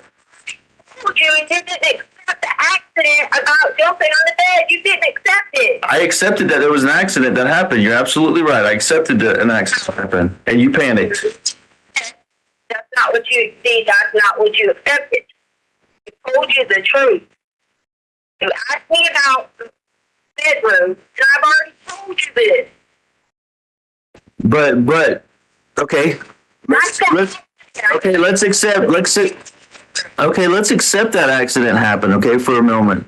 Okay, but you keep putting somebody else into the picture, okay, and that is absolutely bad for you. In the context of an accident or in context of anything, if somebody else comes into the picture and you keep going down that road, if I'm sitting here and poking holes in it, okay, which I don't want to do, but it just doesn't jive with me. What do you think law enforcement's going to do?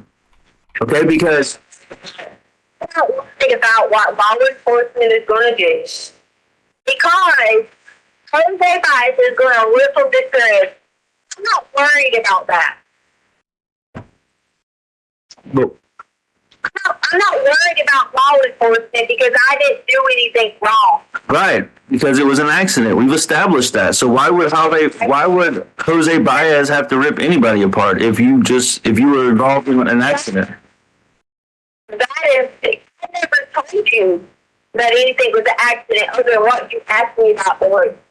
And I'm going to keep telling you that 14 times, and then you're going to get mad. You scream at me, hang up the phone.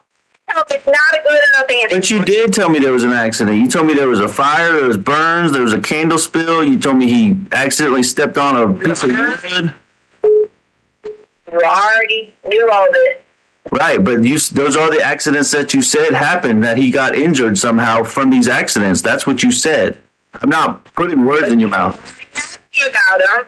I've already told you about this. He had a hard time just being basically a boy, barefooted. Yeah, I know it, and he freaked out. I got it. He freaked out after the accidents happened. There was a couple different accidents that happened. He freaked out, got overwhelmed. Then what happened? He's never had that many accidents. I agree. Okay, I agree. That's a lot in like 12 hours. That's a lot of accidents in 12 hours on one little field. Okay, whatever. I'm just using that as a random guess. Okay, I don't know the exact time frame. Me explaining anything to you, if your people want more statements or whatever, they know I've listened to you who I have as my representation in a pre-investigation. I listen that to you. I'm not going to sit here and walk down 15 more trails again with you for you to hang up, yell at me, scream, and I'm your husband. I'm not the sheriff. I'm your husband, and it's my son that's missing. Yes, he does. A father does. Okay. And once again, I'm trying to do this because I'm feeling the guilt of not being there to help him through all these accidents. Okay. So I'm trying to do what I can outside of the law enforcement. Okay. Because you don't freaking trust them anyways. And they've screwed a lot of this up. So I'm sitting here trying. You trust him? Do I trust him? Not based on what I've seen. So that's why I'm going straight to you, straight to the last person that saw him. I'm not. If I would be the last person that saw him, then I would be the person that has him. So who was the last person that saw him? This is. No. Okay. I don't know. So you don't know who it was? I don't know anything. I just told you. I don't know anything because I've been emotionally beat down. By who? Emotionally beat down. By who? What? By who's emotionally beat you down?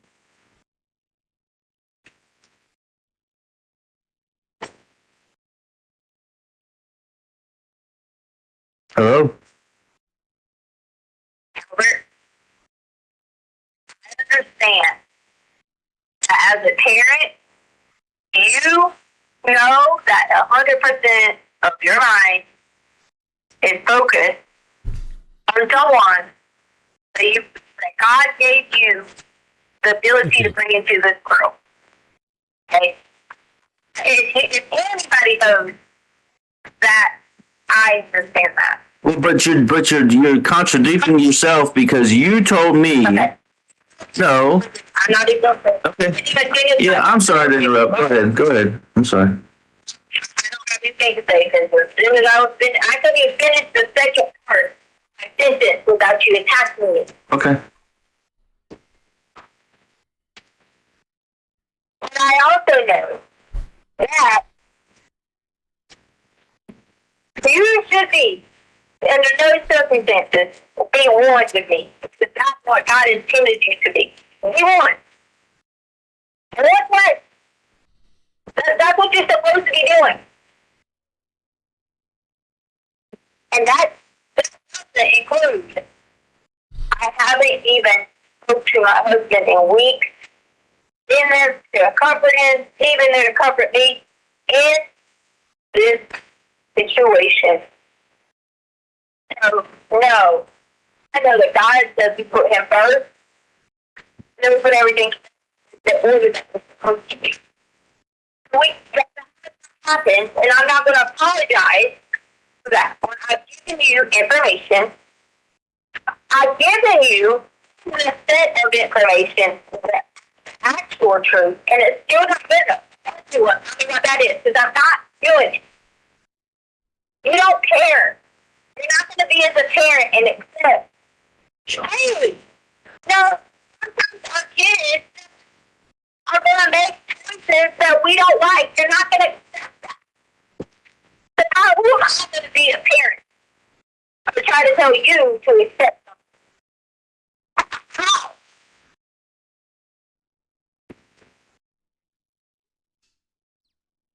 Because other than me trying to make up a story to keep someone else looking bad, to protect the child, then I'm still the bad person.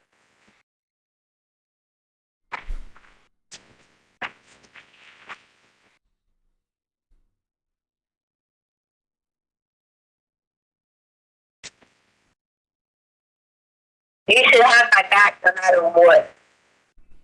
You should have my back to the point where we together were talking to these people and demanding a better answer, but you have not. I don't know what you do every day. I mean, I don't know. I don't even know where you're at. As far as I'm concerned, you may not even be here. I mean, it's on mine to 0 Texas.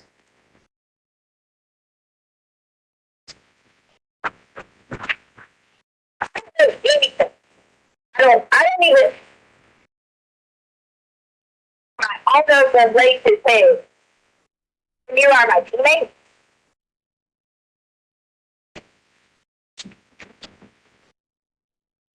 I know you're going to trust me. I'm not favoring from any of it.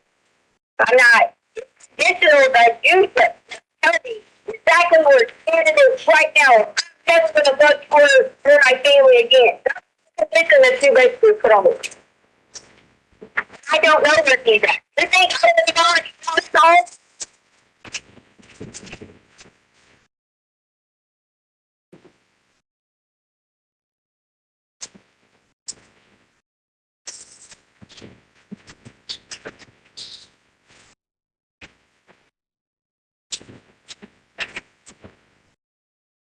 You have been married to me long enough to know that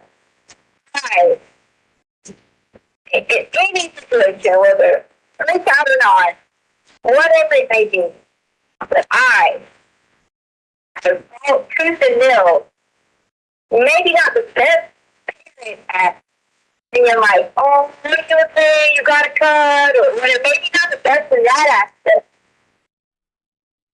But as far as protection, that should have been, you should have been seen before you get away. Congressman was telling us that, knowing anytime anybody messes, anyone in our family, who is that? Me. Who can fix that? Me.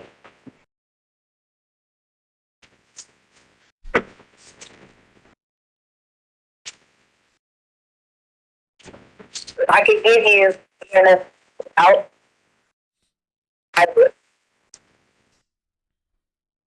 All right, can I talk now? Huh? Sure, thank you. All right, so I'm gonna. I know you don't want to hear this, but I'm gonna walk you back through where I'm at, and then I'm gonna let you know how I feel. Okay? All right.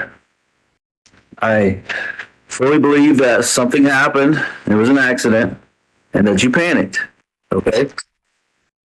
And that you keep putting somebody else into it, and as long as you do that, it just doesn't look good for you. And I'm trying to be by your side when I say that, okay?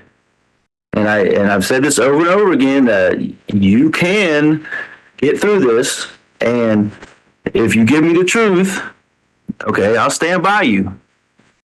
Okay, but here's where I'm at. Here's my feelings on it, okay? You just hear me out, please, okay? All right? I know that you did something. I know that you're responsible, okay? And I hope there was a good reason for it. But the problem is it's clear to me that I can't get it back through you, okay? I had serious hope that, we could stand by each other through this. But you know what? I'm past that point now. After all these lies, and you just admitted that you lied to me for a reason to prove a point, I don't have hope for us. And you know what I'm worried to death about? I'm going to have to testify eventually about this, and I don't know what I should say. I have no clue what to say about this, because now I'm put in the position of the truth or my wife. And I don't know what to say. I don't know what to say when I get called up there to testify eventually. You just start your conversation. True, please, I did something. I absolutely said that, and I want you to know what you think I should say when I get to have to testify, because I'm gonna get called up there. What? To testify in this situation. What is it? I don't know. I'm hoping it doesn't come down to murder. I haven't seen my son in 3 weeks, and nobody can find him. Okay? Or maybe it was an accident, and somebody just panicked. But I don't have it. I'm farther away from the truth than I was when I started talking to you after 2 weeks. You were the last one to see him, and I just don't know what I'm going to say when I have to sit on that stand and freaking cry in front of the world about my son. I don't know what the hell I'm going to say. Wow. Other than that, you freaking lied over and over and over and over, and then never told me any element of the truth. So what should I say? I mean, thank you, Lindsay.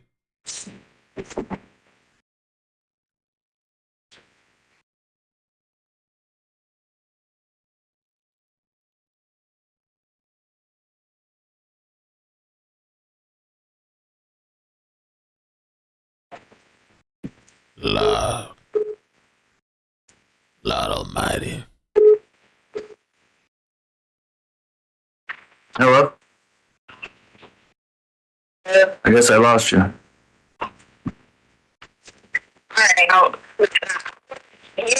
You're saying, so basically now you're saying someone's been proven, is what you're saying. No, I said that could be the worst case. I don't know for sure, because there's no body, there's no evidence, there's no nothing. I mean, what else do you want me to think in this case? Okay, you're the last one to see him. You're the last one to heard him talk. You're the last one anything of Gannon on this earth, to my knowledge, okay? No one else. I mean, what else what do you want me to say, teacher? What do you want me to think?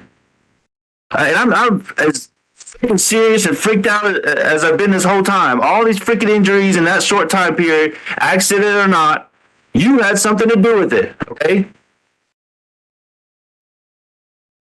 I mean, how else? All that put together, how else am I supposed to look at it? Just like you're always putting me on the stand and questioning me for stuff you think I do that adds up.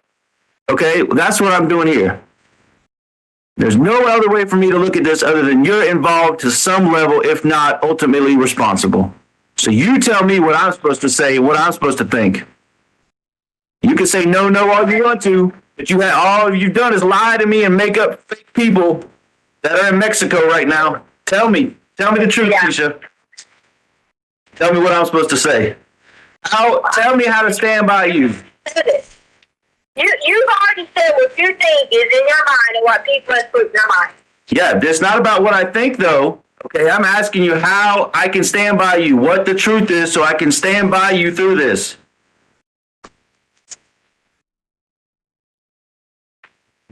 I'm just let you sit there and accuse yourself, because my own husband has just said I would murder someone. Listen to what you said. That's not what I said. Okay, you said that, not me. I said you're responsible. You're responsible to some degree. That's what I said. We're worried about you testifying, is what you said. Yeah, absolutely. Testifying for someone, is what you said. Because I gotta get up there. I'm gonna have to get up there on the stand and look you in the eye and tell them that you lied to me and told me 15 stories. And that when they ask me what I think, I'm gonna tell them I think you're responsible. I want to know what you think I should say. That's where I'm at right now. I told you that. If that's what you feel in your heart, then go with it. That's all I can do. No, that's not. I'm asking you to convince me. Tell me otherwise, Tisha. No. Convince me otherwise. I'm begging you. I'm on my knees begging you to prove me wrong again. Okay? Prove me wrong. Tell me right now. Prove me wrong. Give me what I need. Give me the facts of the matter that prove that you had nothing to do with this, or that was an accident and you freaked out, or something. I'm here theorizing all these different stories. Are you delusional that there's an accident and then you still think I just murdered someone over an accident? No, that's not what I said. If it was an accident, that explains it. You killed him, that explains it. I mean, it's pretty simple. Okay, it was an accident. Okay, an accident. I have nothing with the accident. I'm asking you a daggone question. Not like yelling at me. I said, if you just said that you was doing basically on the stand. It's what you told me. No. No, you said if they ask me what I think, that's speculation, okay? So you're telling me that you're going to speculate what you think happened. And you just told me there's no this, there's no evidence, there's no other. No, all right, you're right. Back off of that. What I will tell them is this. I will tell them this, that my wife had the opportunity to tell me the truth, but she chose to lie to me repeatedly, make up fake people, Uncle Matt, Eduardo, freaking Quincy Jones or whatever his name was in Mexico, okay? She told me all these stories to get me going in 17 different directions that I still don't know the truth, and that I know for a fact she was the last one to see him in our home.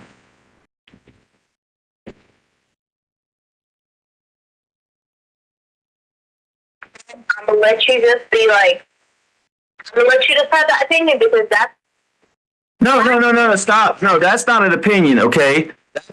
I stated all the facts, I dropped the mic, and I'm out, okay? Oh. That's what that is. I got nothing else to say about it other than you lied to me, and you're the last one to hear my little boy cry and little boy say I'm bleeding and to see him live and well. Oh my God, they edited that video. You're an idiot. The actors editing that made that video like that. Oh my God. Okay, then tell me something that's truth. You didn't deny it. You didn't deny. Okay, fine. I'm sorry I said that. Okay, maybe it is edited, but you didn't flip out when I said you're the last one to see him alive. Okay, you flipped out when I said he said that he was bleeding. So explain that to me, Tisha. As far as I know, he was alive. I'm not going to say any differently because I'm not going to be a parent. Okay, you still didn't answer the question. Now you're telling me your opinion. You told me not to give opinion. Now you're giving me opinion. Okay? I said you're the last one to see him alive and or in the house. Okay? Because you are. So now fill in the blank. No, that's not what I think. That's the truth. And you haven't denied that one time. You think that I'm not going to say anything because why would I say anything? Well, you freaking jump on me when I say he's in the video. He said he was bleeding. You said they edited that.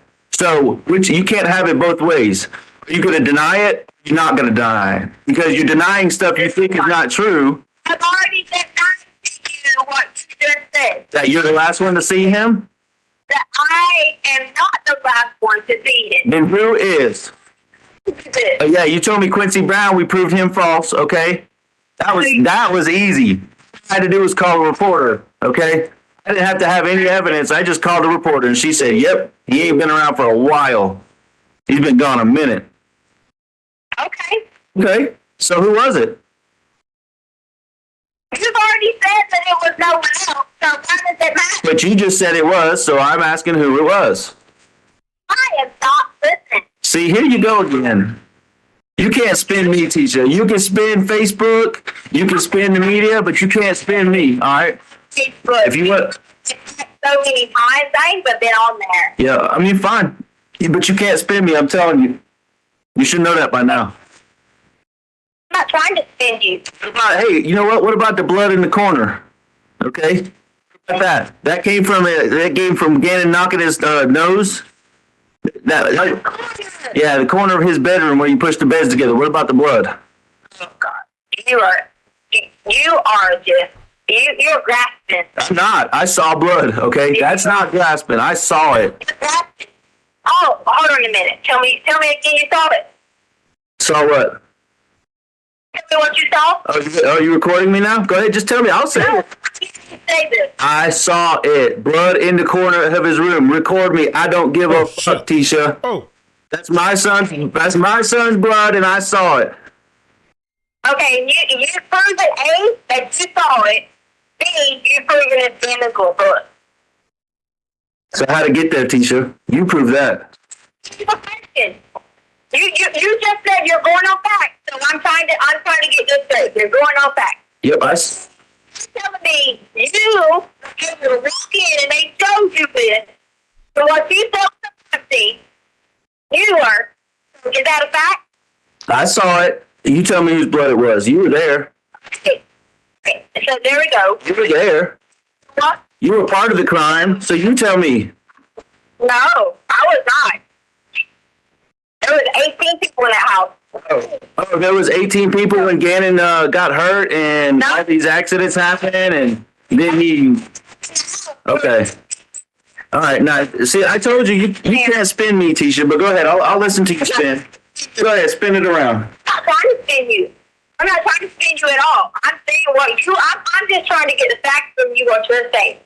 One, you told me that all you and whoever else had blood in the middle of a supposed crime. No, what you're doing. No, hold on. No, stop for a second. What you're doing is you're not focusing on the crime. You're focusing on all the people here helping to find Gannon. Okay, like that's gonna fly.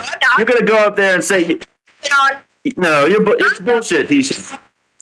They're gonna rip you guys this theory apart because it's a lie. Okay. You contaminated the crime scene, supposedly, is what you said. Okay, so whatever. That's what you said. But what you said was it was Gannon's blood. So I'm going based off the facts that you told me. You said I never said that. Yeah, you did. Yeah, you did. No, you said it was yours and Gannon's blood. Okay, that's what you said. That's exactly what you said. That's what you said. You was finding Gannon's blood on any concrete. You are lying. I never told you about any concrete Gannon's blood. You're lying. You said you saw it. That's going to be noted, okay? I'm writing down notes right now. You're lying. Tisha lies again. Tisha admitted at the beginning of the conversation she lied 15 times. As long as you and whoever else you had in this home were in the home in the middle of a supposed crime scene, they're going to rip y'all to shreds. Why would you even say that if it's not a crime scene? You told me it was an accident. So is it a crime or an accident? You said it was. You told me it was the scene of an accident. So is it an accident or a crime scene? Let me ask you this question then. Since you, okay, this was a supposed scene. I can't. Okay? This was a supposed crime scene.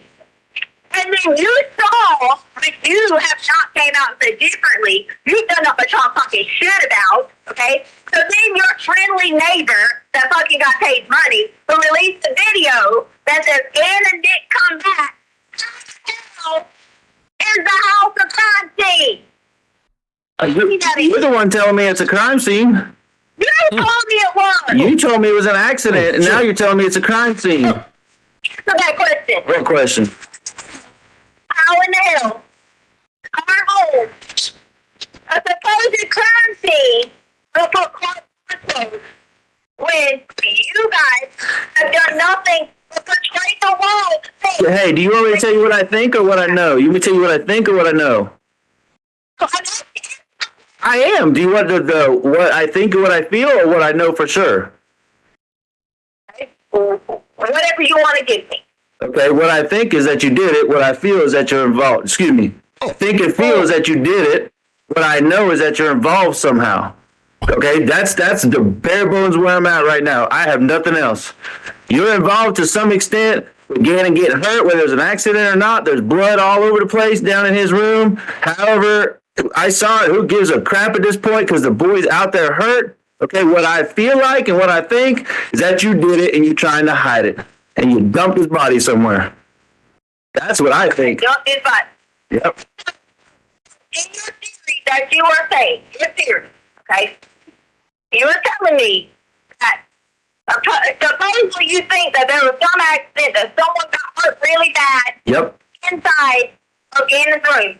Gannon walked outside to the car, okay? I didn't say you killed him in his room, okay? Why would, I mean, I already told you, and you told me I was stupid for saying this. I think an accident happened that you're involved with, and then I made the assessment, and everybody who saw the video online made the assessment. Gannon was walking kind of sluggish to the truck, and you told me I was a fucking idiot for saying that.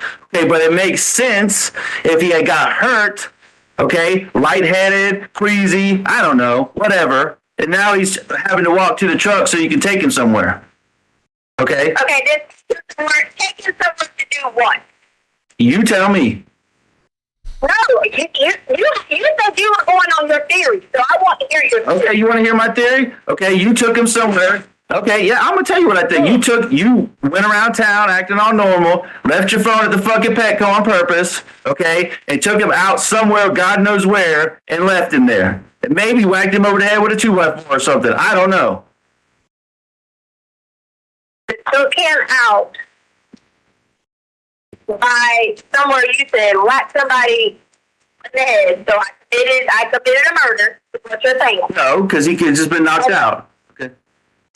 Because what? You could have knocked him out with a 2x4, not killed him. I mean, if he died, I guess that is murder. I don't know. You're the legal expert here. Oh. So actually, let's back up a second, because here's where I'm at. You're lying, okay? Are you lying to cover yourself? Are you lying to cover for Harley? Which one is it? Harley? Yeah, which one is it? It's already been proof, first of all, to have been at work during all y'all's episodes. So you're lying for yourself? I'm not lying for anyone. Okay. I'm not lying for a soul. But you have this whole time. The first thing you said this morning to me, one of the first things was, I've lied to you repeatedly. I've lied over and over and over again. And I had a point to do it. I had a reason. So what's your reason for lying now? I'm not lying. But you've been lying the whole time, so how do I know that? Everybody exactly what happened from the beginning. Yeah, but you just said they were all lies. You said all that was a lie. Now it's the truth. So like it, so therefore, just make up all your stories. Because now you got this theory of some 2x4. No, that's just okay. But see, you're still not telling the truth, because you said you told everybody from the beginning. The first story from the beginning was Gannon ran away. Okay, immediately proven false. Second story, you got raped in Gannon's room. Also proven false. So you've been lying from the beginning, not telling the truth, and you're still lying. So I mean, what's the next lie, Tisha? Yeah. I haven't lied. So now you're lying about saying you were lying? I mean, the beginning is what I'm talking about. You just are never going to believe it. I know he didn't run away. Why not just okay then? If that's what you think, you are entitled to what you think you know, and your opinion. You are entitled to that. You are. You think for a second that your own wife, your son, you actually need to get mental health. I probably will need to get some after this. You're right. My son's out there missing. My wife just admitted to me today that she's lied to me for 3 weeks now. Okay, and you did lie you lied to me from the beginning. All these stories you said you had a point. Okay, you still haven't told me what the point is. So now you're lying again. And we've narrowed it down to the other person. It's either you by yourself, you and Harley, or Harley had some involvement. Who are you lying for? Really? You're gonna try to really. Cancel. That's what you think. You think that that's what you're gonna do when somebody was at work. Look at you. So you're defending your 17-year-old, and all I'm trying to do is defend and find my 11-year-old. Please. You said that. You said you're defending yours. Oh, don't even start with me on that, because I begged you to let me adopt that child for 5 years, so you can shove that one up your ass right now, okay? You can go ahead and shove that one wherever you want to shove it. But you're just disrespecting me. Why don't you just respect me and tell me what happened to Gannon? He's a freaking 11-year-old child out there all by himself somewhere. He's with somebody that he don't need to be with, and you're the only one that has the truth. You. And you admittedly, yes, you did. You said you lied over and over and over again. With somebody you don't need to be with. You just said that, but then you told me that no one else was involved. So which one is it? You tell me. You keep. You. You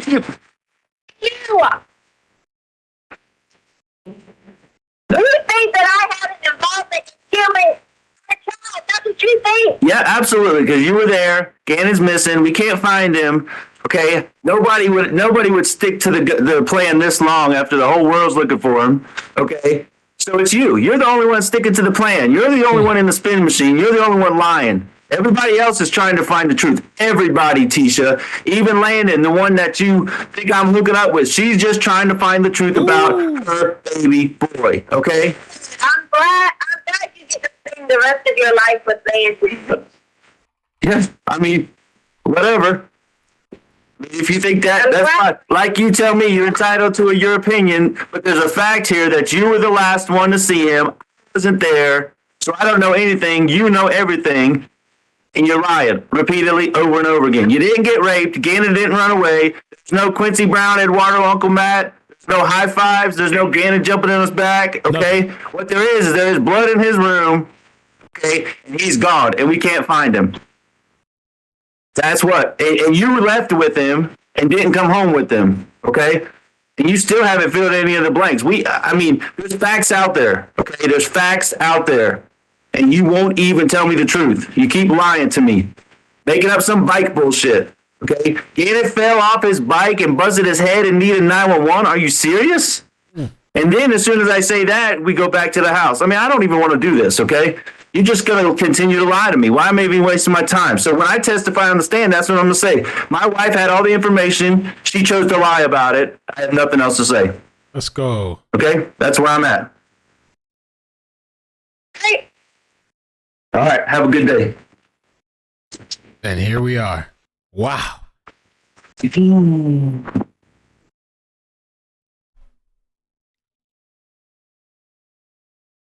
Yeah, we good for a break.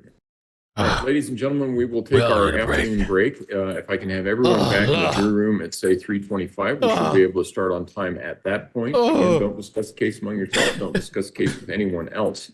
With that, all rise for the jury, please. I know how he do it, man. How that man do it. He even though it's planned and he knows, like, I mean, as far as like recording, he's trying to get information to find his son. But man, he did a really good job, because at some point, I know some conversations I've had. After a while, I mean, I'm gonna say some shit and click. I'm really nice, but like I can only take so much. Click. Let me curse you out. Click. The record should reflect the jury has left the courtroom. What's the plan for when we come back? Continuing with this, Judge, we still have 3 more phone calls potentially. Okay. All right. All right. Court will be in recess. Thank you. All right. I remember one time my daughter's mother, she was acting up. This was after we were broken up. Acting out on the phone. I forgot what it was. I just said, behave! Like just like I deepened my voice and shit. Behave! And it's like she almost choked or something. Like she never had somebody tell her that when she was growing up or something. Excuse me? You heard me. Shut up. Click. I mean, I didn't say shut up, but I probably hung up though. Wow, this is a while back. Damn, man. Tisha, oh my gosh. To listen to those conversations, let me test out this Stream Deck thing. Let me push the button. I want to push the button, man. Okay, I see you. All right. I'm going to set up some custom keys on here. So you can see. I'm going to set up some custom keys. Boom, boom. Oh, I got to fix that one. Hey, it's not working now. 1, 2. That's some B. Oh, I messed up in this. Okay, I got to fix it. I did something wrong. Okay. Let me get the super chats. Let's see.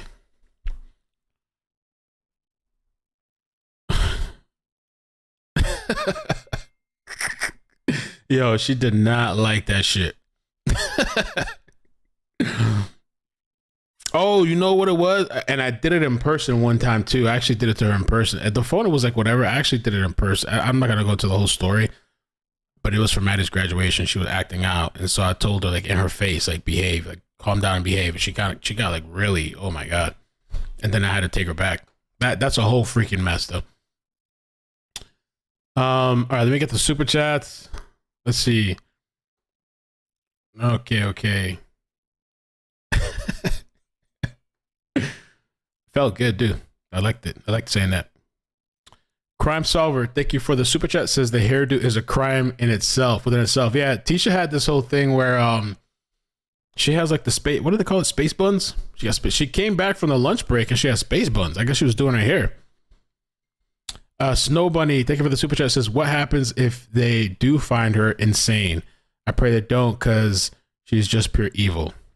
I don't know. I really don't think that's gonna happen, man. I mean, who knows? Who knows with these days and you know, all this mental health stuff going on. The day and age of mental health, where, you know, who knows? I don't know. It depends on the jury, but I think everybody's gonna see through this shit. I just don't see them like not being able to see through this nonsense.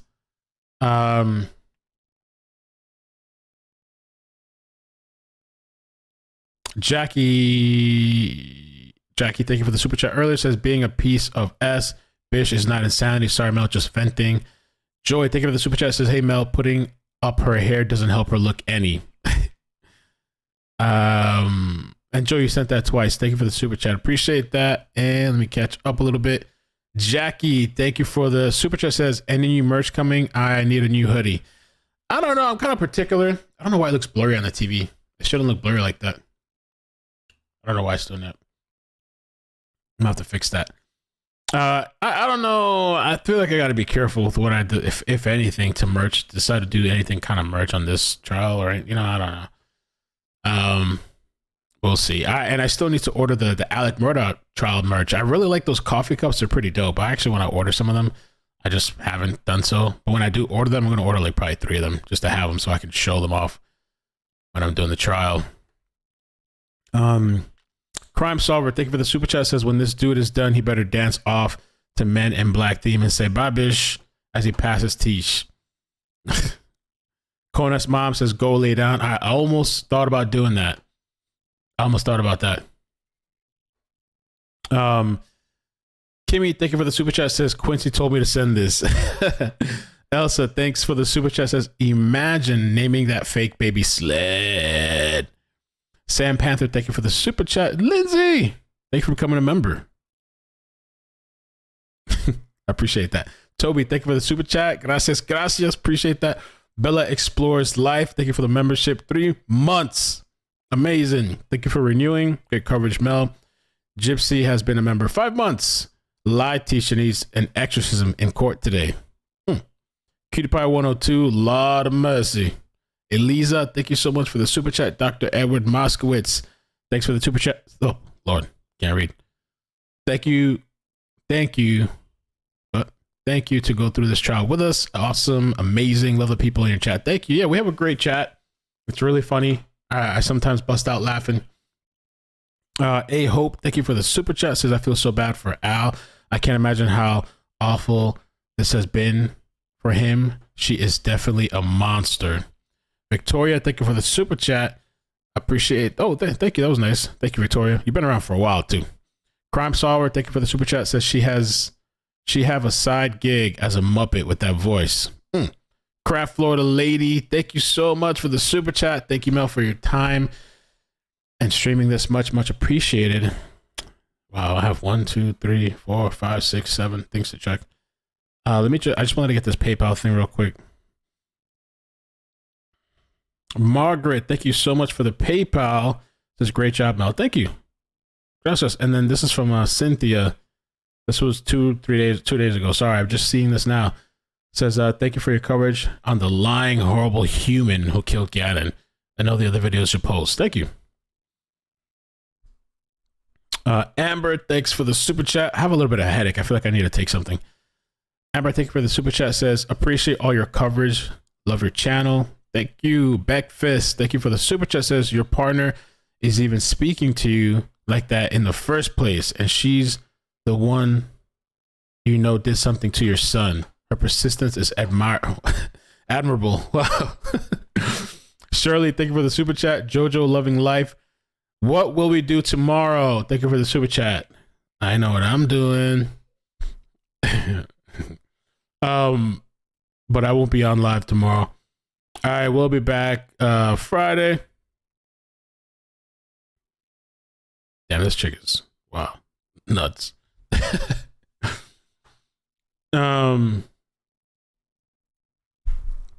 Yeah, we'll be back Friday, and Friday I'm gonna have probably a different background. I think temporarily. I got to set things up tonight.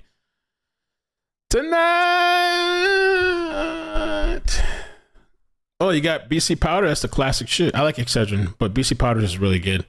Yo, if you guys could hit like, please too. Hit like. I'd appreciate that. It annoys me that it's blurry. I'm gonna have to like mess around with the stream settings. On the big screen, it's blurry. It's not supposed to do that. It's supposed to be gangster at all times, or 95% of the time. But yeah, please hit like. We got 3,000 likes. Please subscribe. Subscribe, please. If you guys could subscribe, I'm trying to get to 180,000, which apparently is going to take weeks. I thought it was moving fast, but when I start mentioning it, oh wait, we're climbing a little bit. 179, 821. When you start mentioning it, it starts to slow down to like a crawl, a snail. No, Rachel, you can't leave. Be safe, Mel, mods, and everyone. See you Friday. No, you gotta stay. It's not over yet, though, Rach. It's not over. Tisha is crazy. Every man should watch. Not even watch. They should put a compilation of the calls together, and just if you have a son or somebody growing up, when they get of age, have every man at some point should watch the shit so you know what to look for.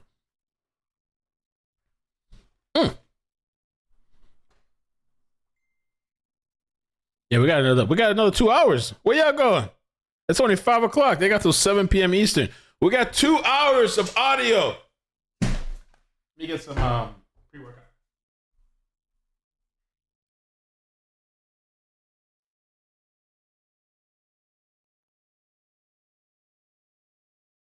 I wanna know why. Do you love me? I wanna know why. Take off your clothes. Take off your clothes.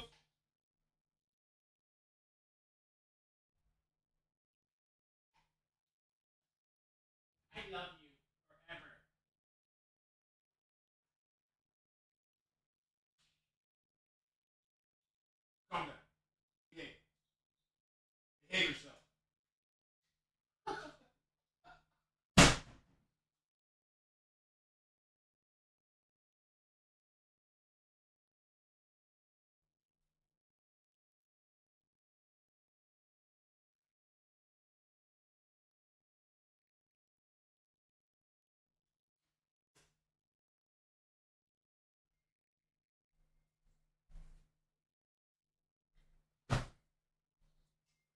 back. I took some Excedrin. Chrissy told me that somebody said the green lights, put on some green lights or something.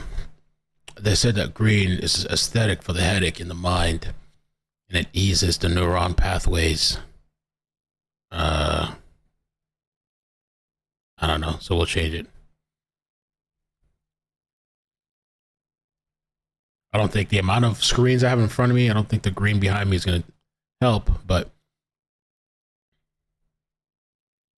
whoa. Yada yada. That's the one thing I would, that yada yada shit is kind of funny, yo.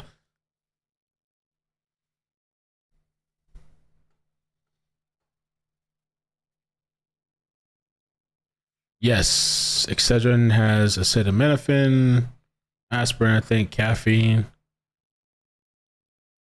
I don't know if it has ibuprofen.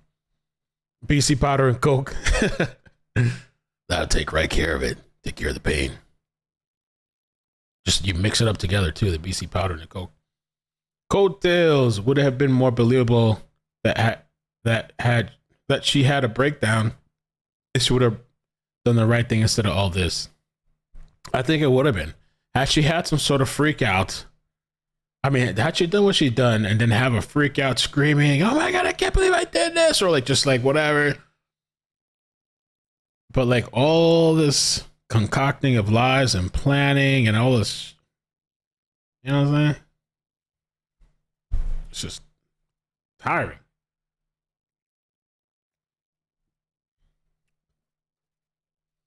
Why am I not crystal clear sharp? I should be crystal clear sharp.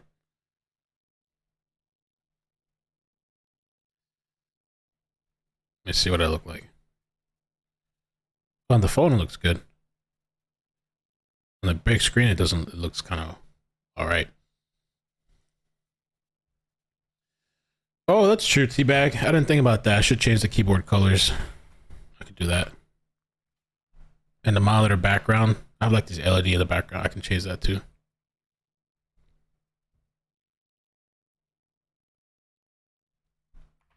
Green everything. Keyboard.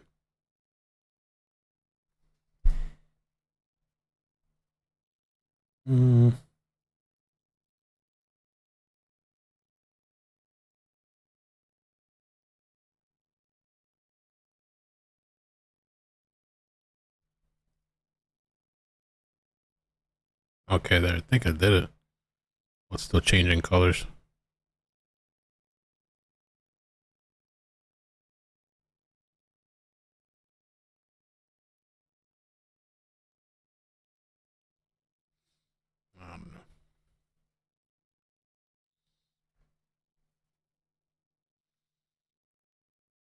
Tomorrow's 420. Oop. Oh, it is. Let me, I did have it blue. I just had the light blue this entire time. Well, not this entire time, but since yesterday. I just changed it green to like relieve my whatever. Let's see, the green stuff works.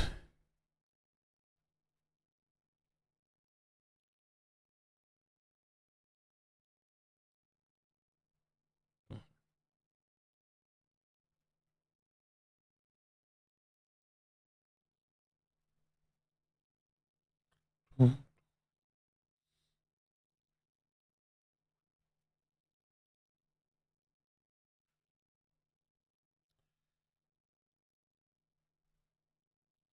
can't type anything correctly.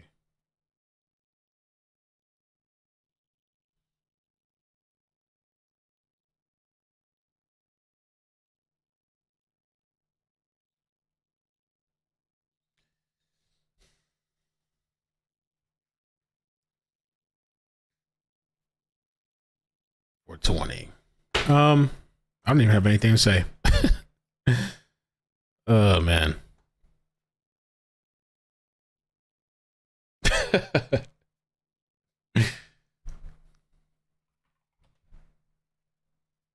Let's see what's going on Twitter.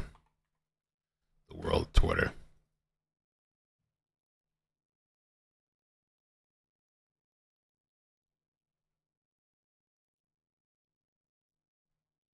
I missed a good chase.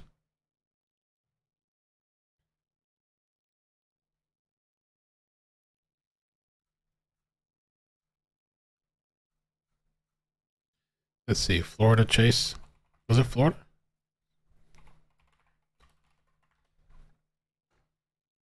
Two hours ago.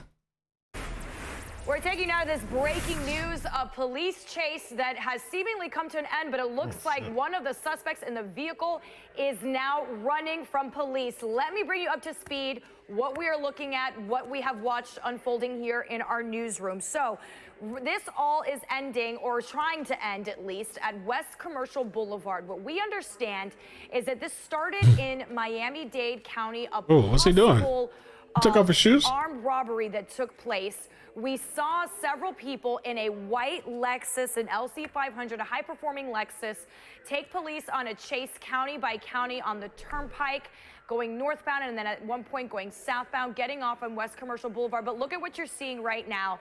One of those suspects in the vehicle He took off his pants? Oh, his pants is falling. Car, jumping into the water and now trying to escape. The people involved here doing everything they can to try and evade police. Now, we mentioned... Does he know they could see him? This chase started with those suspects. Oh, he's spitting out the water. You drank that shit? At one point, they got out of that car and ended up getting into a Tesla. Probably dirty water, I don't know. And tried to get away from police. That didn't happen. When police Wrong with cornered them, they got out of the car and are now trying to run from police. So this is just off of West Commercial Boulevard, and it looks like at least one of them is running through a neighborhood. Oh, not the duck. Though. Leave so that duck at least alone. One of them, as we're keeping an eye here from Sky Oh my 10, God. is running through this. He's running with the duck. Trying to get away from police. We can also let you know that while we've been monitoring this in the newsroom, No pants. we did see at one point Jesus. one of the suspects with a weapon. So this Looks has like been Mel. quite a scene that is unfolding here right now in Broward County, but we do understand Well, I was in the this lunch break. started in Miami-Dade County.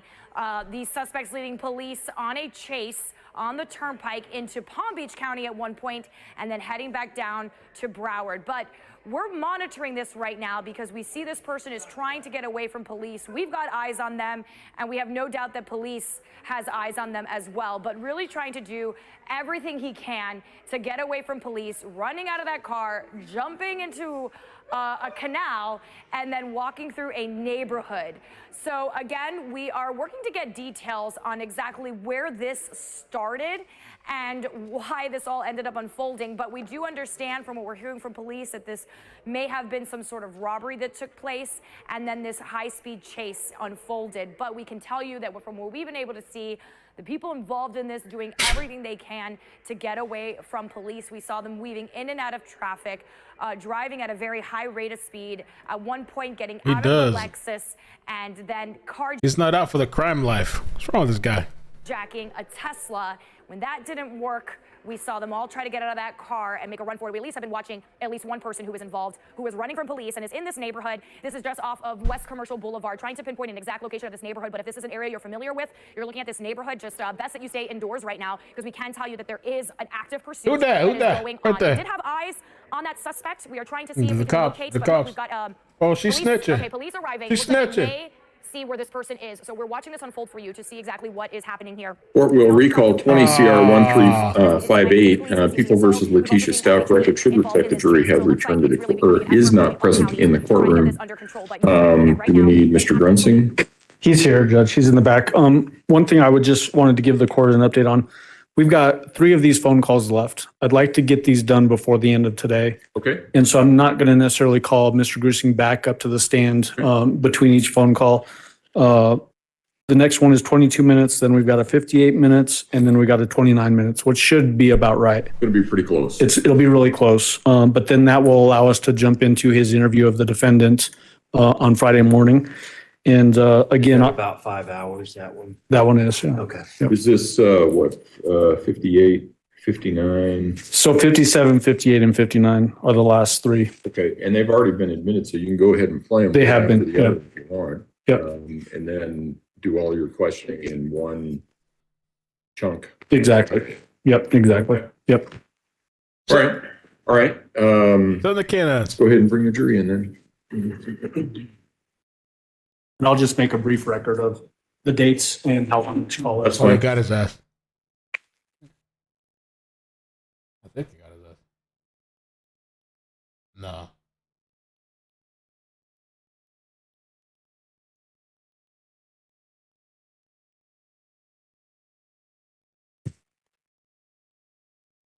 In the garage? I think if Shane knew about 31,000, he would. I think it would. That's such a Yeah, let's keep that. Yes, it is. Let's keep that between us. Oh, who killed that? take it anymore. Maybe he's one of them. Yes, Is that the same guy? Not That's the Kate. same guy. For sure. I don't know about shit.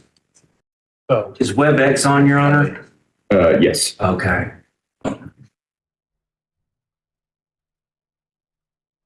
I was wondering if he was going to come in wearing a Hawaiian flower shirt today under his robe.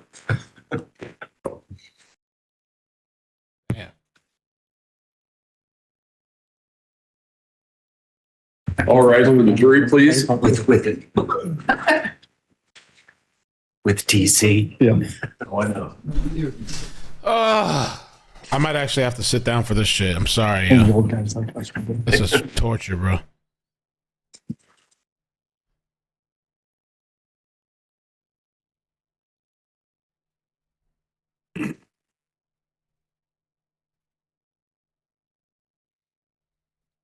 Thank you. May all be seated. Court will recall 20 CR 1358 versus Letecia Stauch. Record should reflect the jury has returned to the courtroom. Mr. Allen. Thank you, Your Honor. Good news is we have more phone calls to listen to. Bad news is only 3 left. Okay. So at this particular point, Judge, we'd like to publish People's Exhibit 57, Right. which is a recorded phone call February 17, 2020 at 2:24 p.m., previously admitted during Al Stauch's testimony. All right. And can we let the jury know how long that one is? It is 22 minutes and 18 seconds. 45 minutes. 2 hours.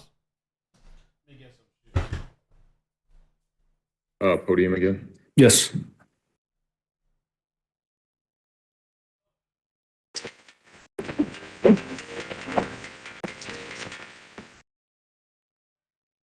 Hello?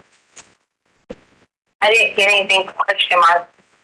Oh, I said, did you want to talk about, like, did you set up an appointment for this? How much is it going to cost? No, here's my approach on it. My approach is, if you don't, in my opinion, and this is how I want it to be, so there's no, like, question or anything. If you don't control the aspect of it as far as validity, checking out, but like, I feel like you will try to take it and say that it's not what you do, or I want the proof 100% to you. Because I know you're hurt, I know you're upset, but those things are not true, what you said. They're just not true.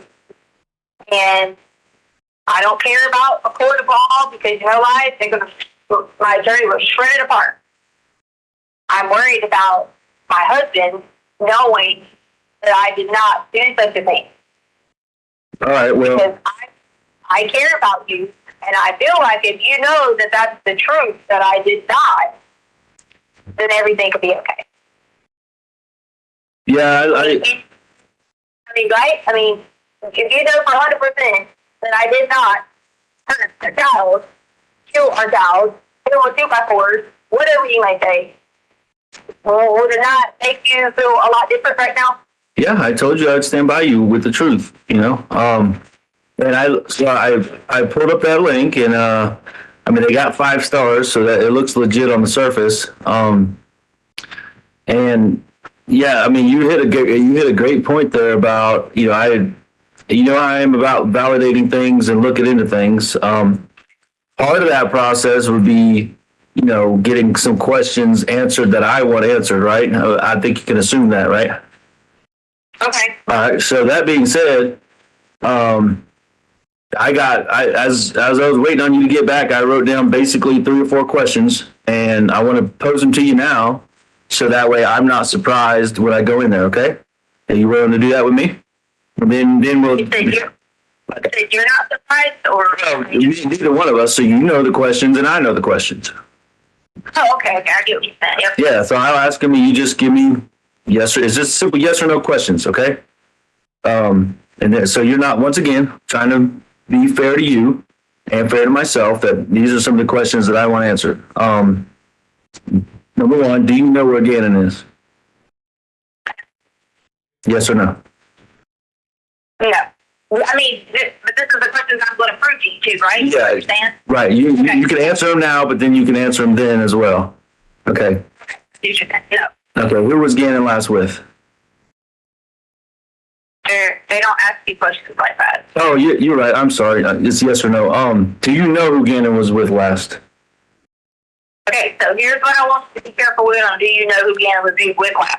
Because, okay, let me explain. Yeah, go ahead. I'm sorry. Go ahead. You cool. More specific approach in that, because you need to say, do you know a description or have a picture in your mind of who Gannon was with last? Okay. Something of that. All right. How about it this way? Were you the last person Gannon was with? Okay. Well, that leads into To ask the question of someone else. right. Yeah, I know. And I'm not going to probably be the one phrasing the questions. I'm just telling you questions that I want answered. So you answered the question was, were you the last person Gannon was with? And you said no. Okay. And I'll leave it at that. I'm not going to go take that down a rabbit trail. Okay. Did you accidentally hurt Gannon? No. Did you murder Gannon? No. Okay. Well, so, I mean, that's kind of, it's just some of the questions I'm going to want answered. So when are you going to be able to do this? I want to get this done as soon as possible. I'm ready to do it tomorrow. I think because of the publicity of this case, they'll squeeze you in and make an appointment for you tomorrow. If we go up there and, call them and say, hey, listen, this is the Gannon Stauch case. We need a polygraph ASAP. Let's do it. I don't know. When's the earliest you can do it? I'll just take money out of the bank account and I'll pay for it. So can you get me a just like 2 or 3 times or days and times that they have available? Send them to me and I'll give you exactly which one will work best. Nope. Tisha, this is talking. I don't have a way around. okay. I'm going to help people out so that I can have food and a place to stay. Okay.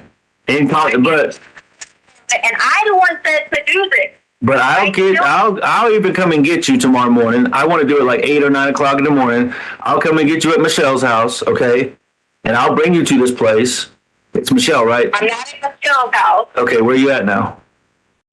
I'm staying with random people that reached out online, people that are following the case. Okay, well, send me your location through your phone, or send me an address or a 10-digit grid coordinate from Google Earth. I got the time, and you're telling me you're going to pick me up? Yeah, because I guarantee you they will squeeze you in tomorrow. Because this will be another star in their cap, a feather in their cap.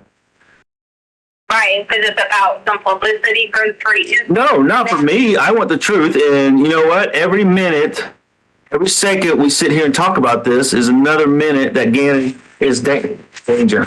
I told you I would do this, and gave things to the person.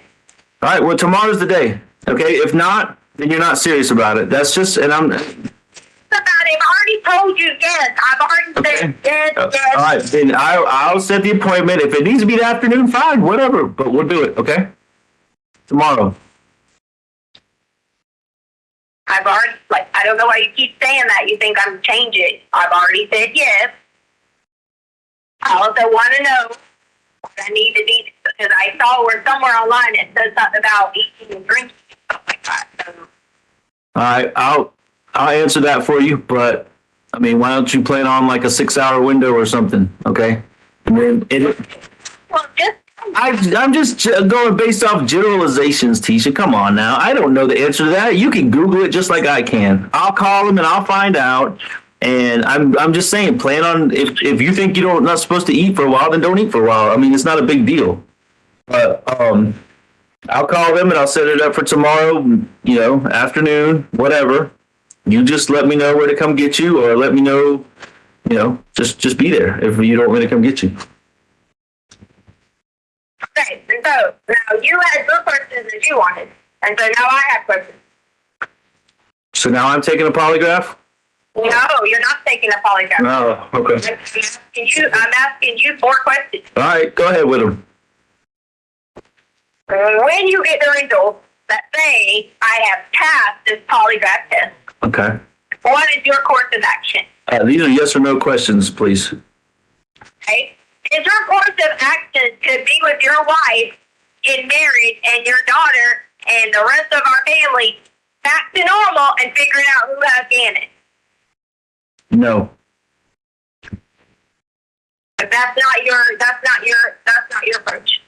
You said once you answer some polygraph questions, once we find Gannon, okay. That's not what I said. No. Okay. All right. No, I didn't. All right. Yes or no questions. I didn't do this to you. I took your yes or no questions. Once the polygraph test comes back and shows you that I am telling the truth to the questions, that I had nothing to do with Gannon in any kind of way, being hurt, murdered, taken, whatever, are you going to be with your wife? Nope.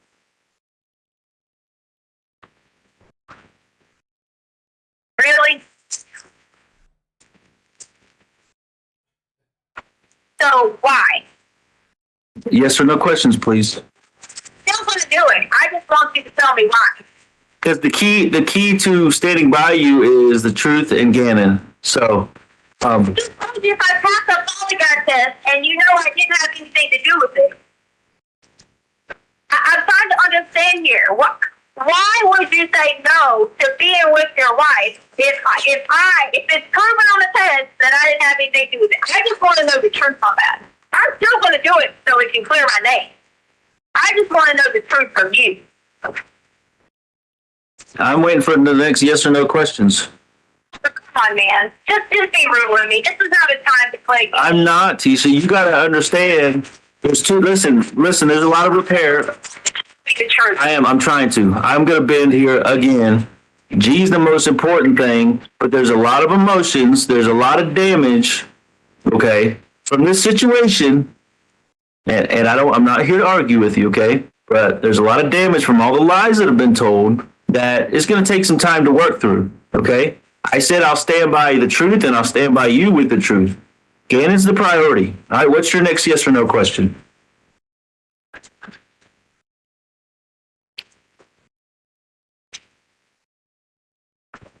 Do you have any intention of being back with your wife and family? No.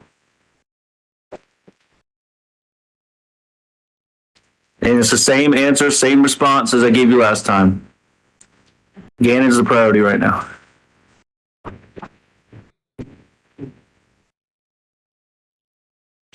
All right, here's what we're going to do. I respected you and answered you. No. Yeah, hold on. I respected you. I didn't put you through the Inquisition. I gave you 4 yes or no questions, and I left it at that. You're not respecting me in that way. So I'm going to go back to question 2. You said you were not the last person Gannon was with, so who was? Okay. I answered your questions. Inquisition question. No, you got 2 or 3. You said yes. All right. Okay. Well, see, this is why I don't believe you. I'm going to be straight up with you. I want to do this polygraph thing. I'm willing to do it, and we're going to take it at face value. But you're not respecting me. We're expecting respect in return. You're expecting to play by the rules. You're not playing by the rules. Your wife? No, I said there's damage. The truth? I said there's damage and we got to repair it. That's all I said. I haven't said anything about anybody to anyone in the media, social media, nothing. And if you got something else, then it's false. So. Okay, the next question. Have you filed for divorce? Nope. Let's see, here you go again, not playing by the rules. You said yes or no. That's what I said. Yeah, but you got to put me through the Inquisition, but you're not answering my question. Who was the last person Gannon was with if it wasn't you? Because these are going to be the questions you're going to have to answer. I mean, I'm just going to be straight up with you, whether you answer them to me or not. Yeah. Well, Mr. Hotshot Baez will. Okay. If you don't. So, I mean, we might as well do this peacefully between me and you and figure out where Gannon's at. I've already agreed to this. If I'm agreeing to do this, then I am going to pass it. Still pass it. And I have no idea where Gannon's at. Why are you still being adamant that you? That's my point. I said it for you controlling me because you'll still swear up and down. No, but listen. No, but I this is pre-polygraph. Polygraph, I won't even be in the room. Probably not even in the building. I'll be somewhere else, so you're not under any pressure. Okay, that's how those things go. It's all you and the guy asking the questions. That's you won't even be there either because they interview me myself. Right, that's what I'm saying. I won't be there. Okay, I'll pick you up, take you, drop you off, pay for it, but then I'll bounce. Okay, but you need to answer me this: as your husband and as the father of the missing child. You had no intentions of being my husband. But I still am I not? Okay. Point is, who was the last person that had Gannon? You said you weren't, so who was?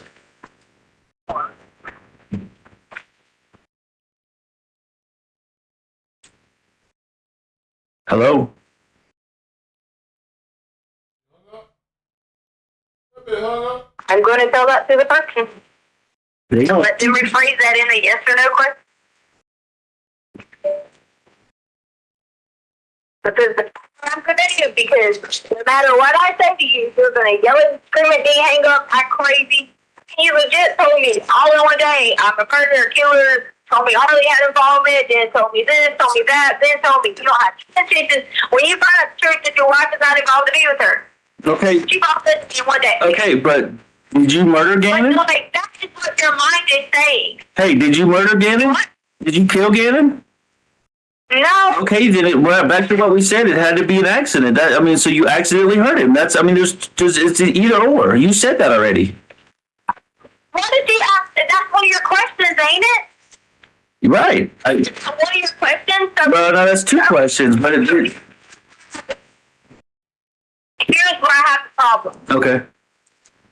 I will pass it, and then you're going to come back to square one and still accuse me. Because you're going to say this damage and all this, you're going to accuse me of somehow still being involved. That's what you're going to do. Because right now, you can't accept. You had the nerve to say to me, I am not going to be my wife and family at all. Hardly. If Gannon showed up on the doorstep today, you still going to say that to me.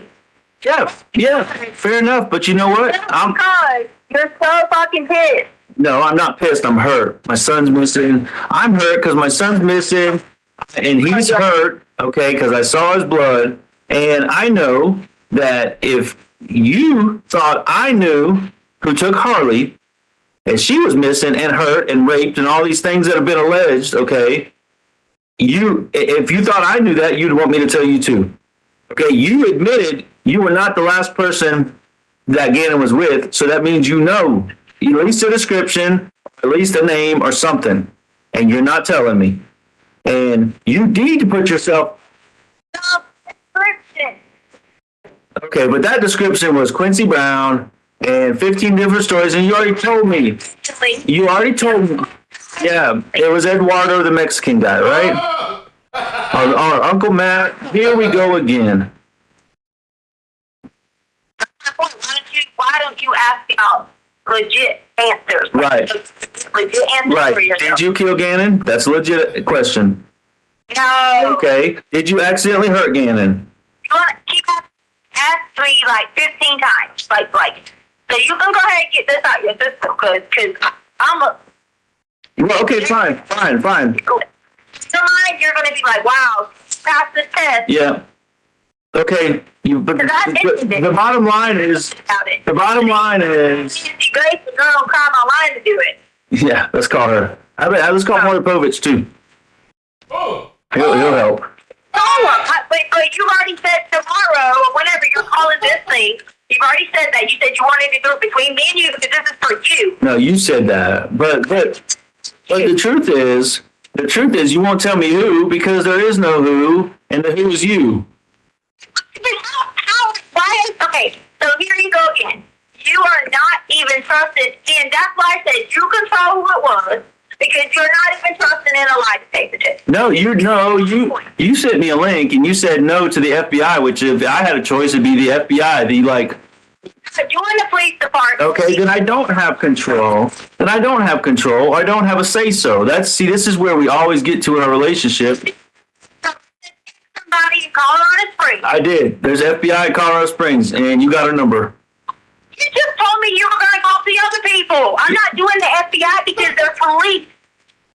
I'm doing a license. Okay, so listen. No.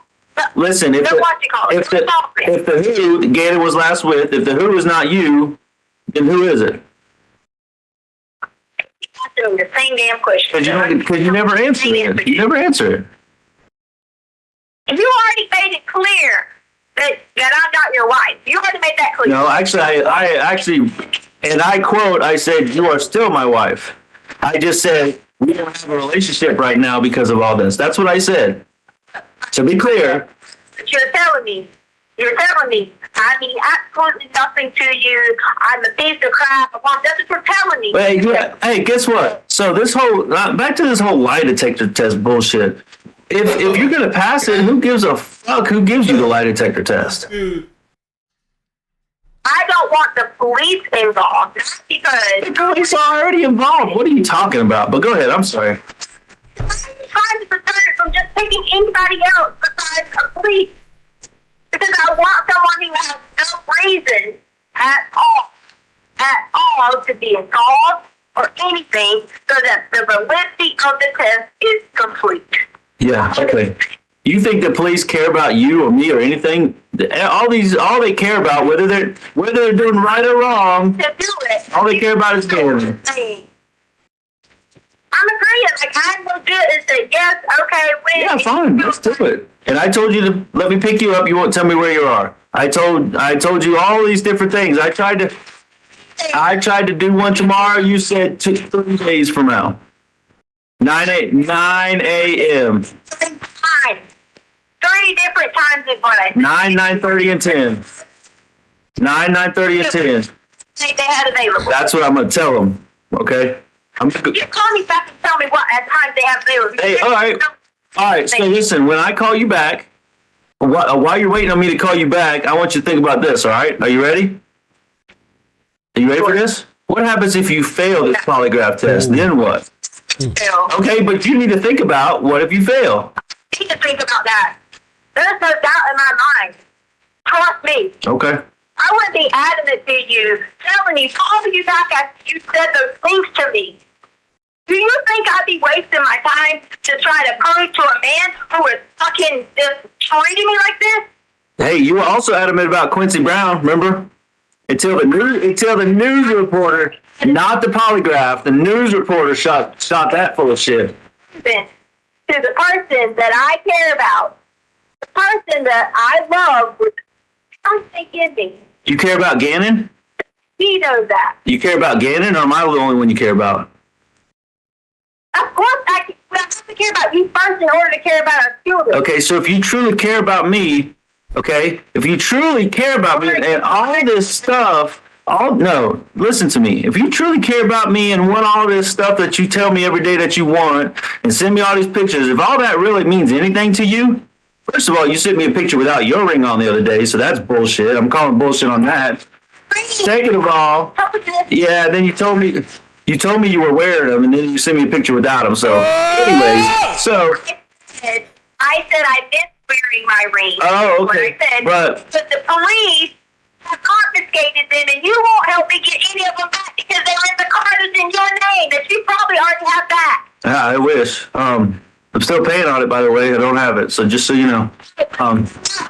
Totally glad to pay on it, her car. And not have it? Right, okay. Well, she lied about Anyways, everything. if you really cared about me, if you really cared about, let's cut this shit off because this is ridiculous. If you really cared about me, you would have lied to me 15 times and you wouldn't be lying to me now. Okay? And that's it. Okay, that's good.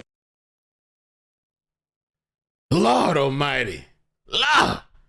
I had to get back up, man. This is too. Your Honor, the next one is People's Exhibit 58, which is February 19th, 2020 at 12:11 p.m. This was previously admitted during Al Stauch's testimony, and it's 58 chick minutes. talking about the 41 rings and seconds. shit. She sent a picture without the rings. No, I said I said I missed them. Oh, okay. Oh. Yeah.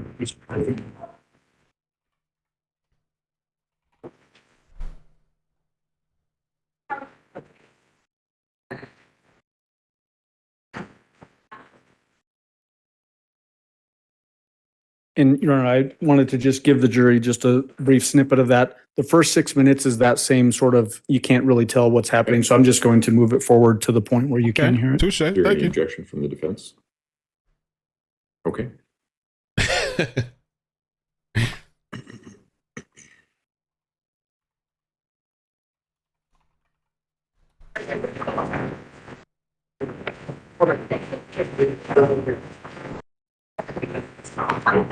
That might be what I'm saying. But then he reworded it to know personally because, like, basically it was just saying, you know, if I know someone personally, then that means I'm public information.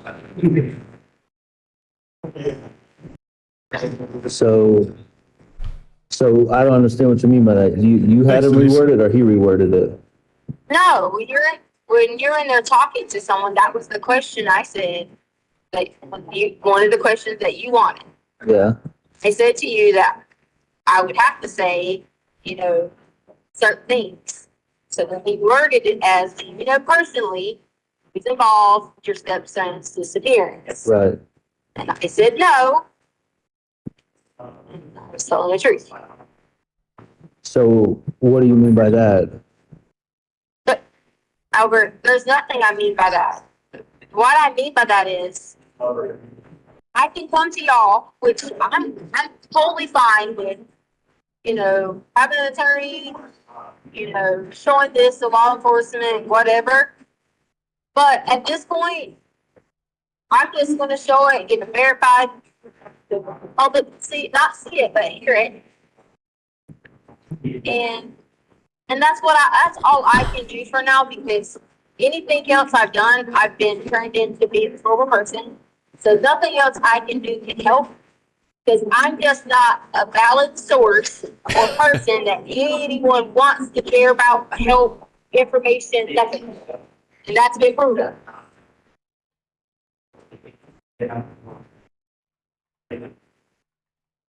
What do you mean by that's been proven? I thought you gave them information that they're using in the search. Hey, I did. However, So that makes you be valid if you gave them information and they're using it. Yeah, sure.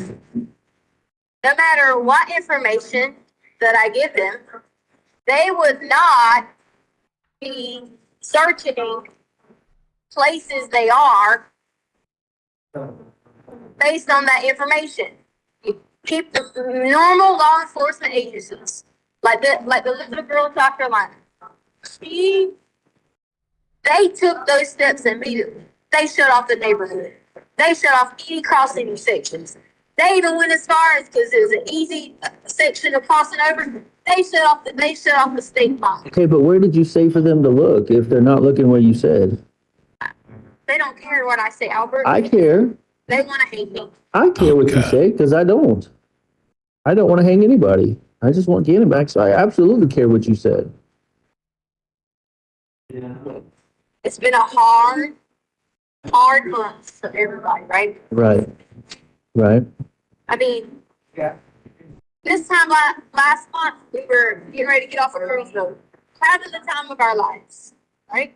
Right, but yes, and Tisha, I know that. We were on a cruise and we had a good time, but that you totally skipped past my question. Like, what did you say? Where did you say for them to look? They didn't ask me anywhere specific to look. I'm telling you that the law enforcement in South Carolina took those approaches based on what was told to them. But what did you tell them? You're telling me what they didn't do. Tell me what you did. I don't care about them. I already told them for witness statement. I'm not going to go through this again with you. You're not going to tell me, the father of the child. I already knew, and it wasn't good enough for you. No, I did not know. You've never told me. Oh my God. No. You told me nobody else was involved. You told me I was making up stuff. So I'm not going down that route. No, I'm not. I'm talking about any of that. None of that matters. The other person, none of that stuff matters right now. I want to know where you told them to look that they're not looking. I never said I told them to look where they're not looking. But you said, yes, you did. You said you gave them information that they're not using. Albert, based upon my statement, they would have took the same methods that the police department took in South Carolina in that situation. They would have immediately stepped in and shut off everyone. They went on a witch hunt for one person, and look where we're at. We're at Wednesday, February 19th. Wednesday, February 19th. You're telling me, yes, it's 23 days now. You're right. It's 23 days.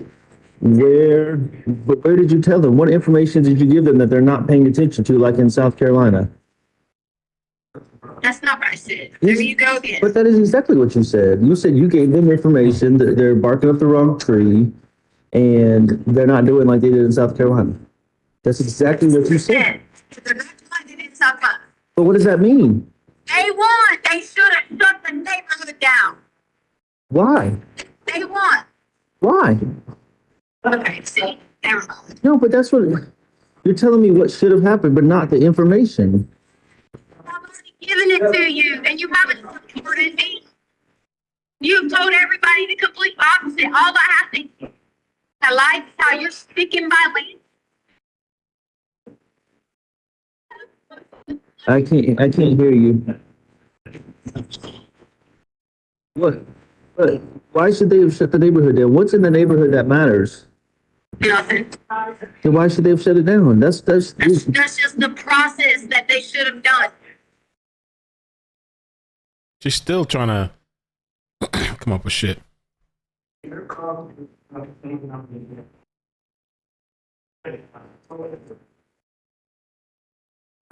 What about all this stuff they keep finding and asking me about is from the house? What stuff? Like just all this random bullshit. I mean, I don't know. I mean, you keep saying the same thing. You keep saying random bullshit, but you won't tell me. yeah, but you know what? Ask me a question, I'll tell you if I know what it is. How do I know somebody's not taping you right now?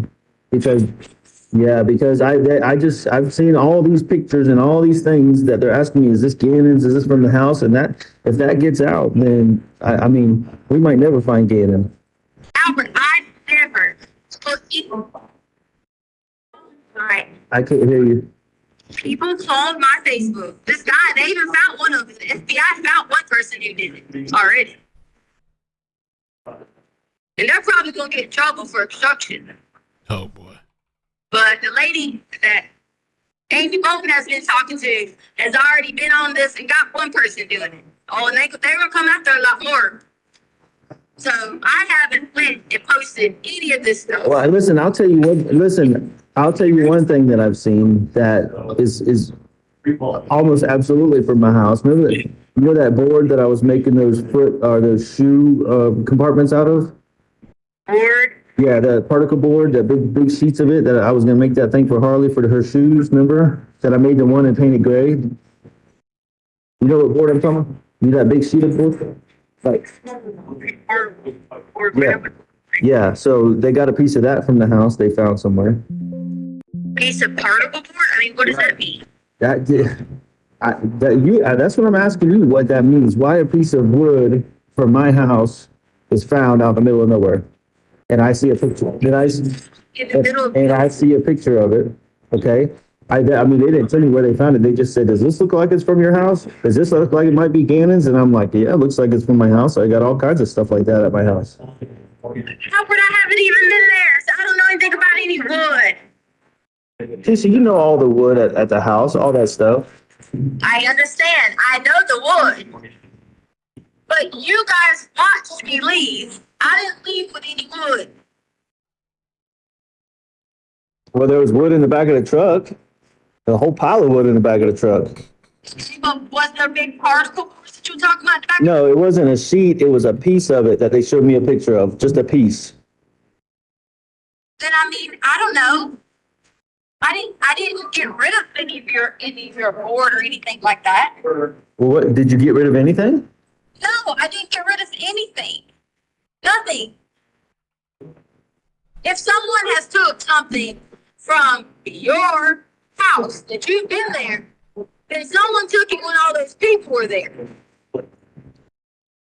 I haven't even been there and touched board, nothing. So, okay, if you didn't take anything like that, board, wood, anything, and get rid of it in that area, why were you in that area? In what area? The area where the truck was seen at, the area where they're searching. I'm guessing, I'm assuming this picture that he showed me came from that area. That they're searching? Right, the area you talked about, that bike accident or whatever, that area that you went to, and you told me you went to, and you also told me you told them you went to. You gotta say the names of the areas. Are you talking about County Line Road? Yes, County Line Road and wherever they're searching at. I don't know the exact areas. County Line Road. Yes, why were you there? What purpose did you have to go to Petco and then to go to County Line Road and then back to Petco? Because I was gonna go. Gannon was asking about the castles. Because remember the time we went riding and there was castles and his grandma who had just left was talking about the castles? Castles? Remember that, like, we took the back road, but she was with us one time, and it was like these old little castles. No, my mom was never with us when we did that. Well, Never. you said something about grandma would like these or something like that. Okay, all right. Okay, so that's what we were talking about. I said I was taking the back road because you could take that road and drop off. Because if you go back and look at the traffic cameras, 25 was pretty busy.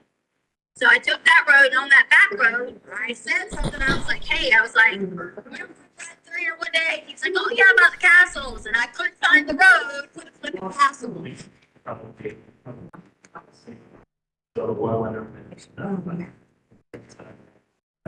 Okay, I mean, so you went to look at castles, then what?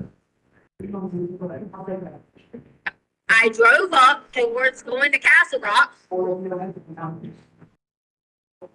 Like that back road, I think it turns into like, I don't know, what is that road, 105 or something. And I couldn't figure out how to get back to 25 from there, which wasted a lot of my time.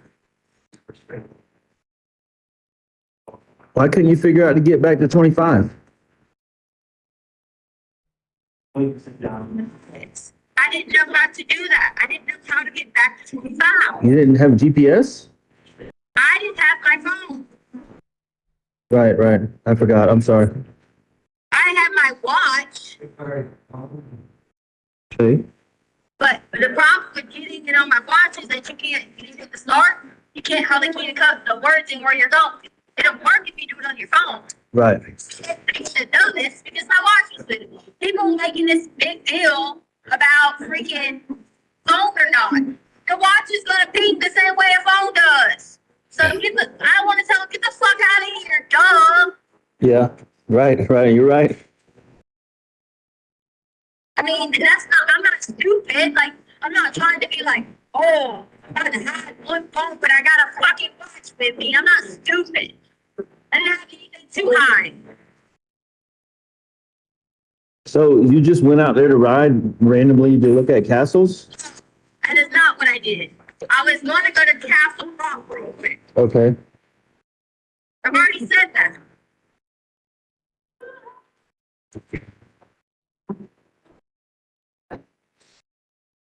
So if anybody put any kind of boards or something out there, whatever the hell it was,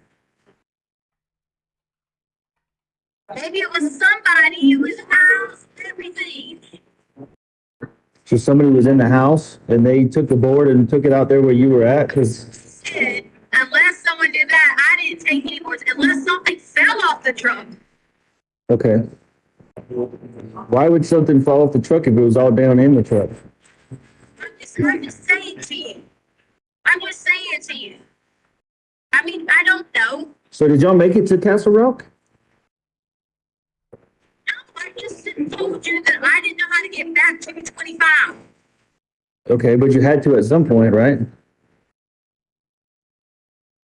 Some point I did. Yeah, I don't remember when because it's been freaking how many weeks. Right. Okay, so no, hold on. One more question. True. Hers, yeah, you're not gonna do No, I mean, you're right. I'm not. I just want to know where Gannon got out the truck. Because, where did he get out the truck? yeah, it was not at the house, so don't say that. So where did he get out the truck?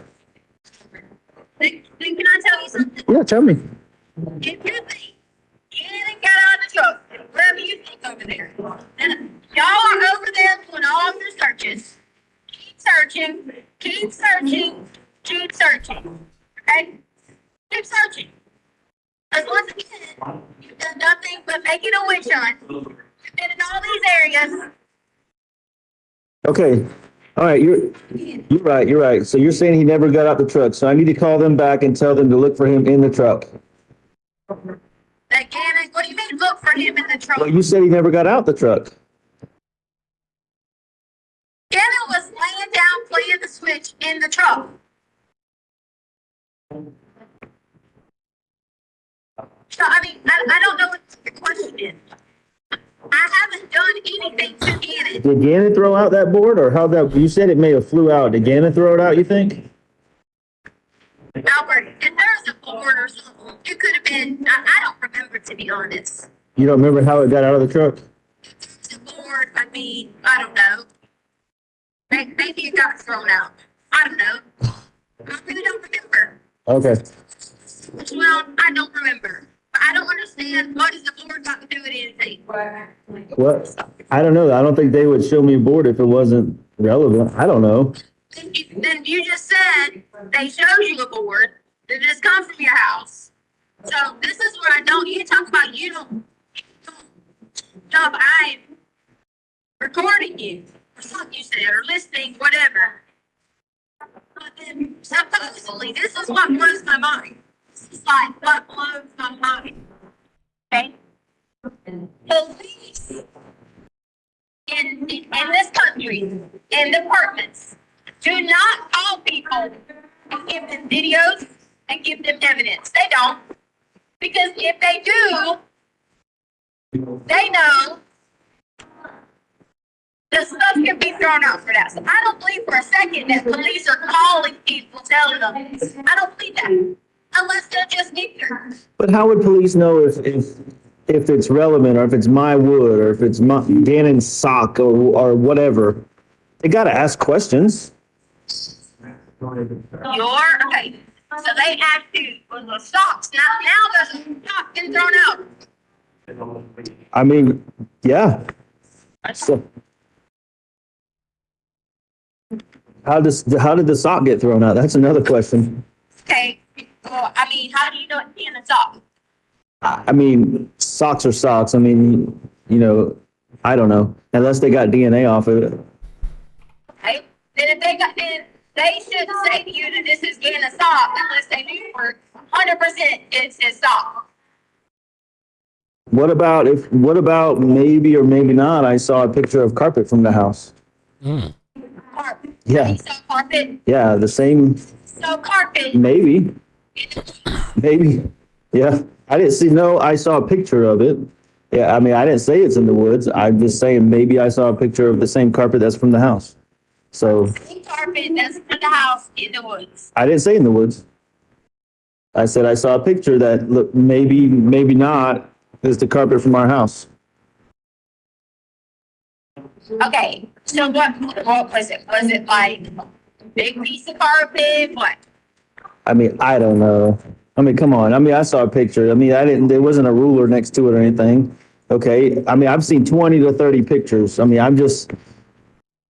maybe even more. I just remember, I remember a board. I feel like I may have seen it, but the carpet's been all over the story anyway. So, I mean, I could be put, like you said, what? Do you talk about the carpet piece that was taken out of the garage? Is that the carpet you're talking about? I don't know. That's the only carpet that would have been taken out the garage again and got blood on from his foot.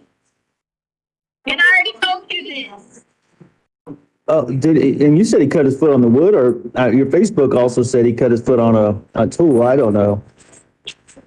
I don't know if it was a tool or what. He was looking, you're looking for that daggone thing that you have. What thing? The thing that has the little holes in it or whatever, and you can like slice stuff. You were looking for something to slice stuff? What do you mean by that? Cut the wood with stuff. Cut the wood with stuff with something that has holes in it. You come. Is that what? Like bridges. Bridges. Like to make the wood smooth?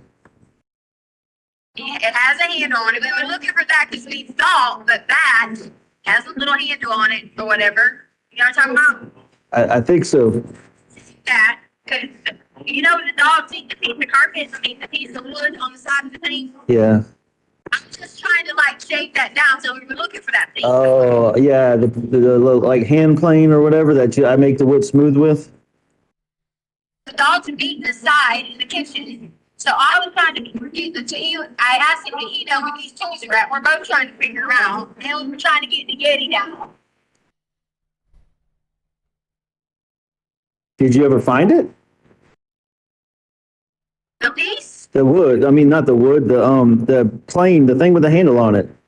No. But I thought you just said that's what he cut his foot on.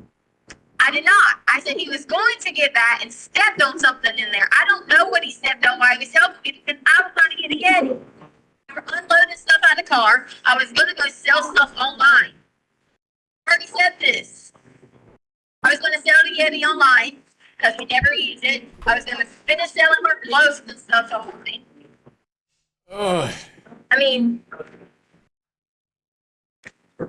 Did you? So, are you going to send me the results of this, Polly, or not? I'm not going to send them to anyone. I would like to meet you to let you see them. You'll meet me to let me see them? I would gladly let you go till when I have this thing with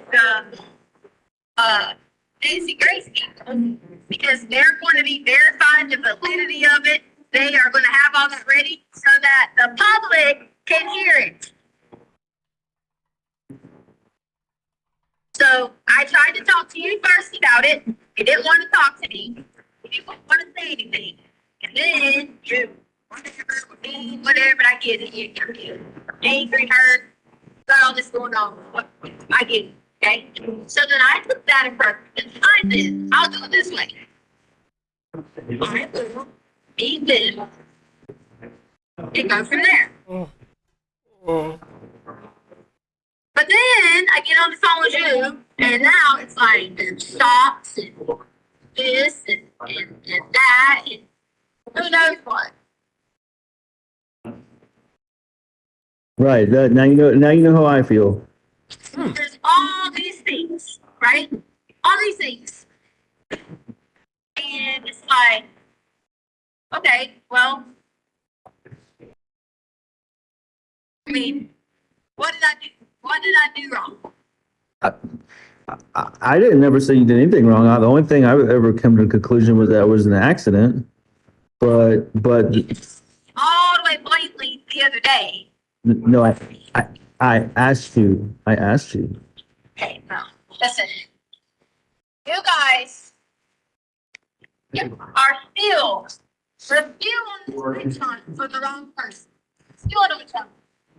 And they're not going to find me putting it somewhere for what you guys think. Whoever's listening, you're not going to find that because I didn't do that. Well, what did you do?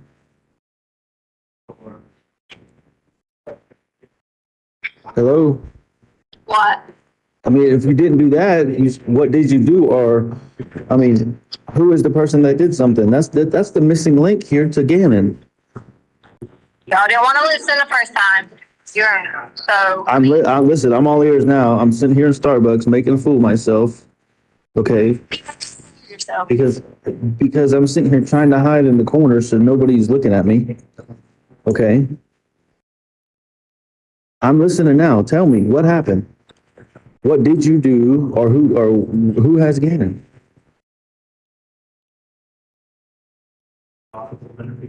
I mean, if you love me like you say, you'll help me stop having to look at all these pictures and hear all the stories and watch the news every night. Okay, that's love. Love is also when I tell you that you listen instead of just being like, "Oh yeah, that really happened." Okay, I'm listening right now. No. You got my attention right now. You might not. Start cursing me out. No, I won't. Not in Starbucks. I'm not doing this. 95%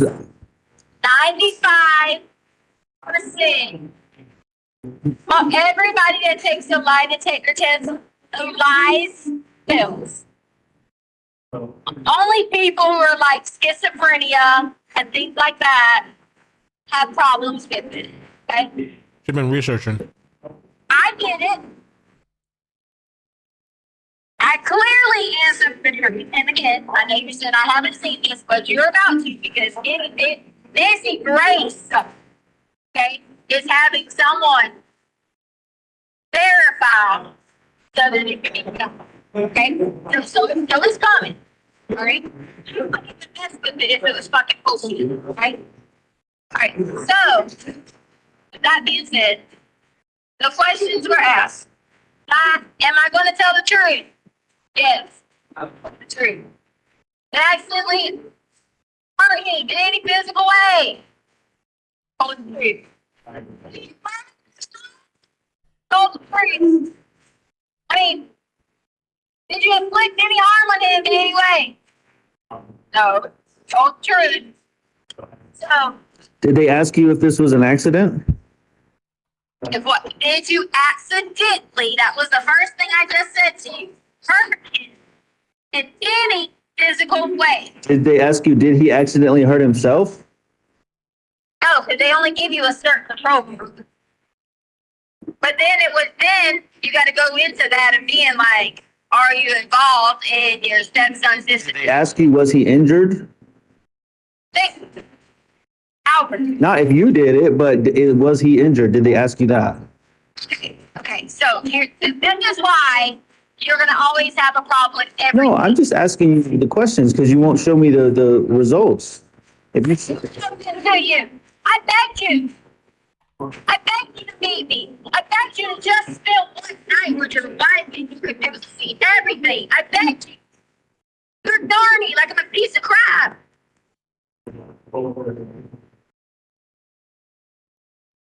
Listen, tell me now. I'm listening, okay? Just tell me now. Just tell me everything. You're talking about Nancy Grace and lie detector test. All that doesn't matter to me, okay? You came up with the idea for the lie detector test, and I said, yes, do it. Okay, but now you won't show me the results, but you said it was for me. So listen. No, you did. You did. You said it was for me. You won't.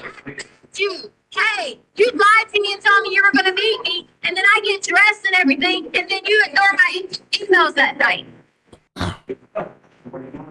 You think it's not hard on me that I got to know my husband is fucking another bitch?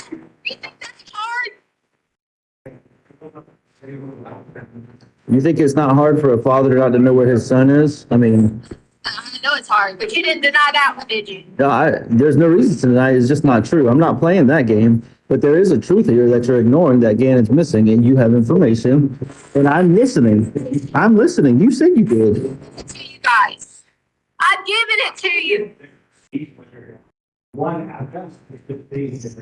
I'm sick and tired of being alone. And the way for me to get past that is for me to get the information I need, and I know you have, and I'm listening. And I'm not going to judge you. I just want the information. I don't care what happens. I want my son. Okay? I really don't care. If you're not guilty of anything, then you're not guilty of anything. That's not what I'm worried about. I really don't care. I don't care who did what. I just want my son home with me now. That's what matters to me.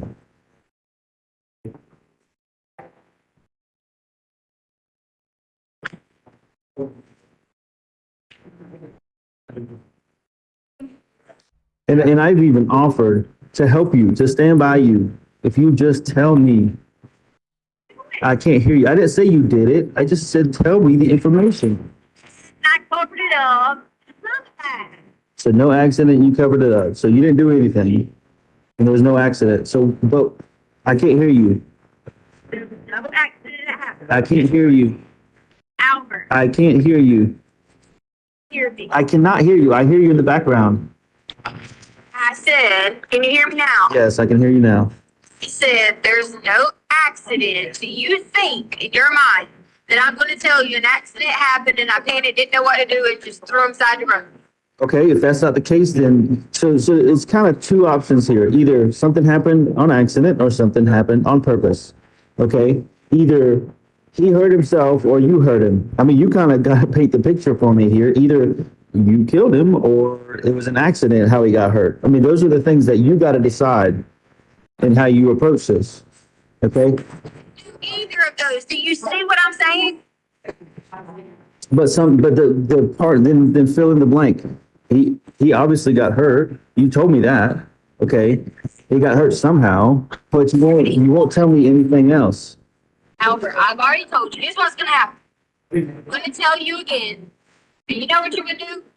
You're going to tell me I'm a liar. This is a stupid fucked up story, and we're back to blaming it on someone else again. That's what you're going to tell me. No, listen.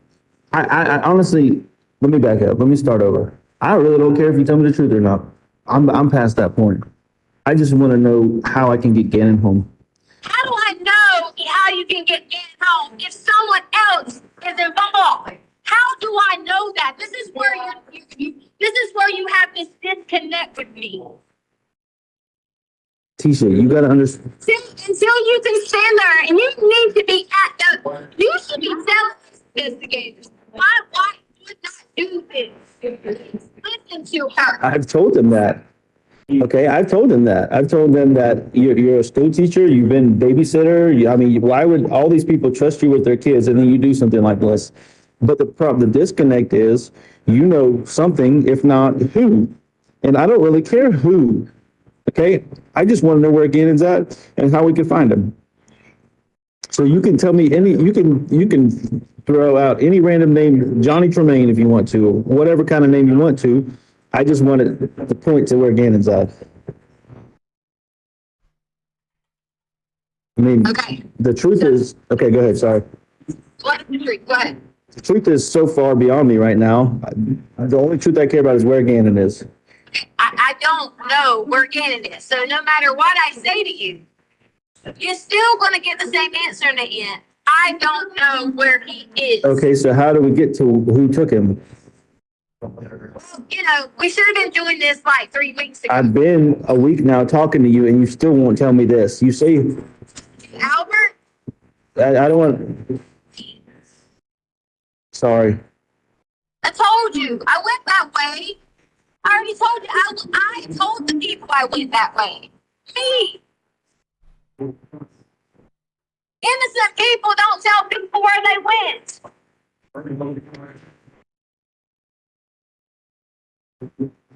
They just don't. Listen, just give me something. Just give me a guess. Like I said, the only truth that matters is bringing Gannon home and where he's at. Just Yes, Albert. yes, absolutely. Gannon is not Colorado. Your guess is that he's not in Colorado. Correct. Okay. Why? What makes you guess that? Because Tisha didn't hurt him. Okay. Didn't dispose of him. Okay. Anything like that, okay? So Tisha was in Colorado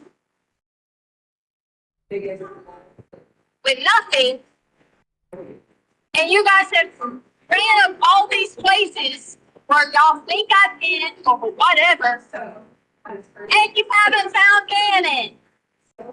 So where's the connect to put those two together? So if you had a guess, where would he be at? Like if you said you guessed he's not in Colorado, I don't disagree with that because They've looked and searched for 3 weeks and not found a damn thing other than some random pictures of some bullshit, okay? They haven't found Gannon. So if you had to guess where he's at, where do you think he's at?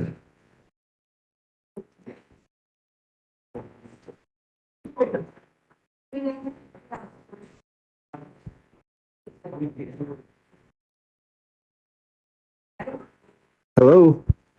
Yes. Answer my question. If you had to guess where he's at, you said he's not in Colorado, or you guess he's not. Where would you guess he's at? Your best guess. Probably somewhere, I mean, scary as it sounds, probably not even in the United States. What makes you guess that? I don't know. That's my guess. I don't have a reason for my guess. That's why it's a guess.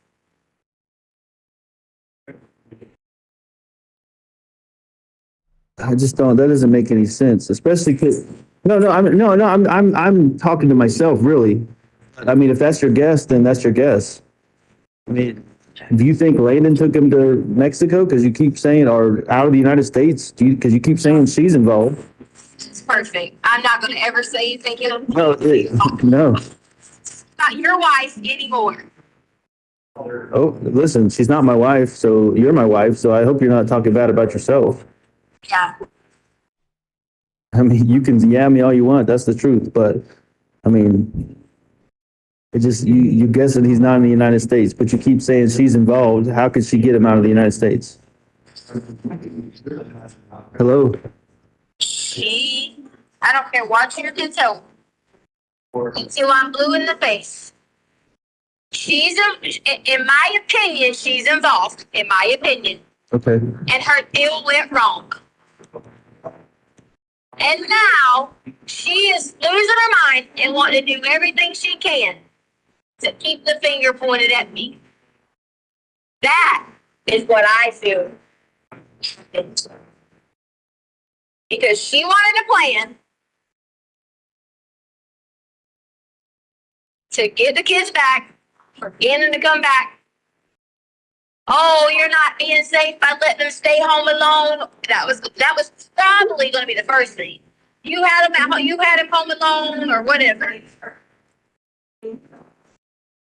That's exactly what happened. And I'm against the world trying to prove it because I don't even have my husband on my side for it.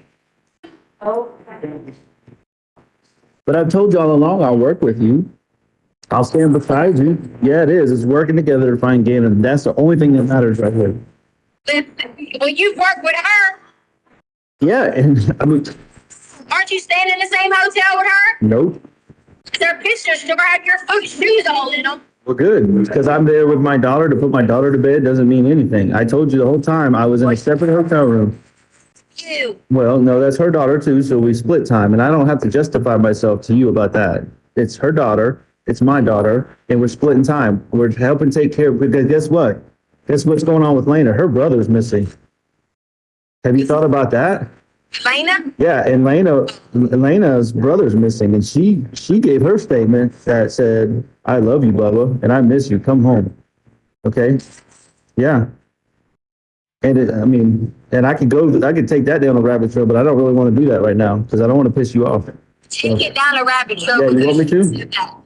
Really? Why would you take what a child said down a rabbit trail? No, not what she said, what another child said about it. But I don't even want to go there because I'm not trying to do that.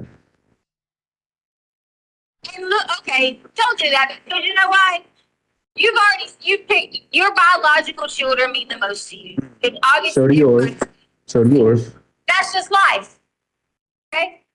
That's just life. Okay? So there's no beating these kids up over this. Yeah, okay. I did not want Carly to stay there with you with Landon being there. Oh, yeah. Did not. I would have, so that she could have stayed in her home, operated, stayed at work, everything. Yeah, okay. As long as I was able to know she was okay every day, but I was not doing it with Landon. Yeah, okay. Like I said, that's a rabbit trail I don't want to go on because I don't want to bring a innocent child into this, you know, like somebody else did. So, but Well, that's the truth. well, there's a lot of truths involved in that we're not going to get into right now. But you know what? Something that's been bothering me from the day Gannon went missing. Okay, that text that that was sent to me from his phone was complete bullshit. Okay, Text. the text he sent to me about, you know, bath salts and all this shit. It sounds like a great story to me, but it's not Gannon. Okay, yeah. Okay, so my question is, what? Now you're going to get Mike's theory. Oh, here comes Mike's theory. Go ahead. Mike's theory? What is Mike's theory? Let me hear it. Mike's theory is that I gave Gannon bath salts. No, I was never even going there. My question here is, that absolutely wasn't Gannon sending those texts. I know. Okay, so my question is this. Did you send them, or did somebody like force you to send them, or somebody else was involved and they sent them? I mean, tell me about the bath salts, because that's not Gannon. Okay. That's just not Gannon. And I didn't send them either. Okay, so who did? I don't know. Did somebody force you to send them? I don't know, Albert. You just said you didn't send them, and I asked if somebody forced you to send them. You said you don't know. Listen, you're not getting anything from me, okay? Yeah. Until you are on my team. Okay. I'm trying to be, but you're not working with me. It's not like, this is not like every single other situation in our marriage, okay, where it's like, I give in 100% and then you give me a little bit here and there. Just like with the money. Remember, I had to tell you how much I loved you and put your picture on Facebook for you to tell me about the money that you took. Not Facebook, but Instagram. Remember that $8 or $9,000 that you took? I mean, but it's the same thing you're trying to do here. Picture on Facebook? No, Instagram. I said Facebook, but Instagram. You're the only one. When you took the money, it was like, oh, you don't love me, you're hiding me. But the point is here, you're trying to get me to go all into you without anything from you. That's just not how this works, okay? It's just not how it works. So in this situation, it's not money, it's not clothes, it's not an item, it's not a picture, it's a person, okay? So that's the buy-in. The buy-in is the person. You give me what I need to find Gannon, and you got a little bit of buy-in from me. I already passed the lie detector test, and you already told me you still don't want nothing to do with me. So No, you didn't. You told me you did, but I haven't seen it. You won't see. You'll show it to Nancy Grace, but you won't show it to Al Stauch. you to me, you wouldn't. I've asked you to meet. I've asked you to show up. I mean, did you? Wait, hold on. Let me. Could you like at least spend time with your wife? Is what I said. That's all I said. And like you went on this thing, like, and you know that it bothers me because I'm like, I know that you are sitting over here giving. This is exactly how Landon wanted it. No, hold on. Let me tell you. The buy-in here is also that the poly. That's bullshit. You didn't come to Denver and do a poly. Okay. I set it up and my card never got charged. Yeah, you told me you couldn't give them the name, so I scheduled my own. Oh, okay. So now the story's changing again. Changed. I paid $500. Okay. Send me the credit card receipt. Please, Captain, you did it. Give me the results and give me the credit card receipt showing that you did it. So, Because it's bull. I will see. I will meet. Listen, Nancy Grace might believe it, but I don't believe it. Okay, fine then. Fine. But if Nancy Grace don't believe it and she and her crew don't verify it and sees them herself, so now you're saying she's a liar? It's like, what? Is she a liar? Say to get back together every night to be interesting. Is she a liar? I don't know nothing about no Nancy Grace. I don't even know how that's even relevant, okay? Okay, here, right here. I'm gonna send it to you.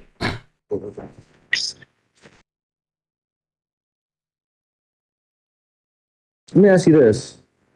While you're sending that to me, you want a future with me? Yes. What is our future going to look like without Gannon? Answer that for me. And think, before you give me some bullshit, think long and hard about what our future looks like without Gannon.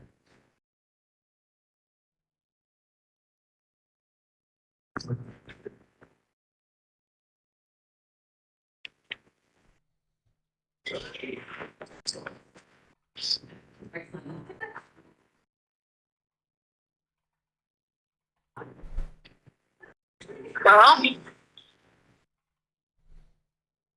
I don't have any involvement in Gannon.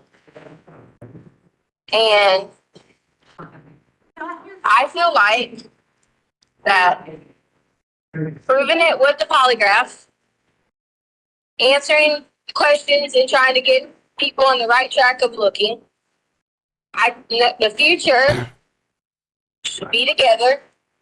And it definitely takes a lot help from Jesus Christ. Thank God. And praying that every single day, as hard as it may be, that it'll be one of those things where people come home or whatever. But he can't, you said come home. He's not a runaway. Somebody's got him is what you said. Okay, that meaning that there's been plenty of times that people have done this and something happens to someone, they take them and tie them up in basements and all this stuff. And then there are good stories to this. There are. You're not convincing. I asked you what our future looks like without Gannon, and you just went on some tangent about you didn't do anything. I said that means we're supportive and we work together to keep every effort in finding Gannon. If it means we have to join organizations together to help other people find their children while we're searching for Gannon. If it means that everything we do, from building stuff or setting up monuments or things like that, for people to come and be like, hey, can you help? Like, we have help. Okay, all right. That's our future, because that's a greater plan that God could have. Okay, fair enough. So our together starts now. It doesn't start when Gannon doesn't come home, okay? Our together starts now. So start with the bath salts. That was bullshit, wasn't it? No. It wasn't? So Gannon sent that to me about bath salts. Okay, so but I want you to understand why I asked you that, because we know the friend was bullshit because he didn't leave to go to a friend's house. Okay, and the bath salts were directly involved with the friend because the friend asked him about the bath salts. So if there is no friend, then there is no bath salts. there is, and here's why. So there is a friend or there is bath salts. Oh. Okay, I'm sorry. Go ahead. I'm sorry. I'm listening. I'm sorry. The bath salts were resolved in the spot. When I talked to Gannon, Gannon clearly said that they had talked to him about bath salt at school during his, doing that drug thing, right? The one that happened weeks before he went missing? Right. Okay. He said he already knew about bath salts during this time. He already knew. He knew what they could do, dangers, and things like that. However, someone did tell him that if they could bring bath salts, because it was part of this challenge, that he would get to play with them. He didn't. Gannon didn't want to do anything with bath salts. In fact, I even showed Gannon how bath salts can be good. Meaning, I said, when you went and did your bath bomb, if you would have put bath salts in there, it kind of helps you breathe a little. It helps you relax.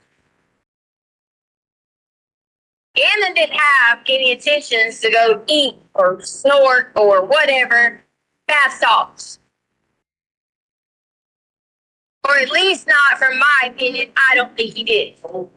I think he just sincerely wanted to play with whoever this was. So why? So this was, when did they ask him about this? About the bath salts. When did the thing come up with the friend? Because another thing about Gannon is he, like say the puberty class, as soon as he hears something, he comes home typically that night and talks about it. So he waited 2-3 days to talk about it. He came in and talked about the puberty. Came in and what? He came in and talked about I can't hear you. he came in immediately and talked about Friday. Immediately To when you? he came in. Okay, and you didn't mention it to me Friday? But he said when he was talking that they're not good for you. Right. There was no, he didn't say anything like, hey, I'm about to go get bath salts. Right, but you're okay, but you're a good mom. Why would a good mom not tell, her husband, father of the child, that day, hey, Gannon asked about bath salts. We probably need to address this, because you usually do that. So you wait. So you, Like, I didn't think about so it. you waited till he was missing to text me about bath salts? No, I sent you, what are you talking about? You sent me the message about bath salts. And I said to you, I said, yes, he came in last night. Go read your messages. Okay. I said, Okay, but last night from that message, the message was Monday. Okay, so you just said last night being Sunday, but then a second ago you told me Friday. So did he? Friday talking about it, Okay, yes. but you said he asked you Sunday. You just said he asked you Sunday. Sunday, did we have any? Come on, Think about it, having any are different. come on, Tisha. So so Friday, he comes in and asks you about it, and they're bad. And we all know how he is about bad stuff, okay? He hates it. His mommy does bad stuff. He thinks Mike does bad stuff, okay? So Friday, he tells you, you guys have the conversation of bad stuff, bath salts. And he still comes back Sunday and asks you if you have any? The bad stuff was not just bath salts. It was in general. But you just said it was.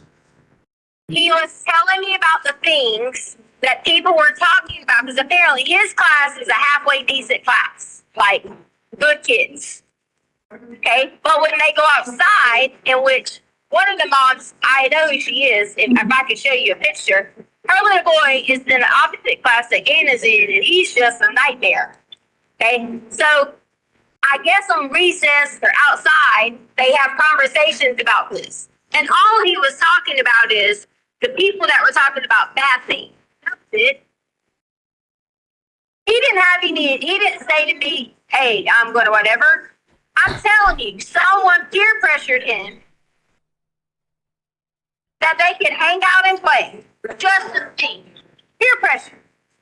Gannon had no intentions of doing nothing but playing at somebody's house. Whose house? I've made that clear to you. I don't know. Yeah. But that's not like Gannon either. So do not tell us. Well, that is the truth, okay? Because you can sit here and say some things are not like Gannon, but we've caught him doing certain things, okay? Like what? When? He will catch children do some things, and we have to be like, can't always say in our life, that's not like them. We can not be instilled in them and hope that they make the best decisions when they are crossed with these things. But the bath sauce has completely nothing to do with what Gannon was going to do. Gannon was not going to go do anything bad with bath salts. But hey, listen, my battery's getting low, so I just want you to know that if my battery cuts off, I'm not changing my theme here, that together, one of the first things together is you give me these polygraph results, okay? And I agree that you can meet me when I need this. No, you send it to me and then I'll meet you. I am not sending it to you. Okay, then we're not together. We're not together in this. I am not sending a copy. Tisha, I need you to send me a copy of the polygraph results, or it's not clear to me that we're together in this. Cut my phone off. That's the end of that one, obviously. The next one is 29 minutes. I think it's up to you. I mean, we can start it or do it Friday. Do it on Friday. Yep. Okay. 8:30. We might have more votes if we asked other people. All right. With that, again, ladies and gentlemen, we will have our evening break, and I'll see you on Friday morning. Again, don't discuss the case among yourselves. Don't discuss the case with anyone else. Don't do your own independent research about any aspect of this case. stay offline regarding this case. You can still go do your Amazon shopping. Just don't start looking for anything about this case. Let people help you avoid any exposure of opinions or anything like that. And we will see you back on Friday morning at 9 o'clock. All right, the jury, please. Espíritu Santos, pray to the gods. Oh, no. That would have been rough. Had they said another 30 minutes, yeah, I would have had to walk away.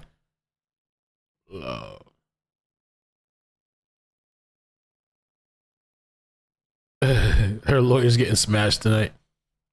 Boy, already look lit. Thank you. May all be seated. Record should reflect the jury has left the courtroom. Is there anything we need to take up outside the presence of the jury at this point in time? What's your courtroom going to be like tomorrow? Can we leave stuff in here, or do you have folks coming in? People coming in person, most of it is. How many person? Letecia. Probably the first case. No, the afternoon. Oh, the afternoon. We have, I have suppression hearings on a homicide tomorrow afternoon. So there will be people here. I already played the chase. I'm done. They may or may not have other evidence for that suppression hearing. I don't know. Okay. We'll get stuff out of the way then. Yeah, I think if you push it more to one side, I think it'll be okay. Okay. We're going to put all of ours on that back table. Fine. You think that'll be fine? Yeah, should be. It's the Haas case. Dennis Haas. I don't know if you. Okay. Okay. Yeah. Okay. So it just move all of our stuff up. Yeah. Yeah. It's somebody from your office. So if something happens to your stuff, you'll know who. Know who to go after. That's right. There you go. So, and let's see. It's come on. Everybody else is. Let's see Yeah, it's just WebEx. Everybody else is WebEx. Yeah. So it's just people from your office. Okay. Okay. See everybody on Friday morning. Yeah. All right. All rise.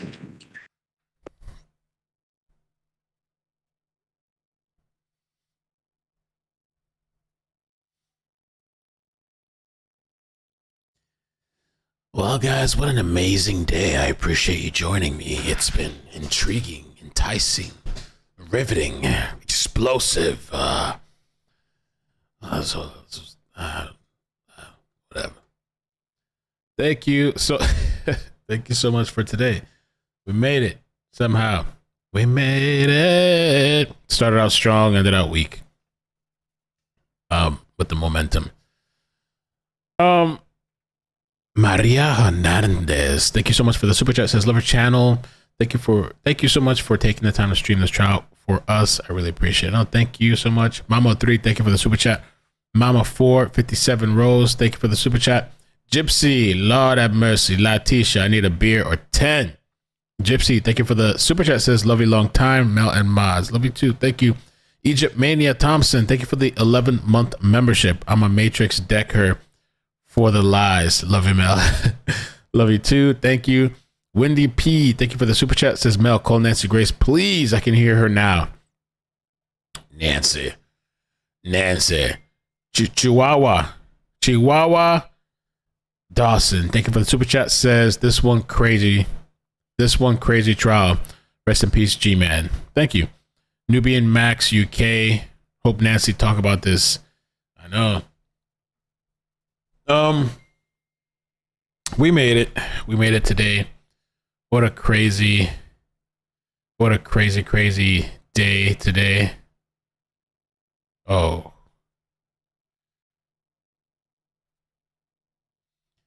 I'm going to be chilling and resting tonight, and tomorrow.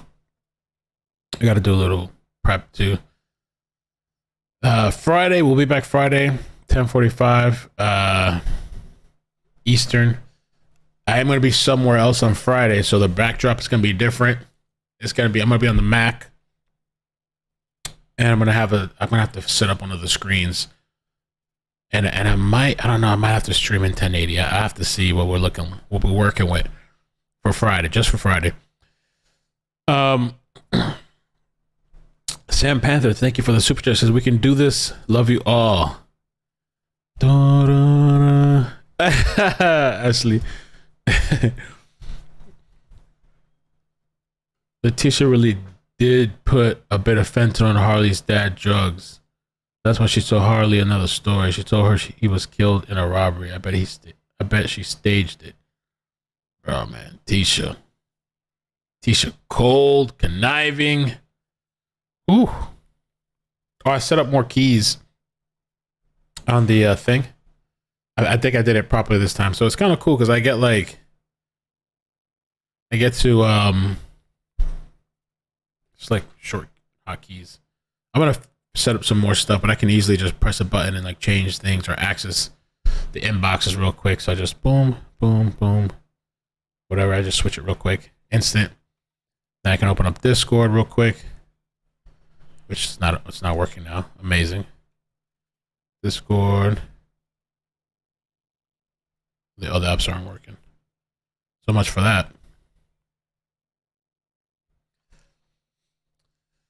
Yeah, let's drop some hearts, man. For Gannon, rest in peace, Gannon.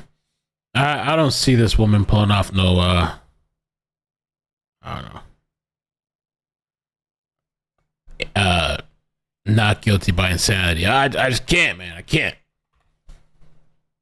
I cannot. What mic do I have? Yeah, you can ask me. Beauty.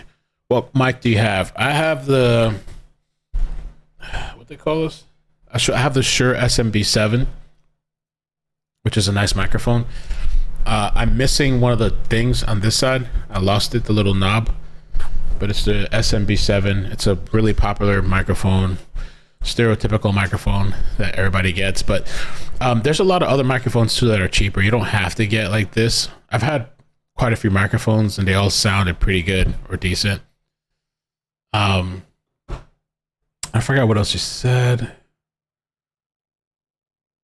Oh, I'm not streaming from Apple. I got like this really nice desktop, that I just got recently.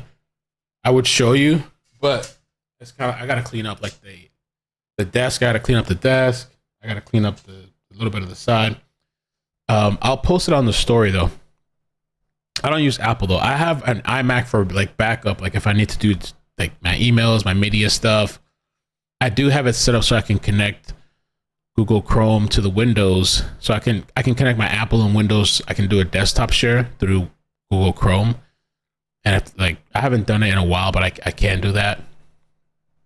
And I just have it as a backup. I have a Windows laptop as well that I don't really. Actually, the Windows laptop right now is in the closet and it's streaming to Twitch and Facebook right now. So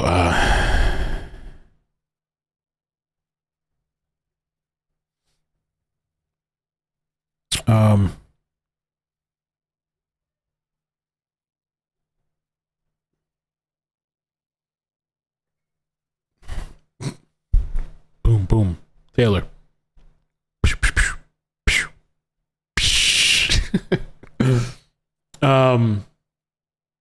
I don't use Apple either. I mean, the Apple device is dope. I just can't see it as a streaming thing. I'm sure some people do it. I just have everything Windows already. I'm sure Apple is probably less of a headache, but I feel like pure power, horsepower, it's a Windows computer. You know, I got a really nasty setup. I was having issues at first, but I figured out most of that stuff. So I have like a beast computer right now. All 4K monitors, 3 4K monitors. So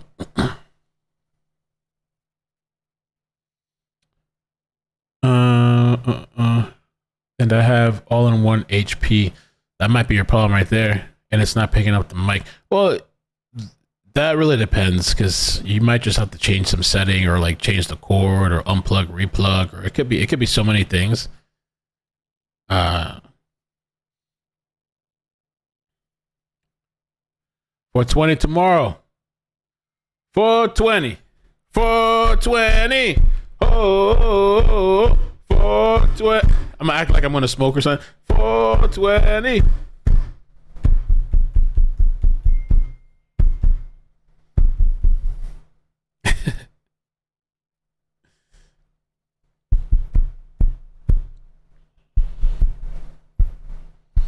Why returning on Friday, not tomorrow? Because the judge, he has obligations on Thursday. So like tomorrow he has some stuff he has to do separate aside from the trial. So every Thursday there's no trial. And so we resume back on Friday. That's why.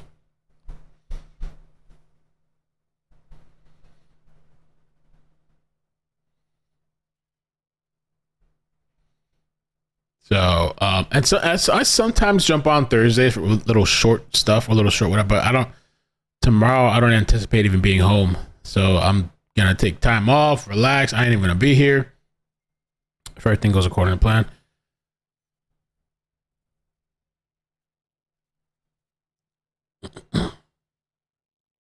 I ain't even going to be here. Even Friday, I'm going to be somewhere else streaming, so. All right, so yeah, today